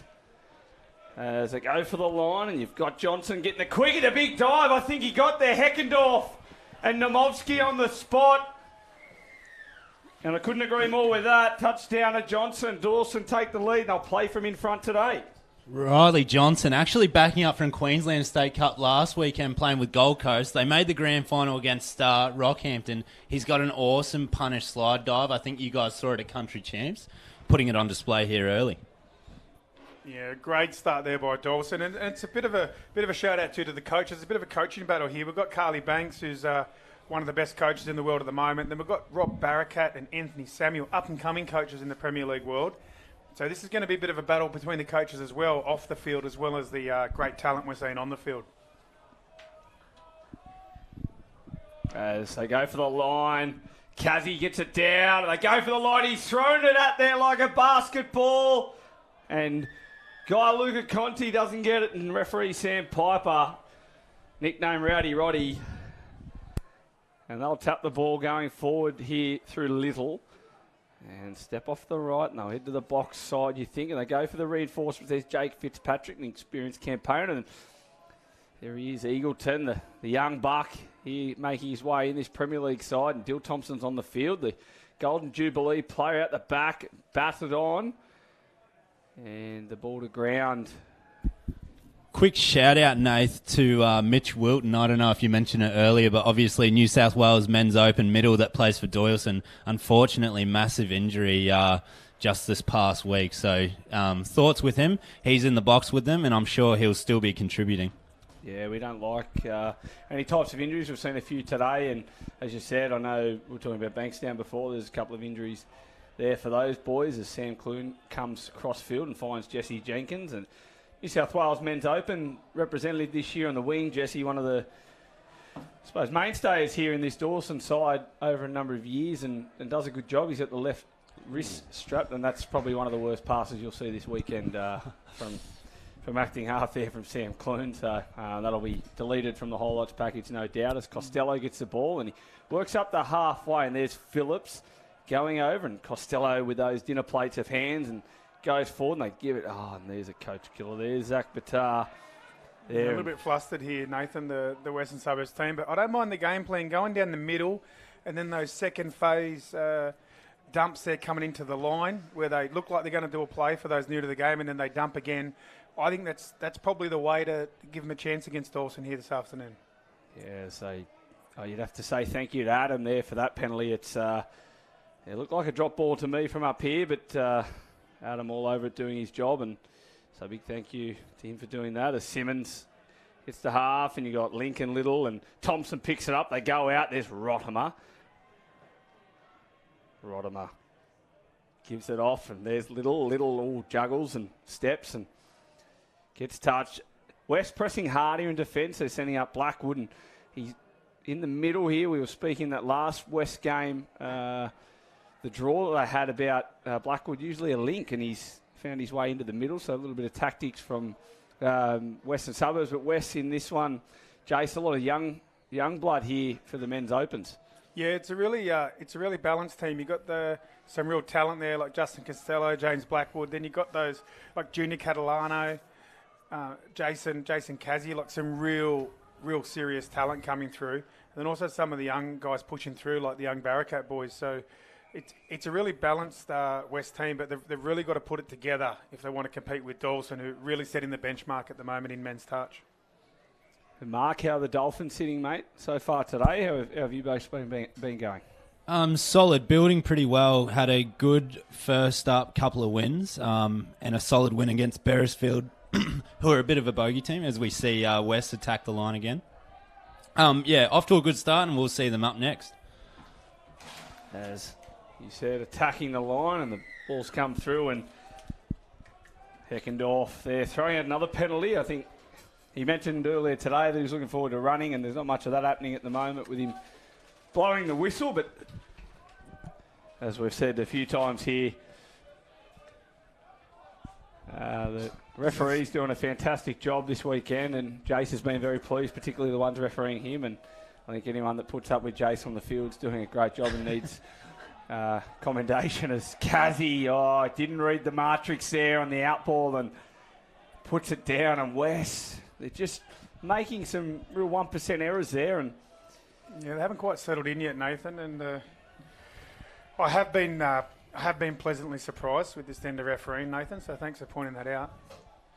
But I actually did want to ask Mark, tell us, for some of the viewers at home, Dawson and Central Coast, bit of a rivalry there, like both outstanding teams, and any love lost? What's it like? It's a really interesting history, Jace, actually, between the two teams. Obviously the same region. Doyleson kicked off their men's program in 2014, and a lot of them came from playing men's at Central Coast. If we see Riley Johnson with that beautiful dive again. They were Doyleson juniors, played a little bit for Central Coast.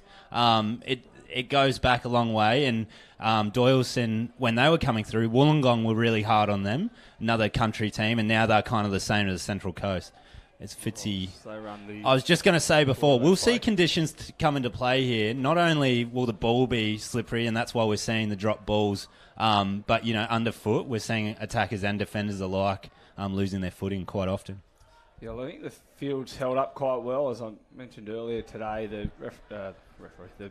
The groundsman, Kerry up here, he's been the groundsman here for 16 years. He does a fantastic job. I know a lot of people have commented about the outside fields, and obviously it's been a tough couple of years, but they're in very good nick out the outfield. We had a fair bit of rain last night and this morning, and even the stadium field here is holding up well. Obviously, you get to see the patterns of where everyone runs, because it starts becoming a bit monotonous, and going in the same spots around that 7 metre and goal, it becomes really slippery, as you mentioned, Mark, especially underfoot, as Phillips picks it up and he looks to stand up Eagleton, and he's touched. And Dawson just look like they're in a little bit of cruise control here at the moment. They're just sort of going up and down the field and really doing what they need to do without going into second or third gear just yet. Yeah, similar to the game we saw earlier with Parramatta and Bankstown, where the more experienced or the more senior team sort of cruised a bit, and they really need to get a couple more here, because if they do invite West back into the game, West have got enough ability to really bother them. There's Thompson, the 2-on-1. He throws it. That had to be forward, I thought, but Dafter's going to score. I thought the pass, because he held it up, he didn't go the initial pass, he didn't give it. He held it up and went the second time, and you'll have to check the replay yourself. But I think it might have been forward, and the referees have awarded it, so it becomes fish and chip paper, really. Yeah, I don't need to replay Nathan when they're that far forward, mate. It's all good. Anyway, just thanks for the insight there about Dawson and Central Coast. So just to confirm that there is no truth in the comment that Central Coast are a feeder club for Dawson. It hasn't been confirmed yet, so may it never be the truth. But 12:05 tomorrow, they are playing in the final round match for this pool. And, that's going to be a semi or a grand final preview, potentially. So tune in then. It will be red hot. For those of you at home, yes, it is live here, New South Wales Touch TV. And thank you to Bar TV for their streaming. It'll be live 12:05 tomorrow. So if you're out and about playing cricket, just tell the umpires that you want to have a short break for half an hour. Take the lunch break.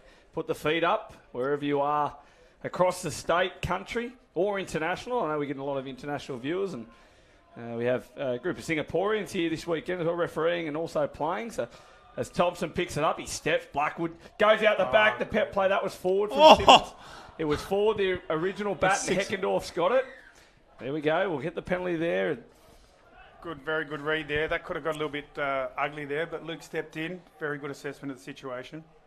Yeah, as you mentioned, Heckendorf, he's one of the better referees going around, most experienced. He uses his experience to his advantage and does there. And we have West going to the box now, and Jenkins making the touch, and there's Matalizzo, Masashi. And I really hope, and the pair of you will hopefully agree, that Mad's one of the better finishers in the game. We saw earlier today big Luke Osborne do the big front flip. I think Mads has got a trick or two up his sleeve, so hopefully he gets a bit of open space here on this near touchline. Yeah, he's an outstanding winger, and just for the longevity of his career, he's been able to compete at a high level for an extended period. And this is sort of some of that talent we've seen in West if Dawson invite him back into the game. But at the moment, Dawson doing a good job of controlling the ball, making it difficult. They go forward. Fitzpatrick will go for Langbridge. Langbridge picks up. He steps. He's quick. And that's into the stomach. And I agree with that. Probably a little bit tough. I know you went ooh on that one, Mark. I feel like... Yeah, just quickly on those ones, I just want to see consistent calls on it. And I think we need clarification on when someone's, playing at the ball and when someone's going for the touch. Because I feel like right now it's very subjective. Yep. I think the two greyest areas, and probably grey as the clouds in the sky, that are in the game at the moment would be the play-through rule, and that also when people are playing at the ball, or whether they're not, and it hits them in the stomach or the arm or whatever, and whether they're, I think what you're trying to say is that whether they consistently are going for the touch or whether it's actually playing at the ball to try and knock it down. And, players can be smart about it with the way they position their body and things like that. Like that, for example, I feel like the player did really well to position his body in a way where he was blocking the path, but he's also in that position to make a touch, so therefore he should get the benefit. Yeah. But, like you said, I think, as you said, it's probably one of the most inconsistently ruled things in the game. Yeah. Possibly. Also, Mark could be angling for a job there at Dawson, so I'll have to talk to Carly Banks a bit later. Please do, Jace. Seem to be very complimentary of Dawson all of a sudden, Mark. Please do. There's currently three of us here in the box, and I tell you what, between Mark, Jason and myself, and Jason's massive spoon that he's stirring the pot with here, there's not much room up here in the boxes. Blackwood goes forward. Kazzy picks it up. He looks and dances at Eagleton. He gives it away to Costello. There's Costello. He basketballs it over the top with one hand. As I said, his hands have got to be as big as dinner plates. I think the analogy before was baseball gloves. But, yeah, West's attack there, a little bit one-dimensional at the moment. And I think they tried to change it up there, and to no avail. Just a fraction off there, Nathan. Like, there's still plenty of footy left in this, but I'd like to see Bankstown. I'd like to see West go back to the, like the second phase options. I think that's when they look their best, or when they trouble Dawson the most. Yeah, they'll get the opportunity here to just nudge out that lead to 3. You got the Langbridge brothers there at work. There's Alex off the ground and the big dive and slide from Zach Sun. We need to see a bit of him tomorrow. Bit of Zach Sun, so it'd be good if he comes out nice and early instead of the rain that we had this morning. Langbridge picks up, gives it to brother Daniel, and he looks at double pump. He gives it back, and he's dropped it. He spilt the lollies. The line was wide open, and Daniel Langbridge, he spilt it. Oh, like a coffee in the morning on a bad day. Yeah, I think he scored that before he'd caught it. He's definitely had to look up, and there's Alex. A little bit of frustration gives Blackwood the shove. I'll have to get some. We got any liquid paper here? I already marked that try down. Sorry, I'll have to scribble it off. I thought didn't he score it? I put my head down to mark the try. I looked up and the ball was bouncing around the in goal. I think I missed something there, Nate. I think so, and they come on the field, and there's Catalano, JP. He's been a little bit quiet here. Phillips has got some speed. He's trying to take on, and the young bucks trying to take on Langbridge, and not to be on that occasion. And I'll play the ball and work their way out here. There's still plenty of time in this game, and as a coach, Mark, what do you think the West Box will be saying? There's still plenty of time, and they're just sort of going with the flow of the game at the moment. And what do they need to do to change? Well, ideally they stick in this one. I think Doyleson have another couple gears in them, and I think Carly will be getting the boys ready to step up those gears. West just want to keep their energy really high here so it doesn't get away from them, I reckon. Little tries to dump the ball and can't do so. The slippery conditions, as you mentioned before, playing havoc there. Stano, I watched your game this morning. Unlucky. I'm wondering how your legs might be sore, but your throat from chatting to the refs the whole game might be a bit sore as well. It's impressive you're up here, mate. I might ease off that tomorrow because I'm just like one of those players that really try and encourage the referees. And I was telling them how they were doing a great job and, keep their head down and, you're doing an awesome job. And I think the encouragement... Very encouraging. Probably just went a bit over the top too much with the encouragement of the referee. So I might try and tone that off a bit. I do believe I saw you chatting to the state director, Ian Matthew, about a potential job on the panel. We talk about Mark looking for a job at Dawson. I think you're looking for a job on the ref panel. Yeah, well, I've been out of touch for about 10 years. I must say I was surprised that Matto's still involved when I came back because I thought his use-by date was a while back. But Matto's absolute legend, and I keep trying to angle for a job, but he doesn't rate me. So Matto's going to have to just hang around because he doesn't like me, If he doesn't rate me. Sounds like a similar situation to me and Doyleson, actually, Stano, so fancy that. No, you've been rapping Dorlo for 20 minutes. Carly's loving you. It's all good, mate. As the Dawson lead extends here on the main stadium, a nice long pass out and 3-0 the lead with 12 to go. And we spoke about the a little bit earlier today. We spoke about sort of where we get to killing time. So obviously State Cup, it's all about saving legs, and is 3-0 after 18 minutes of 30. Is that enough time to kill, or do you think? That's smart play. Jesse Jenkins shot out of the line like a cannon, and Robbie Knuckler. Oh no, they're not going to. They're not going to take. They couldn't take it away. Oh no. No. They've taken it off him for a forward pass. Sometimes you just got to give credit for the play. The play, there it is. And that wasn't forward. That'll do me. And then you wonder why I lose it. And the referees there with Heckendorf's all over it. The play by West, if you get the chance, that just outsmarted Dawson. There's an outstanding try from Western Suburbs, somehow called forward, and then Dawson proceeded to play gridiron, and it's play on. So you wonder why I lose it. But anyway. As they get another chance back, Kazi throws long over the top. Knuckler couldn't handle it. He caught the last one, but when it mattered, he wasn't able to get back. Catalano's lightning. He would have been hard to stop from there. And they can consider themselves unlucky. There's still plenty of time here, isn't there, Nathan? Plenty of time if West can just sort of steady themselves. But Doilo, if they go that extra gear, Mark, that you're talking about, this game could easily blow out. Just Langbridge over the top, and Rodimer caught with it, and some good defence there by the Western Suburbs side. And go to the box, and there's JP's minutes have increased. He a little bit quiet in the first 10, but he's been in everything for the last couple.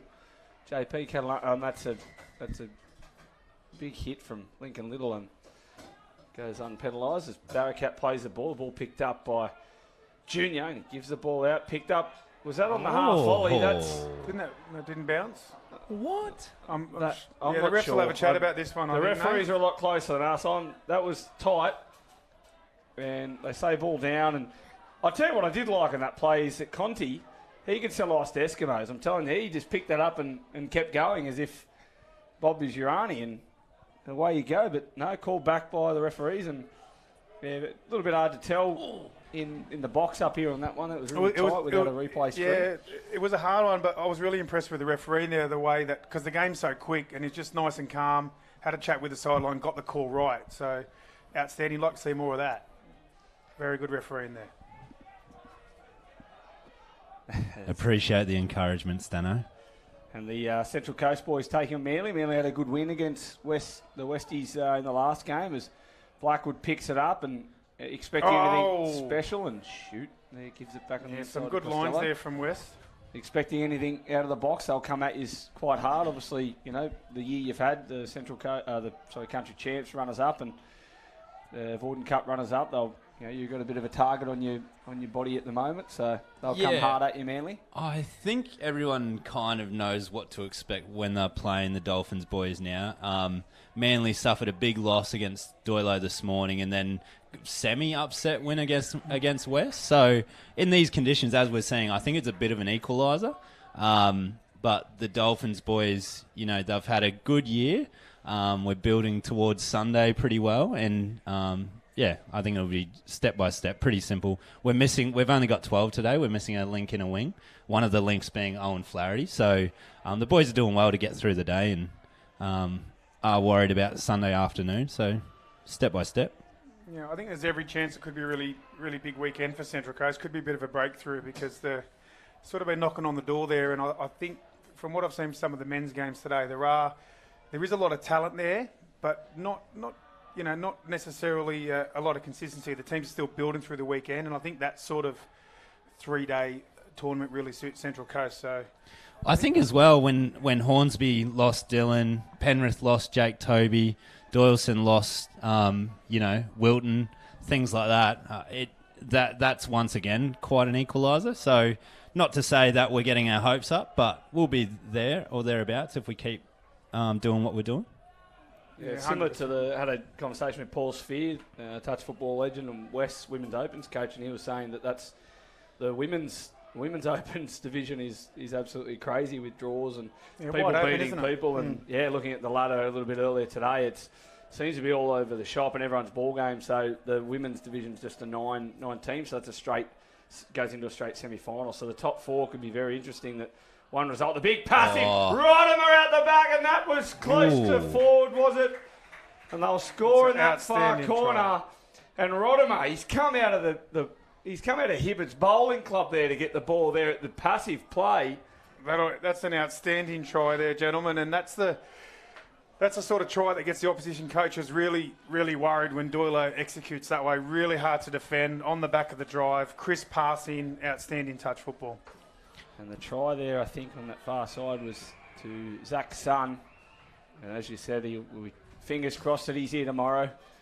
That's classic Doyleson play. I think a lot of people would have seen that controversial YouTube video, #1 touch club in the world. And that's what we've seen, for the last 6, 7, 8 years from them. And Stano's right. If they keep executing like that, it's What's the video? hard. Self-assessed #1 is it? Stop it.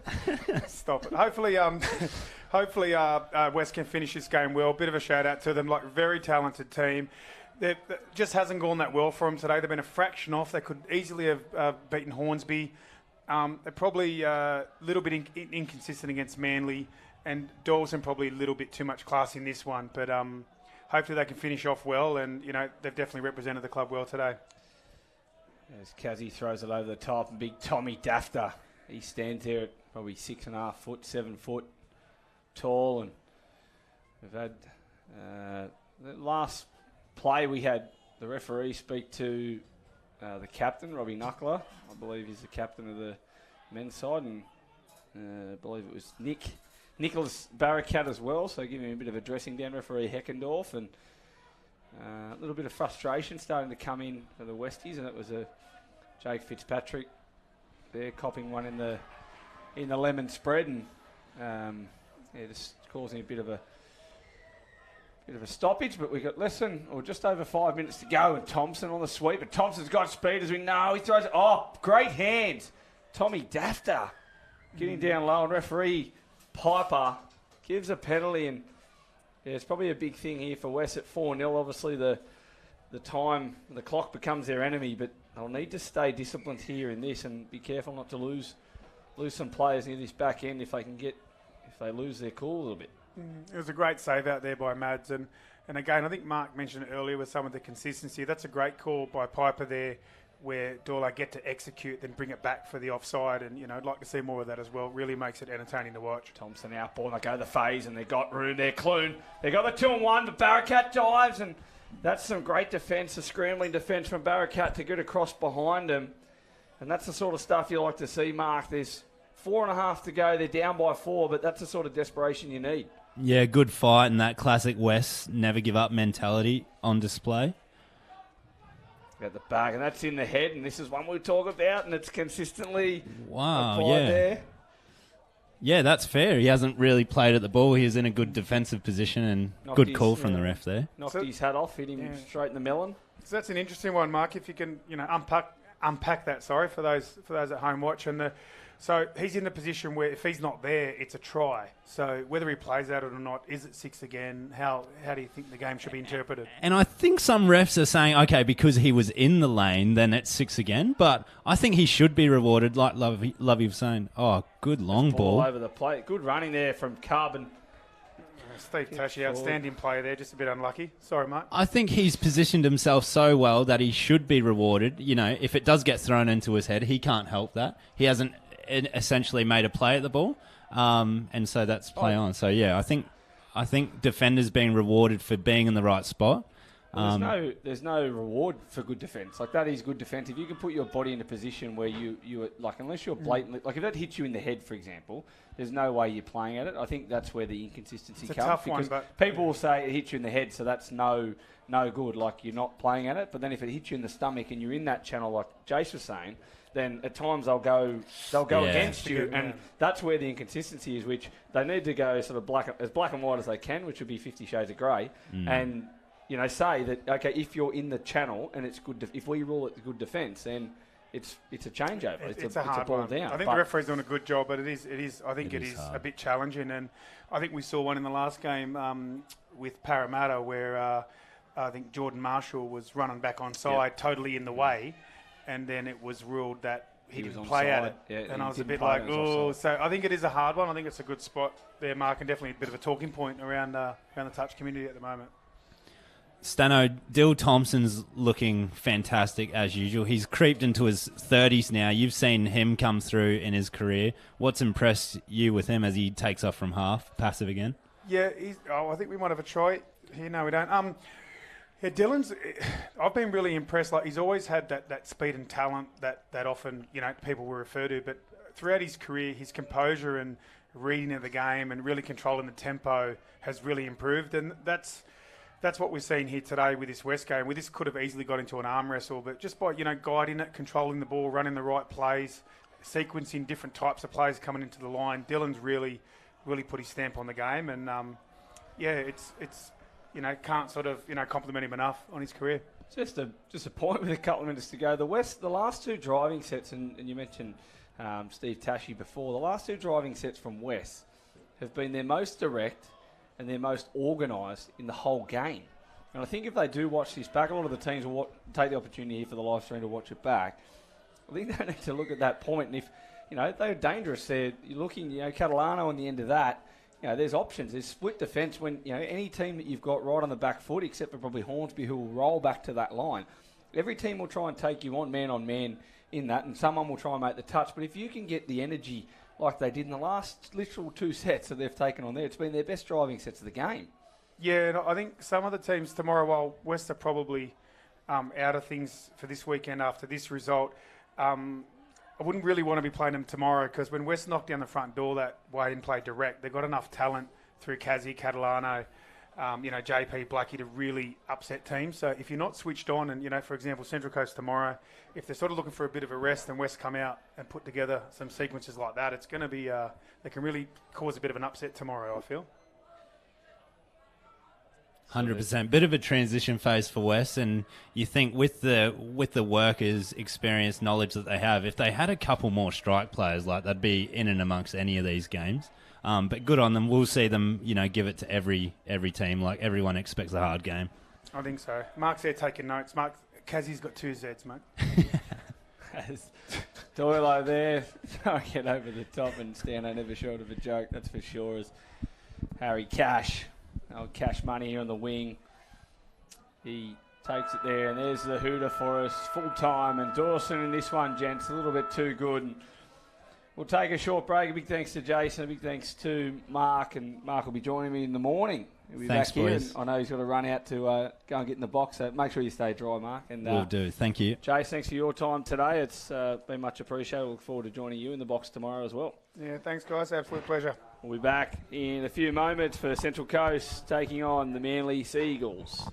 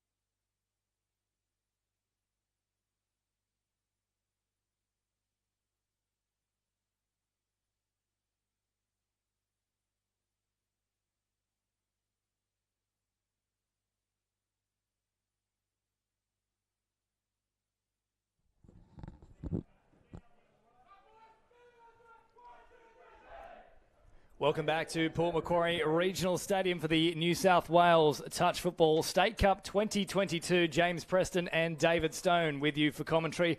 And this should be an absolute cracker in the Men's Open A's division. The Manly Seagulls taking on the Central Coast Dolphins. And it is the Dolphins with first use of the ball as Moffat drives forward nice and hard here. Belcher follows up on the next play. And the sun is back out at Port Macquarie. 8 metres from the try line as Moffat encroaches on it. Ardita, the in and away, the dive for the corner. Has he got there in time? He has indeed. It's spectacular from Kaya Ardita. Wow, the speedster. Seemed nothing to be on, and he just squared the wing defender up and just beat him with speed, and a nice finish in the corner. Wow, that will be on the highlights reel, I reckon. Well, it's taken all of 20 seconds for Ardita to stamp his authority on this game, and danger signs early here for Manly, who did produce an upset result a little earlier against the Western Suburbs Magpies side. So we certainly know they've come to this tournament ready to play. And can they put something on the board here in response? They played inside the 7 mark. Now backtracking. Good touch coming up to meet them. Once more, pressure on the line. Ardita's out there and hovering wide, keeping his width, and Raina Badior did the rest. Good defence there by the Central Coast Dolphins, just herding them towards the sideline, and this is an interesting clash. A couple of young teams here. We've probably got the Central Coast Dolphins starting to get to the peak of their powers. They've been developing for a while, but we've also got the Manly boys that are just in a rebuilding stage, and some young boys coming through there with great talent. So interesting contest here. Through the middle, looking for Kane now with the cutout pass, but it was just a little out in front of him. Hard one to take in. You can just see Kane slapping the hands there. He wasn't happy with himself. But now Manly have to work it away from their own end here. Nice little wraparound play heading towards the subs box. Trying to get the fresh legs onto the field. As Scranage hops in there. And now in at acting half once more as they straighten with Fong. Fong hops in at acting half on this last play now. Flick pass comes out. Not a bad one on this occasion, but well read though from Moffat. I want to see a foot race in this game between Fong and Ardita. I reckon they'll be exciting for the fans out there. They're two speedsters of the game, so it'll be interesting to see if we can see one of them in open space. Well, he's got flashy boots, Ardita, and he's very much like the Flash himself. Absolute supersonic speed. As up through the middle they come now. Belcher receives it from a short ball. Belcher, good speed about him, nearly got away from them all. In fact, he might have done so. So Belcher just got on the outside of that covering middle, and it was enough for him to go in for the Central Coast second try inside of 3 minutes. Yeah, just a little simple sweeper quarterback play there, and Belcher just a little bit of too much speed there for the defender. So the sun out in full force now at Port Macquarie. It's been raining on and off all day as Nicholas drops it down here. Masters wrapping around as an option. Here he is again. Masters trying to straighten up. Nice pass here. Chance potentially to fling it out wider still to the winger. Instead, it now finds its way all the way back to Masters once more, who has another crack at them here. Delayed floating pass there into the running line of Nicholas, but unfortunately no passage emerging for the Seagulls.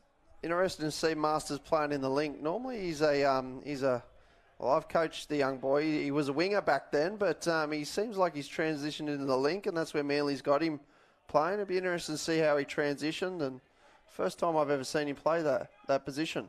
German, short ball, Moffat, ball out in front, unable to be taken in there from Raina Badior. Oh, just a little juggle there from Samuel Nicholas. Was able to keep it in his midst, though. So the pressure comes across here from Chris Lennon. There's another player that's got plenty of toe, Wood. And up over the half they come now through Max Masters. Fong, oh, here he goes. Great in and away footwork, looking to link up with a supporting player, and they arrive exactly in time. It's a try for Cuban Porter Sheen. Yeah, fast. One of the men we said that has got pure speed, and that's something that one coach, not any coach can coach, is just pure speed, and that's just talent from young Fong, and showed a clean pair of heels and found the winger in the corner. So nice little hit back there by the Manly Seagulls. So looking pretty good now. They've worked their way into this contest as Luke Kane wants to strike back himself for the Dolphins. Belcher comes hard at the line. Kane with a big dummy and diving from distance. I think they just got there in time. It was Fong with an important touch. So back to that 7 metre mark they go. 5 minutes already passing in this match. It's been end to end so far. Moffat drops it down. Belcher, Moffat, quick hands, nowhere to go. Well watched in defence. A nice piece of play there from Porter Sheen. Yeah, need to work hard here to get off their line. This is a good set. Good, nice drive there by the 12. So Josh, no, wrong side. I'm looking Max Masters. Nice drive there for touch 2. So the little dummy comes in here from Simmons. Simmons are now working away here through Nicholas. Nicholas has got oodles of speed, gets into the backfield, still trying to evade the defence. Touched here from the Central Coast side, but I think he's gone over the dead ball line. Yeah, once again, some speed. The Manly boys have got some toe behind them. That's really punishing the Central Coast Dolphins on touch 5-6. It's just the speed through the middle. Interested to see if the Manly brain trust, they stick with that speed off the middle set plays. Very quick indeed, but 2-1 the Central Coast Dolphins still in the ascendancy here as Ardita hops in at acting half and now finds the supporting run of Richardson. Richardson dumps it right on that 7 metre mark. Lennon with the quick ball out wide. Oh, great footwork. Intercept. It's on here for the Seagulls. This could be one of the best you'll see. Masters, though, hasn't got enough toe. He's turned back on the inside. Now away it comes. Still pressure here on the Central Coast Dolphins who are backtracking. Fong looks to add to the pain. Here's Masters. Oh, heavy touch there from Moffat. Yes, referee on the spot. Didn't like that at all, using the shoulder. So another set to come. What about the effort from Masters? He saved an absolute dead set try there and tried to go the full length, but Moffat coming across in defence. Very quick customer, Moffat. Hard to get around the outside of. So this game is going along at a very rapid pace. Already 7 minutes, Stoney. It's been end to end. Yeah, you know it's a quick game when the time goes fast. Masters able to keep that one alive for Fong. I think they'll get another set here. Yep, batting at the ball. This is good here by Manly. It's nice patience. They're just setting up, getting some fresh legs on. So obviously the coaches have spotted something. You can see the 3 brains trust in Skrenich and Frost. Also Barry Gibson down there working their magic. Touch made there on Aiden Masters. Of course, the 3 Masters boys in this side. Nicholas drops it off. Masters and then wrapping around as an option, popping the ball back on the inside. They had the chance to go wider still. Now, that was a very average roll ball there. It was almost like NFL style. Yeah, good defence and good holding there by the Central Coast Dolphins. Not biting in, just trying to bide some time for the defenders to retreat. There's a big set here. They need to go forward. Lennon couldn't escape the grasp there. On the cover from Samuel Nicholas. And work up towards the halfway line. Ardita provides for Moffat. Moffat again here, dumping it back on the inside for German. Belcher now accelerates things. German with Moffat in support. Moffat tried to get around Nicholas, and he makes yet another important touch here for Manly. He's pulled up a bit ginger too there, Moffat. He might have got his ankles caught up with the defender.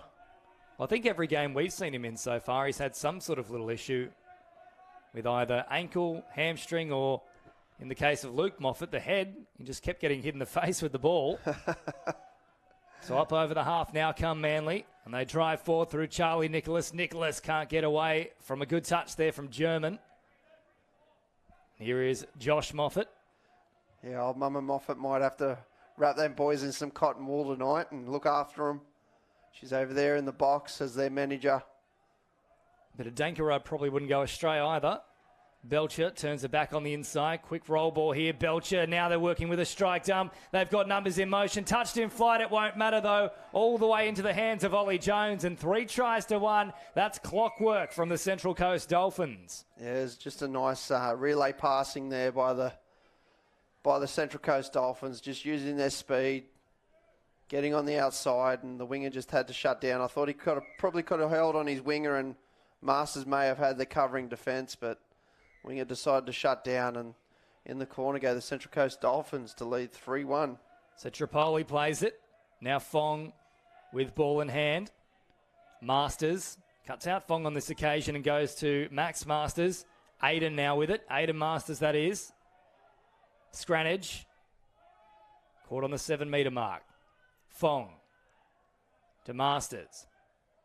Fong again out of acting half. Oh, Fong has got the dancing feet. Pops the ball over the top. If he gets that down in time, it'll be reminiscent of Mark Gasnier off the back of Greg Inglis. And it is try time for the Manly Seagulls. That's spectacular. He had no space to work in, so he's done well to get that ball down. But once again, Fong through half, through the middle with footwork. It's just too fast through the middle for the Central Coast Dolphins at the moment. But, geez, I'd like to be on the dead ball line to see how close that was. Well, there's been a huge uproar overnight, of course, about Japan knocking out Spain with a ball that they weren't quite sure was in or out. I think we would have seen a very similar shot for that one there. I'd love to have the technology that the World Cup's got at the moment. I'm quite enjoying watching it and seeing the line cut people in half, seeing if they're onside or offside. Be interesting for touch football to see how that went. VAR for touch. I'm sure there'll be a lot of complaints from the likes of Jason Stanton. Oh, nearly got the little flick pass there late. Ardita was still alive. I'm sure we got the money for that technology too in touch football. I'm sure we do. We've got some great sponsors here for this particular tournament, including Budgie Smuggler, ISC Apparel, Hyperactive, Port Macquarie, Hastings River Council and Skins, and their support is very valued here for New South Wales touch football. And if you do want to get involved, you can head across to playtouchfooty.com. But the Central Coast Dolphins still on the attack here. They'll have a little word as well, the officials. Not happy with how that one was played. I think here you'll see for a left to right setup, you've got Kane and also Lennon out there that can both fire a left to right pass. So it'll be interesting to see how they go here. Don't forget Luke Kane either with that dive early on, but well jammed in from the wing there. Cuban Porter Sheen shut things down, and they're keeping with them here, Manly. Central Coast Dolphins are one of the red-hot sides to watch in this men's Premier Division for the New South Wales 2022 State Cup. Back to the 10-metre spot here as German plays it. And now Kane is caught on that 7-metre mark. No touch initially. He did a good job there to pull out of it. There he goes. goes. Side another set here, and there you go, forced substitution. Yeah, that's 3 penalties in a row. So now Manly's got to defend under the 8th edition rule. 3 penalties in a row on the 7-metre line. You must sit a player on the try line. So now they're defending with 5. And straight away, they look to capitalise through Lennon. German provided a nice little ball, but it was well read once more from Porter Sheen. Moffat to German. Trying to suck them into the middle here before launching a raid. Kane again trying to cause another player to go for a sit down. Yep, there and he has goes. done it. They're down to 4 now, so well constructed there by the Central Coast Dolphins. And as you can see, 4 versus 6 is going to be tough. He's knocked it down, so he's... In the process, I think he's got injured himself here with a cramp. They have been playing all day. I'll tell you what, Luke Kane is playing chess and everyone else is playing checkers at the moment. He's got 2 of them to sit down. I don't think I've seen this before with either side of the Ingle area. 2 of the teammates just staring at each other going, well, I'm ready when you are. Let's get back into it. Yeah, I've never seen 4 down to 4. I've seen 4 on 4, but never seen 2 sat down on the sideline for repeat penalties. So interesting to see how they go here, whether they just give up and say you have the try or whether they actually try to defend this set. We've still got a cramp here, so it'll be a bit of the old pickle juice calling for it. If anybody's got any on the venue, bring it out. You hungry, Stoney? No, I'm not a pickle man, mate, but apparently it helps the cramps. I don't know whether it's an old wives' tale, but yeah, he's not in a good way. He's had a big day by the looks of it. Well, he's already put himself on the scorers list so far, Cuban Porter Sheen. And yeah, not 100% here at all. And the moment they start walking on the heel, that's when you know that's pretty much the day done and dusted. Wonder if Manly try and put a sneaky player on here. Get 5 back on. What are they going to go to? Well, I think they've done exactly that.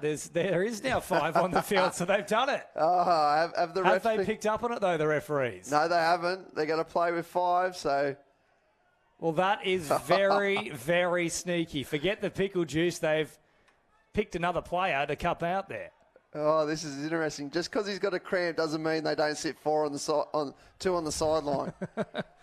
Oh, it won't matter, though, because German works the short side rate. In fact, wow. Well, I'll tell you what, you talk about controversy with the likes of Japan and Spain. Forget it. It's right here in Port Macquarie between Manly and the Central Coast. Oh, they're going to watch this back, and Manly's going to be laughing, and Central Coast are going to be absolutely killing themselves for that. Just imagine if we come to Budgie Smuggler Finals Day and all of a sudden the Central Coast Dolphins aren't there and we look back on this moment. That could really hurt a team, especially at the dead end. That need to get them decisions right, but that's a forward pass there. But play on, 6 to go, so that's 0 touch. And Central Coast here with Kane working the ball off the line, off to Lennon. Well, that pass was so forward, it was in a different postcode. It's no longer in 244 here in Port Macquarie. So about halfway through this match now. Tightly contested. 3-2, the Dolphins lead. Ball in hand at the moment. Moffat off now and dropping it with the quick pick up here. Nebel still trying to open them up. Goes for the speculative pass or over the shoulder. And that one doesn't find its mark, so they're holding firm here, Manly. Yeah, Manly, they're competing here, and they're still in the game. It's 3-2. There's still half a game to go here, so they need to stay in this grind, and who knows what can happen at the back end. Tripoli, a nice drive up over halfway. Now Fong is into the action as they pick up the pace again. Great pick up for that matter, out of acting half of Fong, who nearly gets away from them. Comes up with the basketball skills as well around the back with the ball. When Fong and Masters get on together, the speed just steps up. It's like they go to another level, and you can really see it's still hurting Central Coast up the middle. They're still having trouble with Fong out half, and also Max Masters working with his speed and pace. Well, Masters and Fong is almost like watching Married at First Sight. There is extreme chemistry there before everything turns to heartbreak. Now off they flick it here for Belcher. Belcher picks it up once more, driving at the line. Now, was that played at, or was it already forward out of the hands? No, they'll say that's definitely been touched. Good honesty there by Scranich. He put his hand up, said, yeah, I did touch it. 6 to go. So well played there by Scranich. It's very tense on the sideline with both coaching boxes and subs areas. They're up and watching on eagerly. Played here for Moffat. Knee ball getting down to ground. Try time. Touch there from Scranich. So last time he said, I didn't get it. This time he was adamant he didn't. And that's probably a good show of faith from the referees too, given he was outing himself on the last occasion. Yeah, but you got to play what you see in front of you. And that play's made on the 7. And Scranich never made it 2 feet. But anyway, play on's the call. So back to the 7 they go here. Moffat. And now Josh Moffat with the ball. Fong comes up and makes the touch. Lennon driving hard into the end zone, and Moffat is there in support. Finally, the pressure builds and builds and crushes the Manly defence. 4-2, the Central Coast Dolphins lead. Yeah, they'll give him a little skip, and they may get a little bit of flow on from that try there. I think they need to go to Lennon a little bit more. I'd like to see him be a little bit more involved, or whether they're saving him for later on in the competition. But he's a real threat out of half. His speed. But he's left to right as well. He's a real threat for the Central Coast Dolphins. And they could be saving him for later on in the competition, but I'd like to see him a bit more involved on the back end of sets. They work it close to the line now, Nicholas. Opening up a gap here. It's thrown straight into the hands, though, of Richardson, who continues things here. He tried to get away inside his own end zone before the touch was made, so out to the 7-metre mark they come. Play on here for the Dolphins. And the transition is absolutely superb. No momentum lost whatsoever. Now they launch once again another raid as Belcher enters the fray. Belcher with it again here, stepping up into the line. They've got them backpedaling. Kane cuts out Belcher. Now it's on here for Moffat. Moffat trying to get away from them. Great cover defence, though, from the Seagulls. Yeah, good defence there. They could hit the front man. I thought Belcher was through the front door there, but they went out the back to the passive play. Touch made here on Tripoli. Then hopping in and acting half. And I'm not 100% sure what's happened here to the singlet. Yeah, I'm trying to just see who that is out there on the sideline. I think it's Sam Watkins. It's an absolute mess at the moment. He might have been touched in running because there's barely anything holding on on the left-hand side. Number 35. There's not much left of it. So I think old Sea Eagles admin, they'll be trying to find a singlet for him tomorrow with the same number, or they may even change it, but something's obviously happened earlier in the day where it's been ripped. And I don't want to out myself here, but it looks like how I dressed up for Halloween about 2 or 3 years ago. I decided to go as my ex, and I was wearing something pretty similar, I must say. There was a very small strap on the shoulder. I'm not too sure I want to know too much more about that. You certainly don't, but Manly don't want to know anything about this because Lennon is off for the prize. He gets all the way there, and once and for all, we can say it clearly. He's better than Paul. He's better than Ringo. It's all about Lennon, baby. Yeah, once again, just the speed. Have a look at Ardita. Jeez, he flies up beside him. He's a speedster. I love to see Ardita in space. He's just cruised up beside Lennon there, and Lennon's fast, but holy dooly. There's the next level of pace about Kaya Ardita. I don't think many would catch him. Maybe only Madalitzo Masashi could even hold a flame to him. So now there is plenty of work to do here for Manly inside the final 10. I can't believe how quickly this one has flown along. Great match to watch so far for the neutral fan. Back to Fong here. The margin is 3. Manly in pursuit of another try to just make them feel a little uneasy here, the Dolphins. And that's been played at, so another set to work with here. Just over 9 minutes remaining. That's good play there by Fong. Back against the grain, using his step. Be interested to see what they set up here. They've got Scranage that can go left to right. They got Fong with his speed. Fong offers it here for Masters. Scranage. Now Fong again, working at them, running very quickly, finding a gap and diving from distance. He goes in. You just mentioned it, Stoney. He would have them rattled, and he certainly did there. We could just combine the both. Scranage from left to right and Fong with his speed. There we go. So Manly not out of the hunt just yet. Just over 8.5 to play here. The margin is 2. Big set here. If they defend this and go down the other end and try and convert a try, I reckon they're back in it. Could be a big momentum swinger here. Lennon with the dummy. Niebel. Moffat hopping in for the roll ball. And now German. Niebel picks it up on the charge. Moffat under all sorts of pressure. A nice touch coming in there. Closing things down. Nowhere to go once more for Niebel, who nearly makes something out of nothing. In fact, he has done exactly that. He's beaten Watkins on the inside, and there couldn't have been more than about 30 centimetres for him to operate in. It's almost a contortionist act. Yeah, it didn't seem to be too much on, but there wasn't much on at all. I think they just relaxed, really, and Niebel went straight through the hole and just punches one out, and Central Coast, a little comfortable lead again by 3.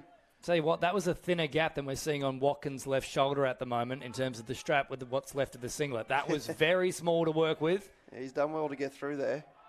So Niebel pushing it back out to a 3-try margin. All the idea was right. Execution just a little off there for Masters. Probably lacking a little bit of patience on that play. Yeah, they need to use their full set of 6 there. They had I think that was touch 3 to be honest. So they've turned the ball over cheap, and Central Coast working off their line well here.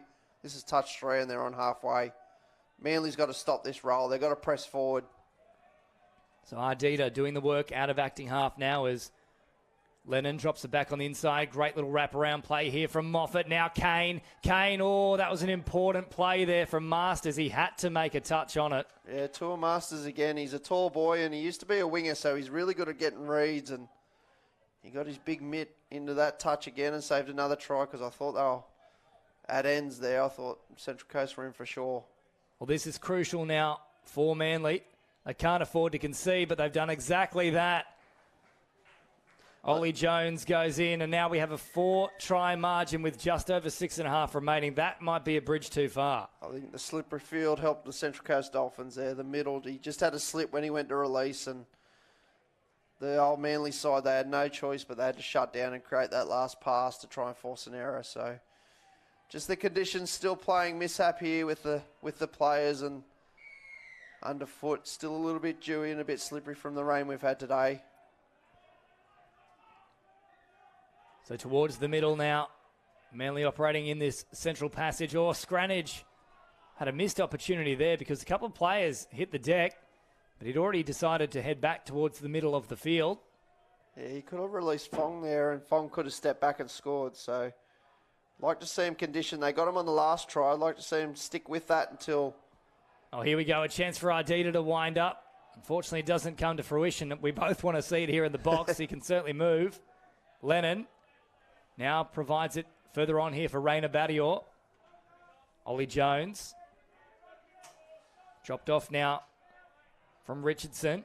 And Moffat follows up in like kind. Here's Richardson again now. Get the strike dump. Just inside that 7 metre mark. Nothing really doing, though. It wasn't quite the roll ball they needed. Yeah, it wasn't much of a roll ball, but once again, another good set. Finishing it up this 7, so now Manly's got to work off their own line, and we'll see a good press set here by the Central Coast Dolphins, I think. Put a bit of pressure on their ruck and set. Very smart play there as well from Rainer Battior. He was saying, I didn't touch him at all. And Scranage went for the quick play. The referees were on the spot. So with 5 minutes to go here, the margin is 4. If there's any hope at all of getting a result, at least with a draw, they can't afford to concede here, and they probably need to score from the next possession as well. Yeah, I think you'll see also too, Central Coast should start winding the clock down. There's 4 minutes to go. They'll just keep diving this set. They could literally take 45 seconds to a minute for this set if they wanted to. So see what they do. They may not do that, but it's good practice for them towards the back end of games just to wind the clock down. Oh, wow. Oh, the two Moffat boys, though, say we don't need to do any fake dives. We'll dive only for a try. And they work it beautifully through the middle. 8-3, the Central Coast Dolphins are splashing. Yeah, that's one of their pet plays. They'll run that. I've seen that nearly every tournament. They'll run one or two of them and they'll get a try off them. So the old backyard, Mrs. Moffat's house, and the boys running their quickie boys and girl plays out there. That's come off and worked well for them here at State Cup. 3 minutes and 45 seconds on the clock, and this one is gone from Manly's grasp. But they'll still be looking to put on a good show in the last little period here. That's played at, though, from Richardson, who knocks it down. So another set to come for Manly as Watkins is back out there. And he hops into acting half. Still offering himself as an option through the middle. Watkins now wrapping around. Eventually it arrives that way. Great step off the right foot. Got to ground quickly, but wasn't able to beat the touch there of Moffat, who did a good job. Back to the 7 metre mark they come. Just over 3 minutes remaining. 8-3 the score.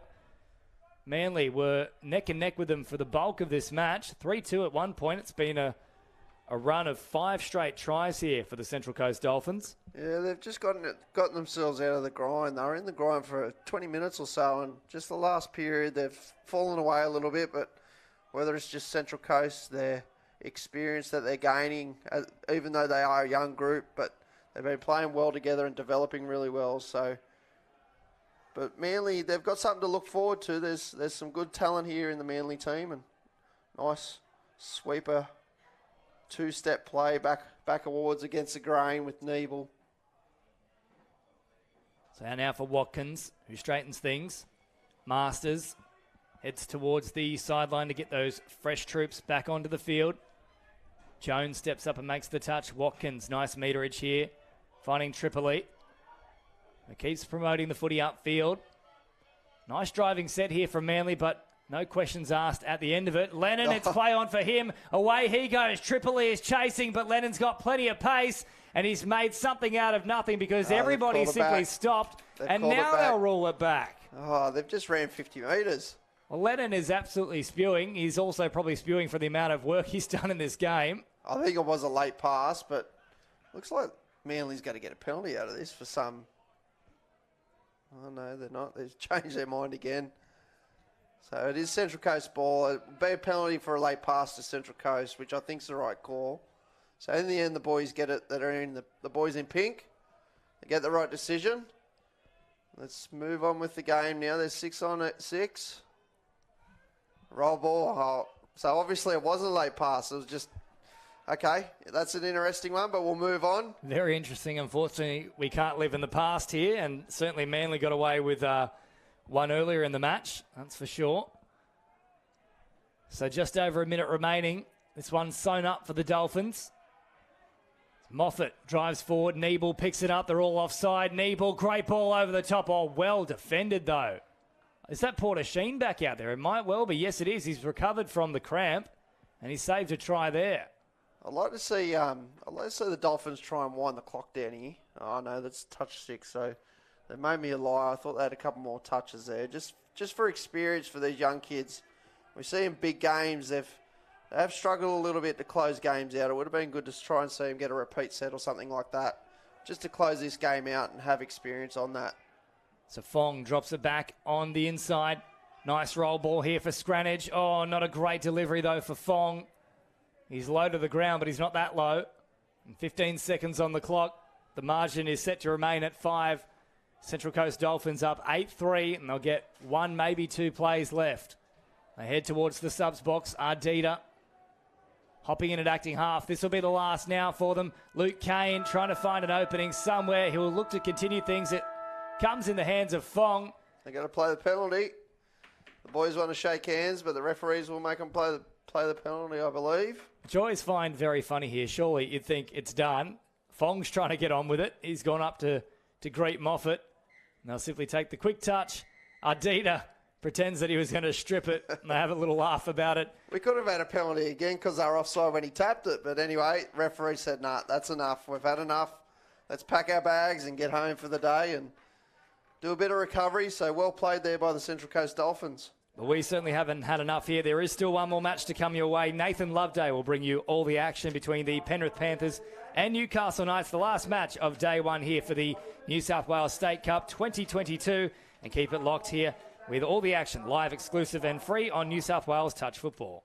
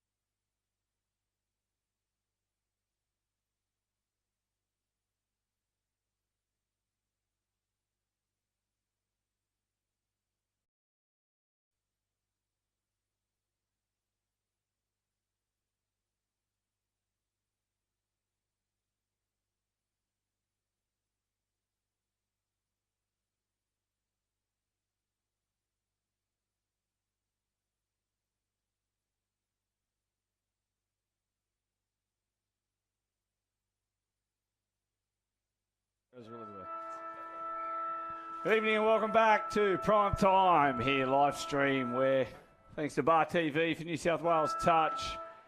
We get the double hooter for the last game of the day is Nick Good. Stops and dances and ball's flicked off the ground. Skelly says play on, and Panthers, they're right on the attack here in this game. And there's Ashby, steps off the right, and it's a good touch in there by Bates. Last touch, Penrith on the attack, and he throws it out to the winger, and he's just let that go, drops his hands, Peacock. And I'm joined in commentary here with, beg your pardon, David Stone. David, how's the day been? Yeah, good, mate. We finally get some good weather towards the end of the day, and hopefully the forecasts are right and not too many showers tomorrow. But last game of the day, time to almost pack up and go and have a nice warm dinner and then get ready to go again early in the morning. Let's see, we get back in there tomorrow. Newcastle coming off a nice win against Bankstown this morning. Well, not this morning, actually, a couple of hours ago. And fatigue setting in everywhere, clearly. A couple of hours ago, I'm also joined here in commentary on debut by Deacon Cameron. Deacon, welcome. Thanks for having me, Nathan. It's been an exciting day of touch, and we're in for a thriller here this afternoon. And Newcastle defending their line. There's Moylan with the ball thrown out long by Robertson. Pack Peacock inside. Referee Skelly, and I dare say, David, if I can get my crystal ball out, I dare say this will be the three that will feature Sunday afternoon at 3:35 p.m. for the men's Opens final. Yeah, I think these boys will be thereabouts. A couple of strong sides coming through the program here, but Penrith coming off a very good Vorden Cup win, showed some real class. And Newcastle with a young side, interested to see how they shape up against the city counterparts in this game. Well, far too good for Bankstown earlier today, 11-6. They dusted them and they move on a long pass out and they look for the baton. They're sharp today. Lachlan Fitzhenry, that left to right pass over that far side. And Penrith now go back on the attack here through Moylan. They get up near the 10-metre line and Moylan will take another one. Peacock will get to dummy half, and there's Pollard now. And he's up over the 10, and here they go on the attack. There's Rowetty getting it inside, and the ball's passed out. Ashby plays it. Rowetty picks it up back to Ashby. Space there. Pollard, he can't get past, and that's good defence on the wing. And Deacon, what have you liked so far from the Penrith side? Mate, they're looking to really move the ball up the middle of the field, and they're not scared to throw it around. As the Knights get up over the 10, and they'll get over halfway, in fact, and go forward. Potts dishes it off, and there's Atkins with the ball. Potts picks it up, and he steps off the left. Ashby's very lazy getting out of there. That's forward, I think, and Skelly's all over it. As Tamana Elars goes up the touchline, but forward pass called, the bat on. Mr. Baggio, he stamped his foot early. He's picked him up for mouthing off, but Newcastle there, they look solid on that setup play, that M2 play, and it's something that they could go back to later on in this game. Well, we had Carly Banks in here earlier, coach of Doyle, speak about that first three touches, and depending on whether you win or lose the set was whether you got up over halfway. And there's the ball passed there by Edwards, and they play the ball through, and that was Angles Cork and looking for it. And yeah, I think that's the big part there, and we'll see how Newcastle go. They've started sharp, they were very sharp, and they warmed into their stuff against Bankstown, and here they are again. They're really going toe-to-toe and end-to-end here with, as you said, the Penrith, the Vorden Cup champions, and move forward, and that's Floyd Ty, the Newcastle halfback in the New South Wales Cup this year for the Knights, and he picks it up, Ty, and he steps and dances. Oh, he's got his shoes on. Here they go, looking for the man off. He's over the top, and can't get there. Peacock does a good job there on the touchline. Yeah, he just squared Horatio Edwards up there and got him with some good footwork. He does have some good footwork, but also a good left-to-right pass. So he's one to watch, Floyd Ty. He's a very smart footballer and got good skills coming out, but it's very end-to-end here early in this game. And the Panthers coming off a 6-2 defeat of the Dogs, whilst Newcastle enjoyed a bye in the last one after their 11-6 win over Bankstown this morning. There's a good chance for a repeat set here. Oh, nice play. Flip play out there for Robinson, and Robinson forward gives it over the top and back to Klein. And Forward pass is the call. You can tell the Penrith boys is a team coached by Buckley. They've got so many trick plays. You just watch the game and you go, yep, there's a trick play coming out of he's pulled one out of his black book, and as you could see there, just went to strike dump, but no, just released the ball to the man wrapping around and created the overlap, but just couldn't execute the final pass. As they go forward, and there's Elars dumping the ball. Fitzhenry, oh God, a missile straight to the melon of Isaac Jones, a teammate. He might owe him a cheeky beverage for that one. Nothing worse than copying a guy to missile straight to the side of the face, that's for sure. And Jones could treat this as a home game, really. He's a young Maxwell boy that's moved down there for uni, and it's good to see him mixing it with the big boys down in Newcastle and playing at this level in the Premier League. As Moylan takes it up over halfway, Ashby, the big guns, they get inside, and there's Gretsch, and referee Baggio says a penalty there, and Deacon, a little bit of momentum both ways here, and who do you think's got the upper hand? I think Penrith look really good. They're a pretty experienced side, as we've seen throughout the Vorden Cup, and they were lucky to take it out with the win. I think they've got a few good boys in there with Nick Good and stuff, and obviously being coached by Scott Buckley, there's some brains in there.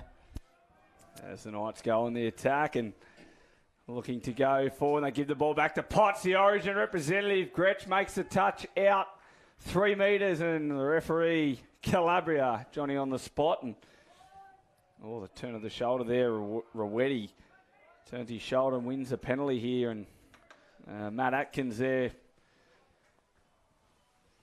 on the receiving end of that penalty. And so, young Deacon, being a referee yourself, a level 6 referee, how do you see it with Mr. Baggio and these other 2 referees in the middle? They'll probably be the grand finalist referees. Yeah, obviously some experienced referees out here. They've obviously shown their authority early with penalising some hard touches, and obviously it's something that's coming into our game a little bit too much now, and these guys will police it pretty well. And obviously the boys have some pretty good game understanding as well, so they'll let the game flow when they can.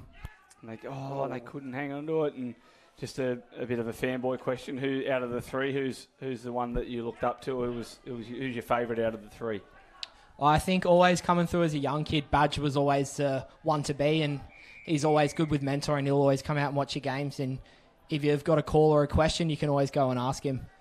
I have to say, I don't know whether Mr. Calabria would be one you'd look up to. You probably look down to him in stature. He's not the tallest of men. Yeah, I'm sure Tony will love hearing that, but we love you, Tony, don't worry about that. Big dive for the line, and they've got forward off the ruck from Moylan, and there was a big dive there from Tommy Leaney, and he just couldn't get behind, and Moylan probably needed to take another half step off that ground to be able to get the ball back. And we're looking forward to it here tomorrow, here live. We joined at 8 o'clock this morning. Tomorrow morning, 8 o'clock, we have our first game, the Women's Opens, the Manly Sea Eagles and Hills. And talking to Paul Sphere earlier, and we mentioned it earlier in the call, that Women's Open is exactly what it's called. It's open. It's very open, Nathan. I've been able to watch a couple of games, and yeah, there's teams that are beating other teams, and then that team beats the same team, and it's a real mismatch. And there's draws where teams haven't won a game, but then they go and draw with the team that's leading the ladder, and it's really confusing. But it's very open division at the moment. So tomorrow's moving day. Some teams will have to stamp their authority on the ladder to. It's a straight semi-final, so the top 4 only go through. So it's a big day for all teams in the women's division tomorrow. And after tomorrow's moving day, as Robinson passes off the ground to Ashby, Ashby stops on a dime and to no avail. But on the Sunday, we head into the Budgie Smuggler finals day, and everyone will be looking forward to that one. And no doubt the Smugglers have been here since early this morning, along with Hyperactive Merchandising. So we thank those partners of ours that are here, and I'd like to also extend our thanks to ISC Apparel, and also to the Port Macquarie Council, and Shelley and Henry, Kerry, the groundsman, who's done a fantastic job, as you see. And as we've mentioned throughout the day, a bit of a downpour overnight, and again this morning we've had a little bit of rain on and off. But it's great to have touch football back here in Port Macquarie. It's great to be here. I think another one of our partners, Nathan Skins, they'll be getting well used tonight. Nice recovery outfit by the Skins, and I'm sure every player will have some laying in their bag ready to go home and put them on and make their recovery ready for tomorrow. I know there's a lot of stairs here at Port, David. I can see you've got yours on, and they obviously keep you recovered from getting up and down the stairs. I've got a bodysuit of Skins, Nathan. There's Gretch. Lets the ball go, and it hits him in the stomach. And the Knights here, we're 0-0. Who would have thought? 10.5 in, and both of these sides young and mostly young and attacking. Penrith filled with a few experienced guys, and we've mentioned them before. And Good and Moylan, Angles Cork. He's a youngster there coming out of the line, and Potts will dish it off. And there's Atkins, and he'll dance and take on Ashby, and they go away to Rowetti, and the ball's picked up, and there's Ryan Potts, and he throws long, and they can't handle it. Some opportunities being created here, Dave, but just can't handle it. Yeah, young Squires, he's barking orders out there on the wing, so he's seen something that the Penrith defence has got. So it'll be interesting if they listen to him, because he was absolutely barking orders there. He wanted something out the back, and he's still barking orders at his boys to get up in defence. As they go forward, and then Tony Calabria here is... He saw something, 7 on. Yelling at full voice that there's 7 on, and Penrith need to get that substitution right. This is a big thing, a big part of the games I spoke about earlier with a couple of the boys we had in about those 1%ers, and it really is a coach killer not getting those right at this level, and it can have a major impact on the game, really. It can. You could have good flow on, and the reason you get good flow on is because you've got 7 on. So it's something that's very important that players need to get, and really the fourth player that's coming on, they really need to hold until that last player comes off when they're rucking. As they get the ball out, and there's Ryan Potts giving it away, and Atkins, and Blake will work in there, and they're going to go the sweep play. No, they're not, but Blake will go down for Atkins, and he looks, and he goes long over the top, and there's Squires back inside, and Bates scores. There's a swashbuckling pass out to the wing, and the bat back on the inside, and Squires bats it back inside for Bates.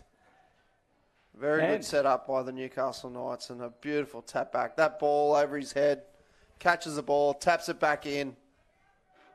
And well executed there by the Newcastle Knights. I'll take the lead here, and no, if you're tuning in from home, you've just joined us here at the Paul Macquarie Regional Stadium. The Knights taking the lead, 1-0. Angles Cork flips it over the top, and the former Hills Hornets connection in Angles Cork and Klein, the son of Grand Final and World Cup final referee Ashley. I know Ethan went over to join Dad, so hello to Ash. No doubt you're tuning in live, and they go. Robertson looks for Klein there, so Ash is a big supporter. He's always tuning in, no doubt, at home. He'll be enjoying some time off just before he goes back to pre-season. Hopefully a little bit of time off with the 35 rounds of footy in the World Cup. So they're on the attack here. The Panthers looking to hit back, and see how they go. They go off the ground. Leany throws it, and Peacock, he's laying on the beach with a pina colada there. Peacock, he's miles behind play, and the only one that was scoring that was Mr. Baggio, no doubt about that. And they'll have the chance to attack, and they go on that far side, and Maya Soteropoulos there. He's defending, and Potts can't get it down and can't get it clean. And David, this game, 14 minutes in, it's a little bit of surprise that the Knights are in front, but they're here to play. They are here to play. It'll be interesting to see if they keep going with this grinding game, because it's just end-to-end. There's no real repeat sets for too many players, and Mr. Skelly's picked up something here. I'm not too sure what they're talking about, but Penrith's getting the chance to get some fresh legs off, or fresh legs on, so they can defend this set fresh. Now, we've got a committee meeting out there. I'm not sure who's taking minutes, but no doubt that'll be posted on the New South Wales Touch Referees page a little bit later on after that committee meeting there. So we're ready to go again. It's nice to have the family here, David. They're coming to support you in commentary. Yeah, I just saw one head pop across the front of the box, but yeah, it's good to have the family here support. They don't have real far to travel, being the home venue for me, and yeah, it's good to see them coming out and supporting and watching Touch, and hopefully a couple of future future players there at some stage in their life. Ashby goes to the top, and Ty takes the intercept, and they're going to go forward, and there you got Uda Heiner taking it towards the box.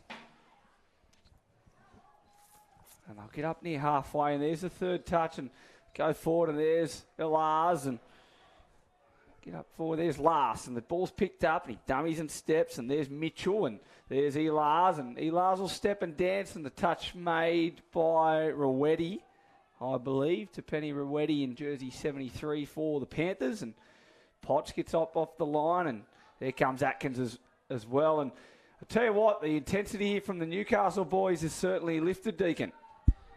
Yeah, mate, obviously the boys are here to play.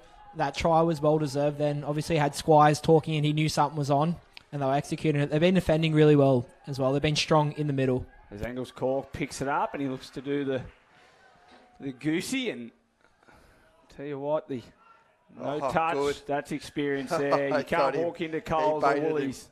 You cannot walk down aisle 4 of your local IGA and get that. Nick Good, he's used every ounce of experience he's got to keep his side in the game. That momentum shift here with 13.5 on the clock.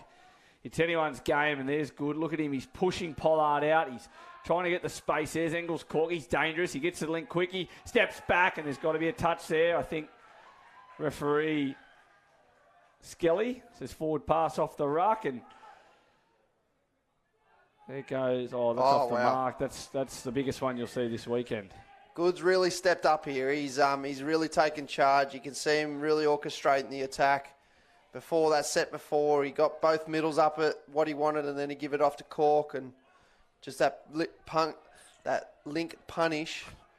It's been a long day. Out ball, and there's Edwards, gets it away to Good. I'll tell you what, Good, he's been in everything, gives it back to Edwards. Edwards quick, he dives, he hits the floor. There's a conversation. The ball's called touched.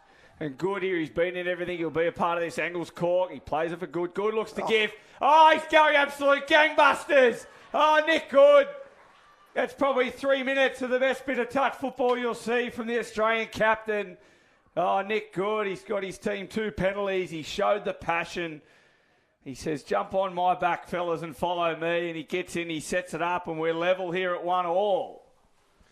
That's just a real captain's knock there. The whole 3 minutes, he just orchestrated everything. He got 2 early cheap turnovers on touch one from a no touch and another one from over the mark, and he's really stamped his authority on this game now. As they look to go, the sweet play there with Potts, and there's Ty. He'll get the counties back. Potts gives it to him, and he goes, he's loaded up, and Klein there.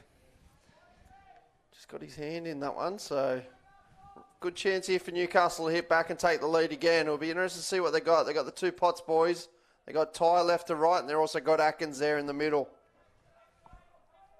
Atkins with the ball with Ty, and there's the other Potts at the links, and Potts, all you need is pans and you're all sorted. And Ty goes for the line. He scored, Floyd Ty. Oh, Potts gives it off the ground. There's some choice words. And the Newcastle Knights get there. Deacon, you had a good view of that. Referee Calabria on the spot. Yeah, mate, ball down, but really good eyes up footy there from Potts. He knew it was on. He took control in that set then, and we got the 1 point for Newcastle. And Floyd Ty collects, and the Knights sending shockwaves through this competition. If they weren't going to be taken serious, they are now. And long pass, PK. Can't hold on to it there on that touchline. That was a perfect ball too. That landed right on the mark where he needed to dive for it, but just a little bit too deep possibly, but nice yards here for the Newcastle Knights coming out of half. Potts on the drive. And Potts gets up over halfway. Ball down. Couldn't handle it, and I think they've hit the arm, but Maya Soteropoulos on that far side. He's a vastly improved player over the last probably 3 to 4 years. Tim Maya Soteropoulos, he does a fantastic job, and Ashby, he's working there. Ashby dives at the line, Ashby. Oh, the skipper. He reaches out and scores. The big guns for Penrith are really starting to set up with Ashby and Good. Makes it 2-2. 10 minutes to go. This game's really set for an exciting finish. Oh, we're level. For those of you at home, no doubt, sitting back, there'll be plenty of teams back in their hotel rooms and straight off the tap.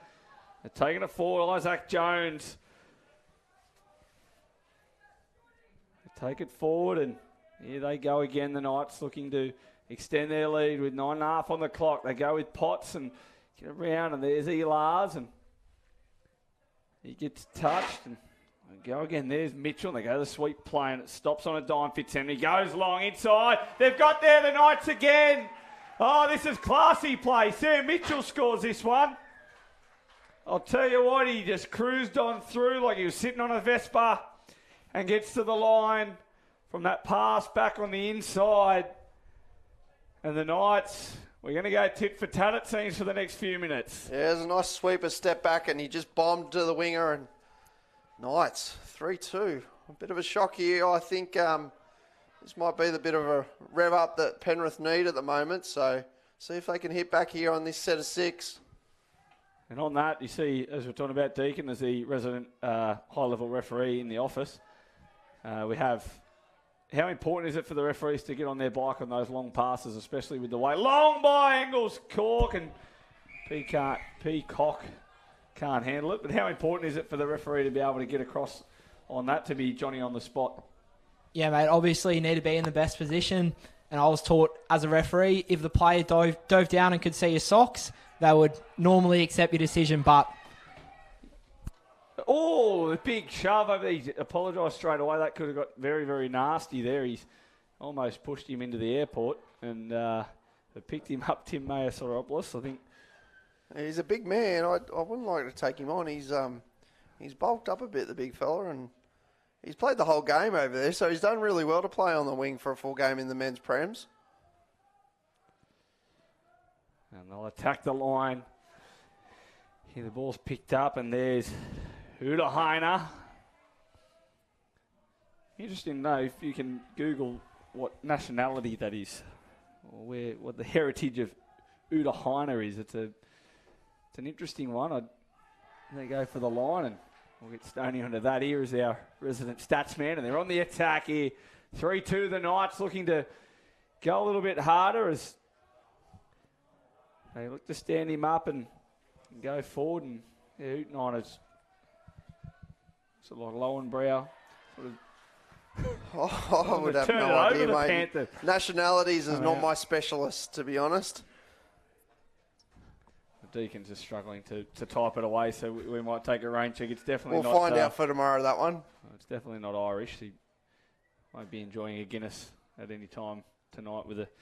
Well, that might be Swiss or something. Just thinking about chocolate getting here to the late part of the night. Oh, food. Here with some chocolate be. Don't get distracted, fellas. We've got 8.5, I think it is, 6.5 on the clock here at 3-2. We've got a ball game here.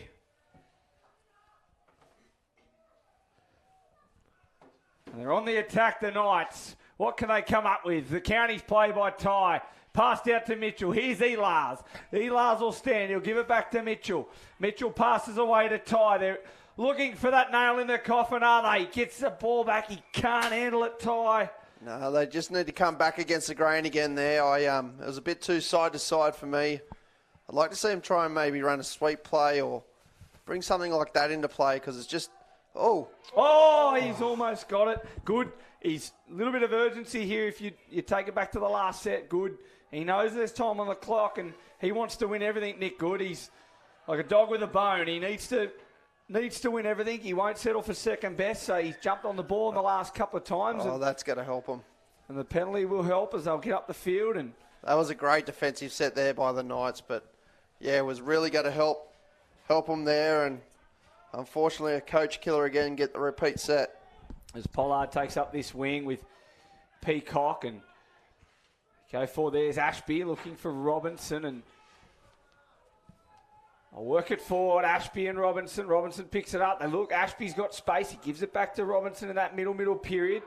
Eli's there holding his feet, and Ashby there goes again. Robinson picks up. He's got speed to burn. Look at him go. He's quick. Rowetti Have Play they got on. it down? I think they have, and they've scored. 3-all. Oh, he dived and caught it like he was going under the turnbuckle in the WWE ring. Didn't Robertson there show a set of clean heels? Scooped through the middle on Ellis. Just couldn't foot it with him and got the ball down before the touch was made. The referee said play on. And Tapeni Roweti gets the try. And we're back level at 3-all, 4.5 to go. You can hold on for your cup of teas or heating up the dinner. Don't go anywhere. Potts for the line. Him and Atkins here.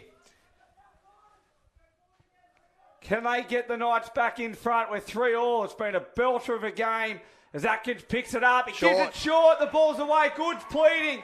Goods pleading to no avail. Referee Calabria says try time. Ryan Potts scores. Yeah, I'm not too sure what Goody's complaining about there. The ball was down before the touch was made, unless there was something earlier that we missed, but... I think he's talking about how he got in behind. It's always a tough one there, Deacon, for the referees, but I think they got that right. I think by the time he got in and behind and passed the ball back, how did you see that one? Yeah, mate, I was happy with the referee's decision then. Ball's away. It's good play from the Knights. And the Panthers were 3.5 out. Moylan picks it up. He goes Oh, intercept. Oh, he's up over the 10. He's looking for support, but pin the ears back. He's away, Atkins. Oh, he was looking for support. Oh, now we've got 7 on. No, what's a going on? stoppage. Oh, he's called the playback. He's called the touch. Oh, and we got excited for nothing. No wonder why he was running at half pace. What's going on? And the Knights have run on and... What's that for? And he's Touch saying pass. touch. I thought the same player had touched it forward. I'm not too sure about that. Yeah, I'm a bit confused with that one. For those of you at home, just don't go anywhere for the next 3, but after that, maybe you can review it as Ashby goes for the line. Another chance for Penrith to level up. Good touch on the wing. Liam Squires, and they've defended it. The Knights, and you can hear the crowd. They're in the game with 2 minutes 45 on the clock. Good's got him again here. Oh, Nick Good. I'll tell you what, he could almost be a magician. He's got a few things up his sleeve, Nick Good, and there's another one. He's got the young pups on a string with the no touches and the over the marks at the moment. But once again, the competitiveness of Good. He doesn't want to lose this game. He knows it's a big game for the boys. And every time he gets a chance to be on there, he's on there and he's barking orders. They've got him here. And there, he's offside and they've got to play through. Oh. Do they know, Gretsch? Good's not happy with that call. I feel he was offside and should have been played through, but... And they go to ground. There's 2 minutes for the Knights. 2 minutes to hold on. And they'll soak up every bit of time they can as they go forward. And they'll be looking at Moylan. He tried to upset him there on that run forward. And he's cost his team the penalty. And then the Newcastle player there, happy to sit there and... Yeah, they could really wind the clock down here. They just need to get down the other end. They don't want to turn it over in the middle of the field. And Potts will take the ball forward. Atkins is on the field and he'll be looking to get into 3rd or 4th. Here he goes now. He takes Ashby. Oh. And there through. Potts, he's over. Oh, the upset of the State Cup. Here it is to start. Skelly puts the hand up. He awards a try. And the Knights... They're absolutely flying, the Novocastrians. It was a line ball, but yeah, well played there by the boys. Nice flat line ball there to Potts, and Potts finishes it off. Puts him in front, 5-3. I think that sealed the game with a minute to go unless the Penrith can score. Take a breath, Stoney. It's exciting stuff. I'll tell you what, the Knights, this upset's absolutely better than Lego. They go over and he goes to the ground and, the Knights, as I mentioned before, no one's spoken about them. That Central Coast region, the Coast, Doyleson and the Knights. Yeah, the boys are saying, don't forget about us. We're still here. They're absolutely flying. This will be one to savour, but let's not go off too early. It puts the Knights undefeated at the end of day one, this will. And the Panthers will be able to go back and lick their wounds and go again, and they're picked up, and they over again. He gets through. We got the touch called by Robinson, but it'll be no avail. He's almost run into the bowling club. And you'll hear it in the background, the siren. And that, for Newcastle, I dare say, will be a very, very big win in some of these boys' careers. And Stoney, we've seen it, the outside of probably Manly giving it to West earlier today. It's probably the biggest upset of the tournament so far. Yeah, that's probably the upset of the tournament at the moment. But well played for the full 30 minutes by the Newcastle Knights. They stayed in the whole game. They didn't relax. They didn't let Penrith. They fought their way back into the game, but they kept to their game plan and well executed there by the Newcastle Knights. And I'm looking forward to tomorrow now. It's a moving day tomorrow and Saturday, and it'll be interesting to see how the Panthers boys really fight back here. And that concludes. Big thanks to Deacon. Thank you for your debut. It's been one to remember, no doubt. So for all your fans out there, give them a quick shout out. No, mate, just grateful for the opportunity, and it's a good game of touch to watch, and good luck to the teams participating in the final series, but I wouldn't want to be a betting man in this men's comp. It's very open. Thanks, Deaky. We know you love a bet. It's been good to have you in here, mate. And that'll do us here, completing day one of the 2022 State Cup. A big thanks to the boys from Bar TV who've done a great job today, and no doubt they'll be looking forward to a bit of rest and back again tomorrow. But for those tuning in tomorrow from 8 a.m, we'll be here live from the Port Macquarie Regional Stadium. Until then, stay safe. Goodbye for now.